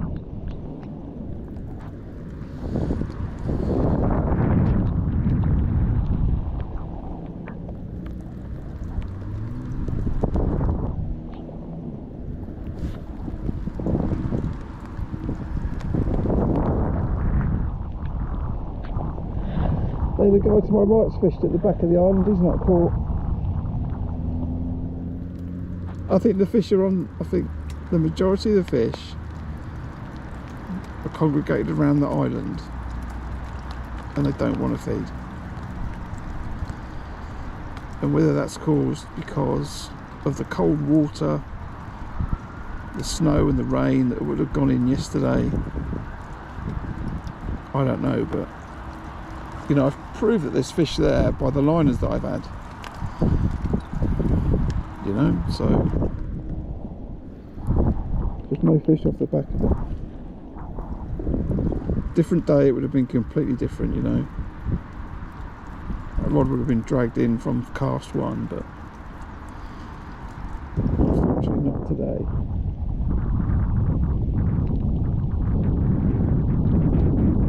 But this is it, you know, like good days and bad days, right? And, you know, all anglers have them, you know. I don't want to for a second pretend you don't have days like this, because you do, especially if you're going to go and fish, you know, carp venues in the winter. You know, get used to blanking every now and then, but as I said, normally now you find me on the river instead. And if it's in flood I'll be fishing a pole feeder, but yeah, there's some days are like this, can't do much about it. As I said, I'm going to go home today. What have we got in the channel now? 132. I don't remember what the peak has been. I've seen 140 something, maybe 150 something. Yeah, the previous stream record was 84, which was last week. You know, I've nearly doubled that today of people in the channel at the same time. So no, wafter to the island would be middle top. Middle's next. Middle's next. A rope to get them, but I suspect there's some fish over there.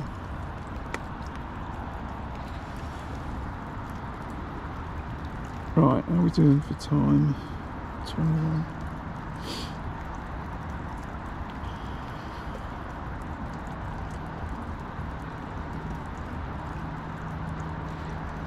Right, bottom middle doesn't look any good, so we're going to go middle next.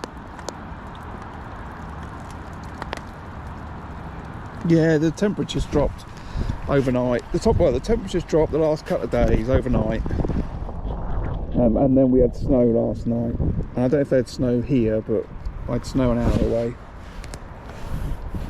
And no, this is a bit further. And so I think I lead off on it.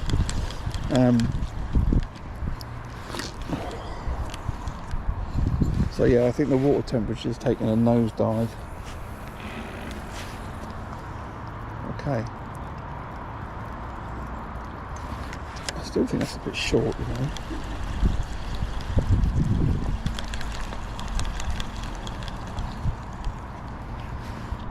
because I want that top one to be right in the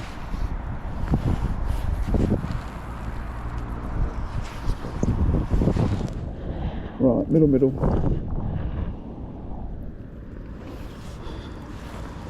So if anyone's just joining, they're confused what we're doing. I failed to catch to the island, so I'm chucking a wafter around, and I've divided the peg in front of me up into 9 boxes in my mind, just like a noughts and crosses or tic-tac-toe board. And I'm just going to drop the wafter in each box for 5 minutes and see if I can catch a fish. And we've done left, middle, top, middle. We've done left, middle, top, left, bottom, middle. Now we're doing middle. And John's in control of where I'm going.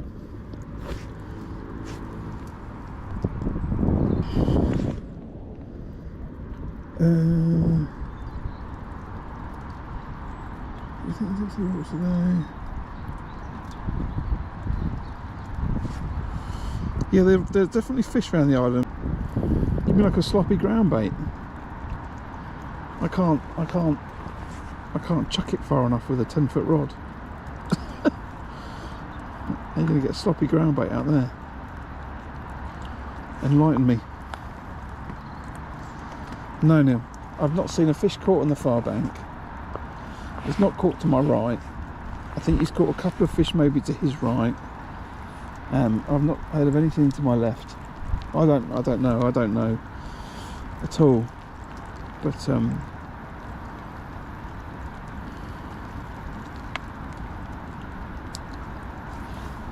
it's not very often that I blank at this venue, I tell you.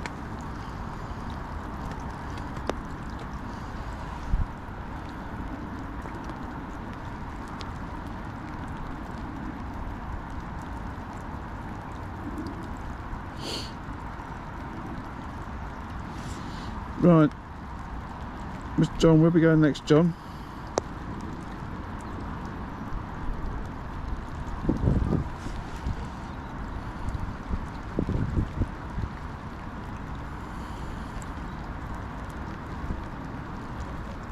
I do like a rhubarb and custard personally to eat, not wafters.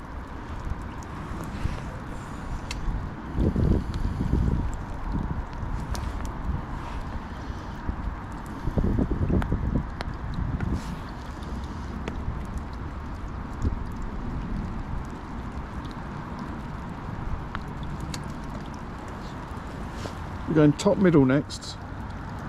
I feel there could be a fish at top middle.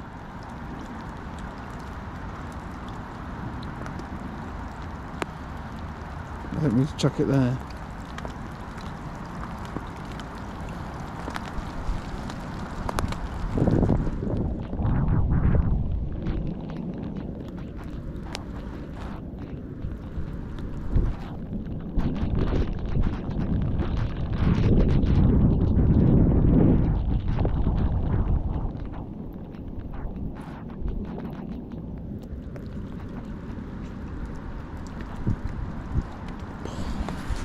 Horrible day.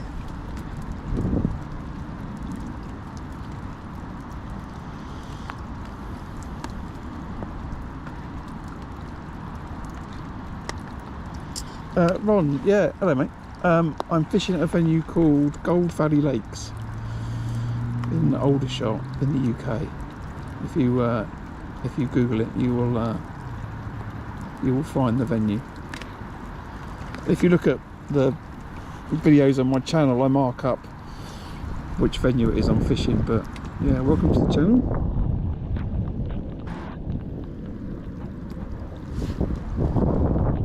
Right, okay John, I'll take over the tic-tac-toe, mate.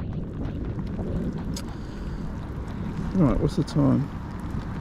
Do another, that'll be 4 spots out of 9. I better get a move on, I've got to recast.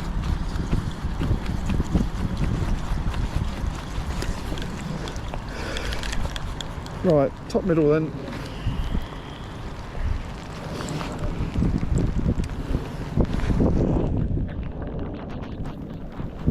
This rain's getting worse. Did I say that it was going to stop? I think I was saying at about half 10 that it was going to stop today. The rain is now just the worst it's been. And I got to pack up and I got to weigh people in, and I haven't got to weigh them in. I've got the good job. I've got to write the weights down in the soaking wet. So that's going to be fun. Although it's not going to take much to weigh my peg in.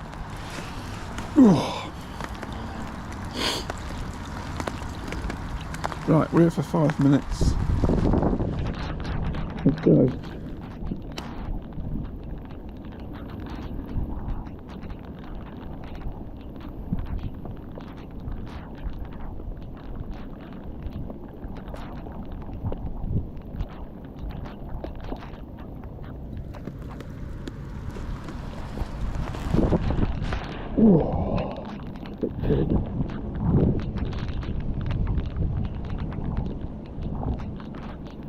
Were you searching for anything in particular, Ron? I've got a few people that watch from North America, but I'm always curious as to why my stream has flashed up in the States.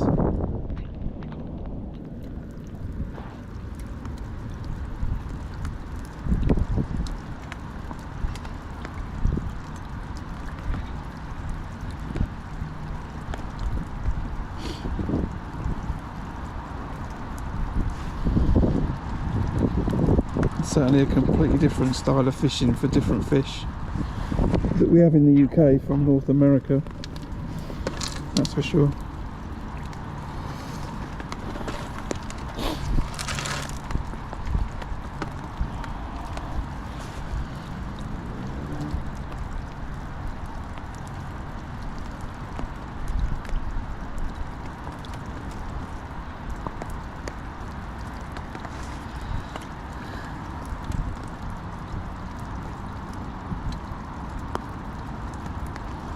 Adrenaline feeder bomb, what's that?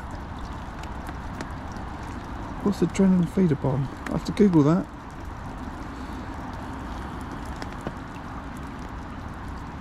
You don't mean just a maggot feeder, do you? You don't mean one of those, do you? In for a bit.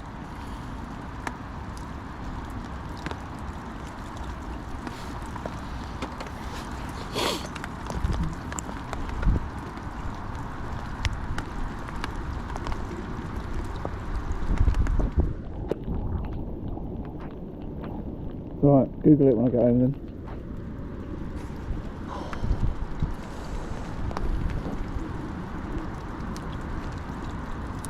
I can't say I've ever heard of one.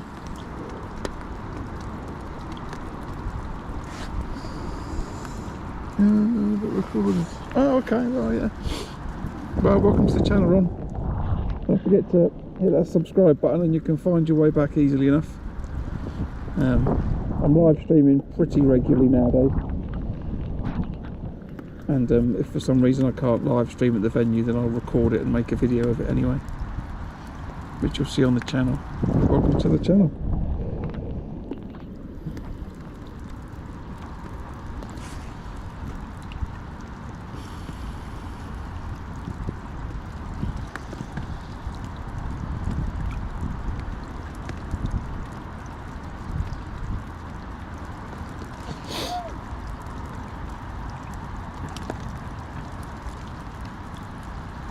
Alright, it's everyone is right. Suddenly, everyone's going to tell me they will all use adrenaline feeder bombs, and I've never heard of one. I'll have the guys from Drennan in Oxford coming down, because that's where they are. I'm not far away. I'm going to get telling off.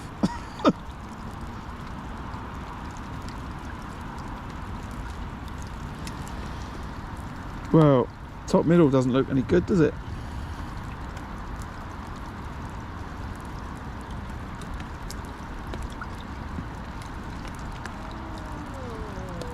Let's see if I can dump it on the right hand side in front of that stage with the birds on it. Oh no, was that a line?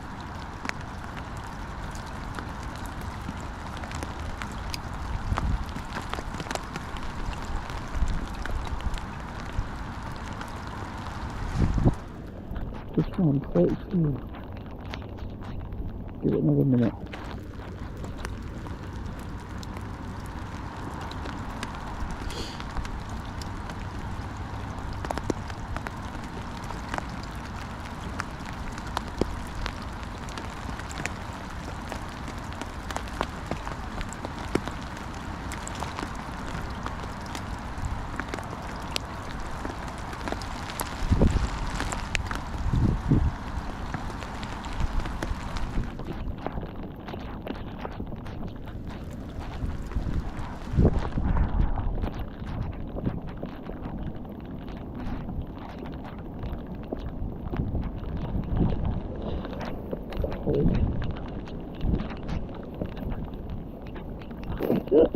You're going to get a channel ban, Matt.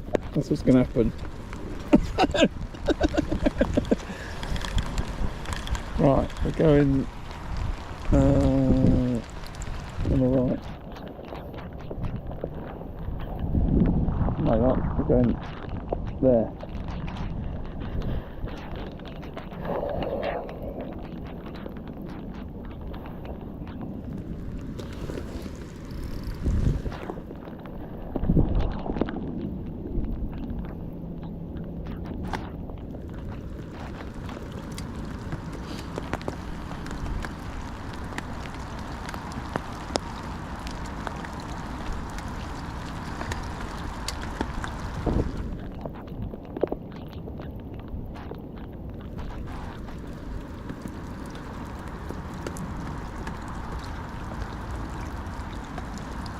It's not the best of weather today, and it's not the best of fishing, but we've had a good fun stream, and that's more than makes up for it, from my point of view. So just think about how good this is going to be when I'm banging. Won't be long, a couple of months. Well, I think I would have done well down the river today. It looked nice on Thursday, and I reckon with a 4 gram float I could have caught roach on the inside line. But it was only, like I was saying earlier, it was only the thought of pushing my gear through the snow that kind of put me off the idea today. But I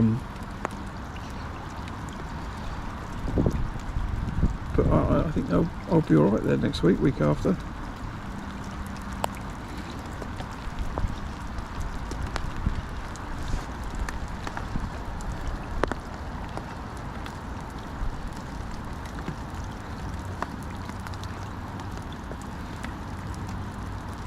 Well, we'll have a look. Let's establish what they're good for. I've looked to fish. I pulled out the fish. Found it to fish. I found it to fish. Oh. Not that I'm gutted because I didn't get it in because I foul hooked it, but I had a bite. I think I foul hooked it. I tell you, it was tight to that island.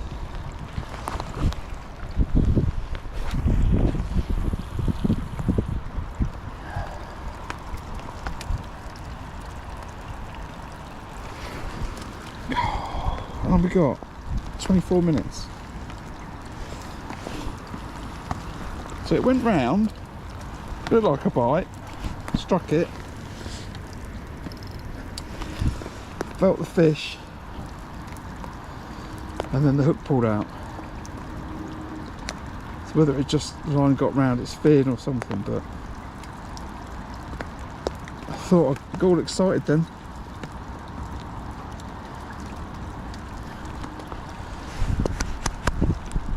I just need one fish. You can have one fish and have £30. Do you know what I mean? So you can't quit on this venue. You know, I say a lot about this venue, whether you're fishing here in Gold Lake or Syndicate Lake. You can have £100 of fish in an hour. You know, it's completely achievable. And as such, you should never write it off, you know. There's a video, it's an oldish one now, I think, The channel's 2 years old, I think this March. So I think the video is maybe a year and a bit old, year and a half. And I'm fishing on the Syndicate Lake on the far bank. And I haven't really caught, I'm struggling on the bomb line, I'm getting the liners, and then I make the decision to chuck the method over the bomb line. And it just explodes on me, the peg. I'm getting a bite every 5 minutes. You know, it's like a 8-pound carp. And suddenly, you know, I've come in from nowhere. I think I had 108 pound and won the section. But it was a really frantic last hour.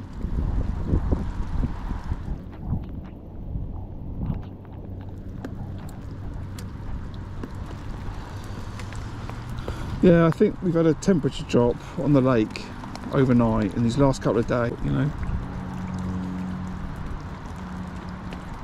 Maybe they've had a fantastic day, but I don't think so.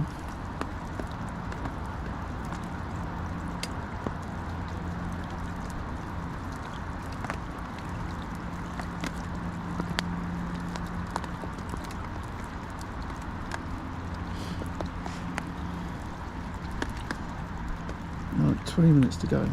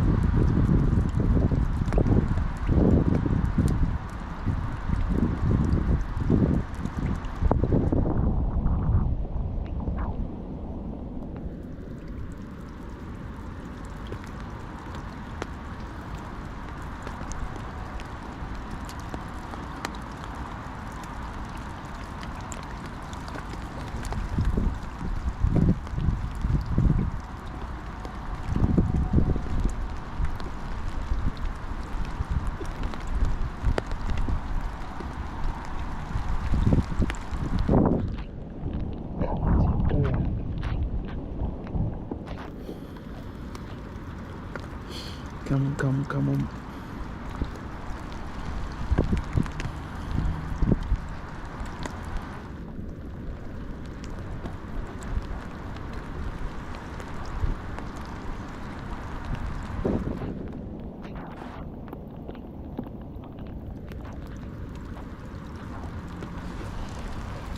Oh.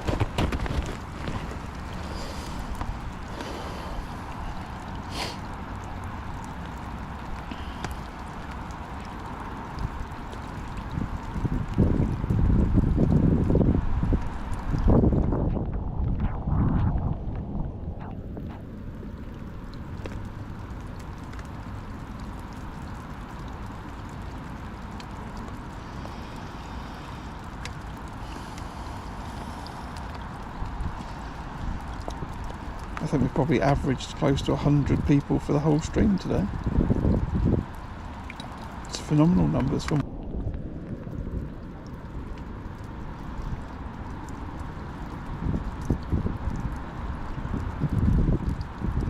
I will go and check Nightbot settings. Clearly it's a bit harsh, saying that people can't use full remotes, so we'll have a little look at that. And I don't know why it didn't post any reminders at all. I don't know what's going on with that. For the like and subscribe, but I'll say it once more just for the benefit, in case we've got a different crowd. If you have enjoyed the stream today, and generally I do catch, this is quite unusual, but if you did enjoy it, then if you're not a subscriber, if you could consider hitting that subscribe button, that'd be awesome. Give it a like and drop me a comment.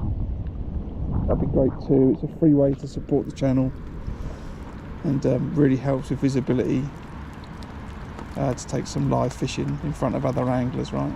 Including Ron from the States, you know. Fantastic to see UK match fishing suddenly appearing in live streams over in North America, so that's awesome.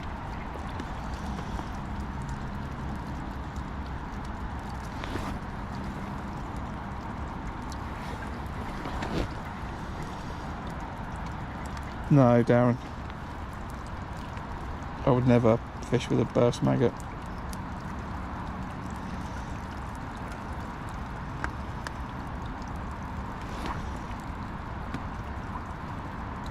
Fish with dead maggots, dead pinkies, but I wouldn't burst them.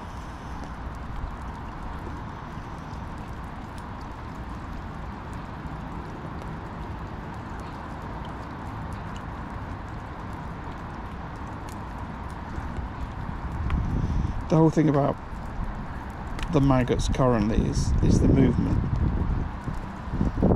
Yeah, which is a complete load of rubbish today, but that's the principle.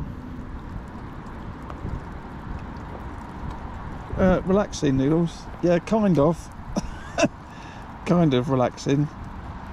If you consider sitting in the pouring rain and freezing cold for 5 hours catching nothing as relaxing.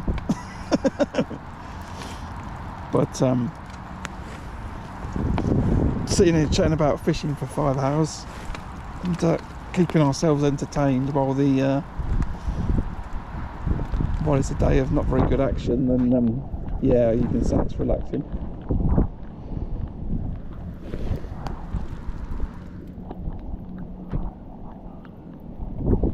Yeah, I'm not worried about blanking at all. Not worried about it at all. I was looking for my first fish of 2025, but looks like I'm going to have to wait another week or so, but it's not an issue. Not an issue.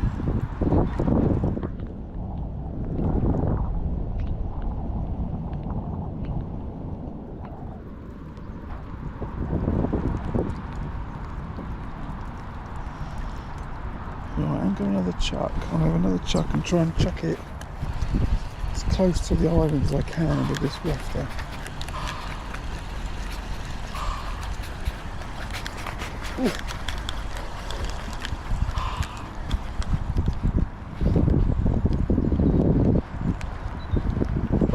This is straight on the island.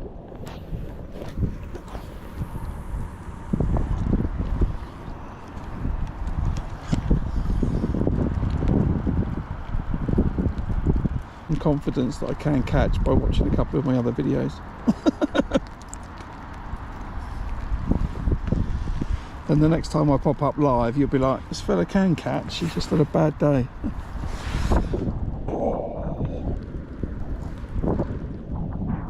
A bad day today. Right, what we got? 13 minutes. So I think we're going to leave this cast in until the end.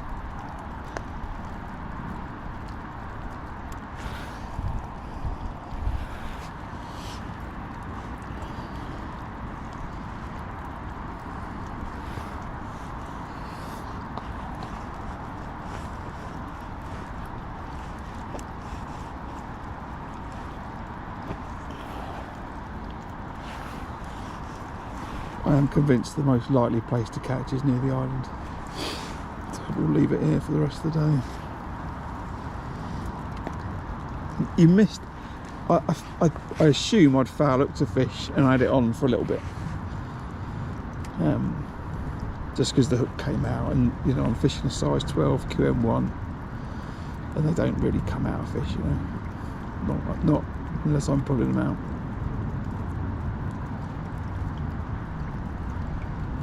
But yeah, as expected, you know, near the island again.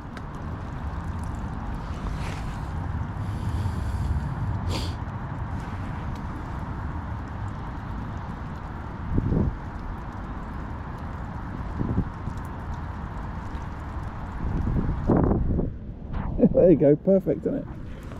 Perfect, perfect. That's Noodles, 4 o'clock in the morning. Hold on a minute. It's 3 o'clock in the afternoon. Where are you? The only place you can be is Australia. Is that where you are? If so, I'm definitely in the old international airwaves today.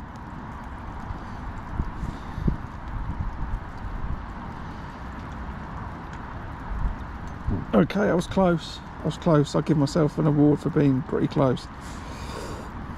So we got Ron's in North America. Most of the people here, I assume, are in the UK that are watching currently. You're in New Zealand. I think that's most of the planet covered. I've done pretty well with the stream today then.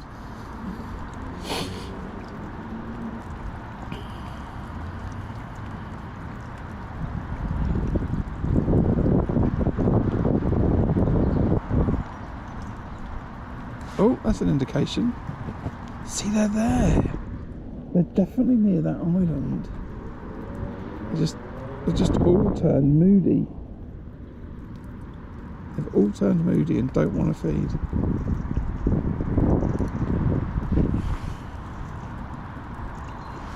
On another day, this could have been amazing.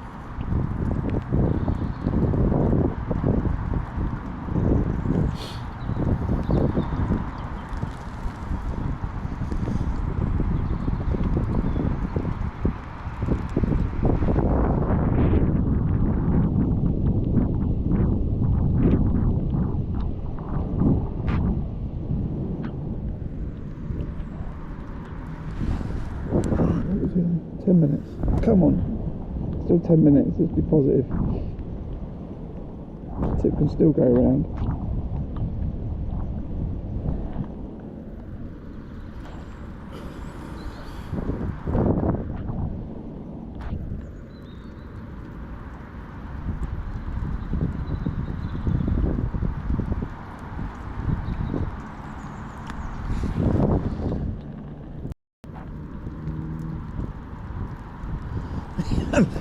This weather looks alright now. This is alright. It's been worse.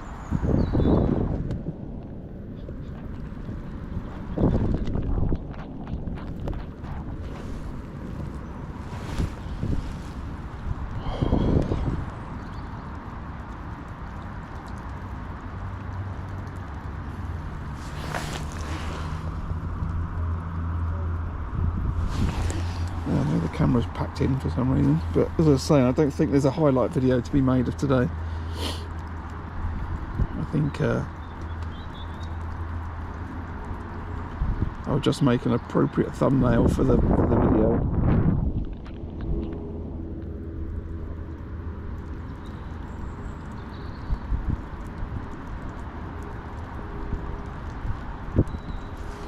And then that'll be it.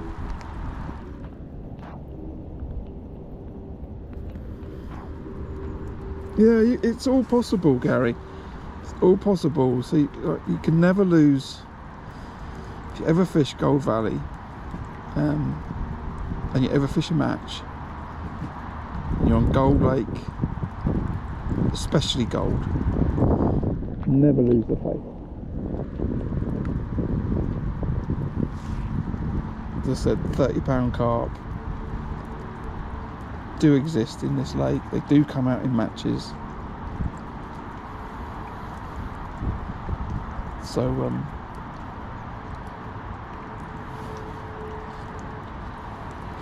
you know, always stay positive.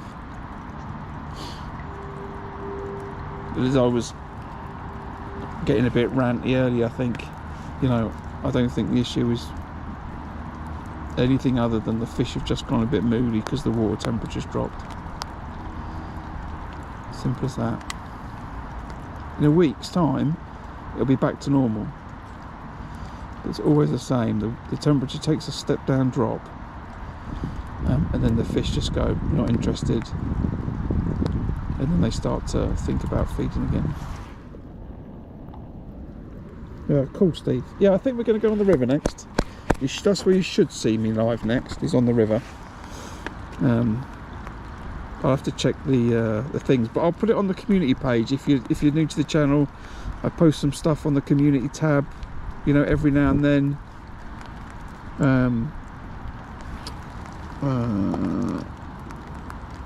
Okay, this is going nuts because of some water on the phone. So yeah, I post on the community channel quite a lot. You should better see it. You can also find me on Instagram. under the fishing stream. I sometimes put some stuff on there if I'm somewhere where I can't stream and I've taken some pictures for the day. So you can see me on Instagram as well. And I did actually mess about with a TikTok channel for a while, but the streaming capabilities are alright, but I probably need an extra phone to do it. So I haven't worried too much about that in this last year. But anyway, but yeah, so you can find me other places. Keep your eye on that community tab, hit the notifications button on the channel, and then you'll see what I'm up to. But it won't be long till I'm out again, and hopefully next time I'll be catching a few fish.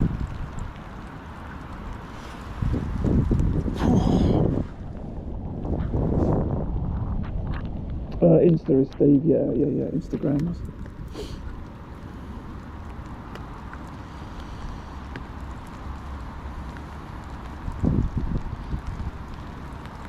So you can find me on YouTube, Instagram, Facebook, TikTok. That's it.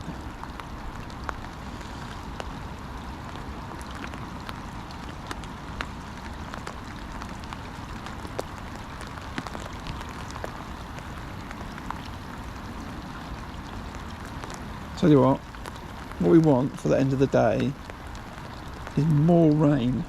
That's what I want. More rain at the end of the day while I'm packing up. That would cheer me up. Absolutely. I think you can't knock the Hawk and Hunt Gore-Tex jacket. There's no messing about. Drennan leggings. Absolutely tip top, no messing about, and but everything else is pretty much wet.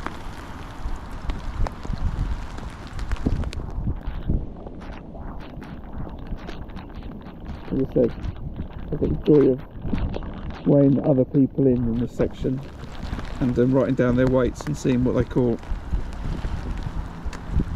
How often do I live stream run? It's venue dependent.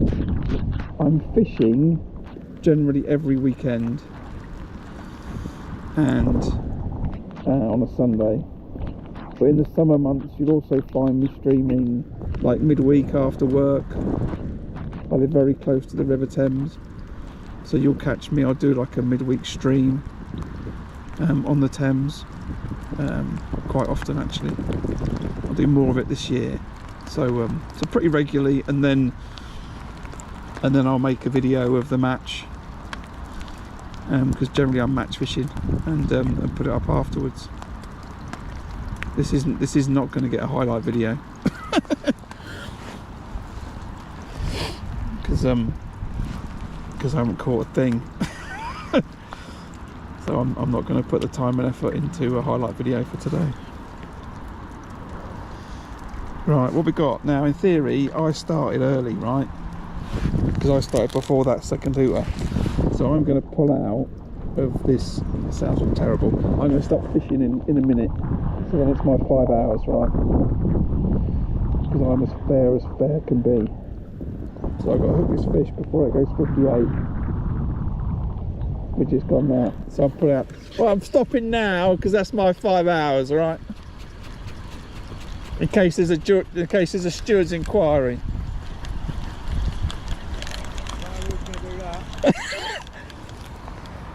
Did you? I've had one foul hooked and a couple of liners.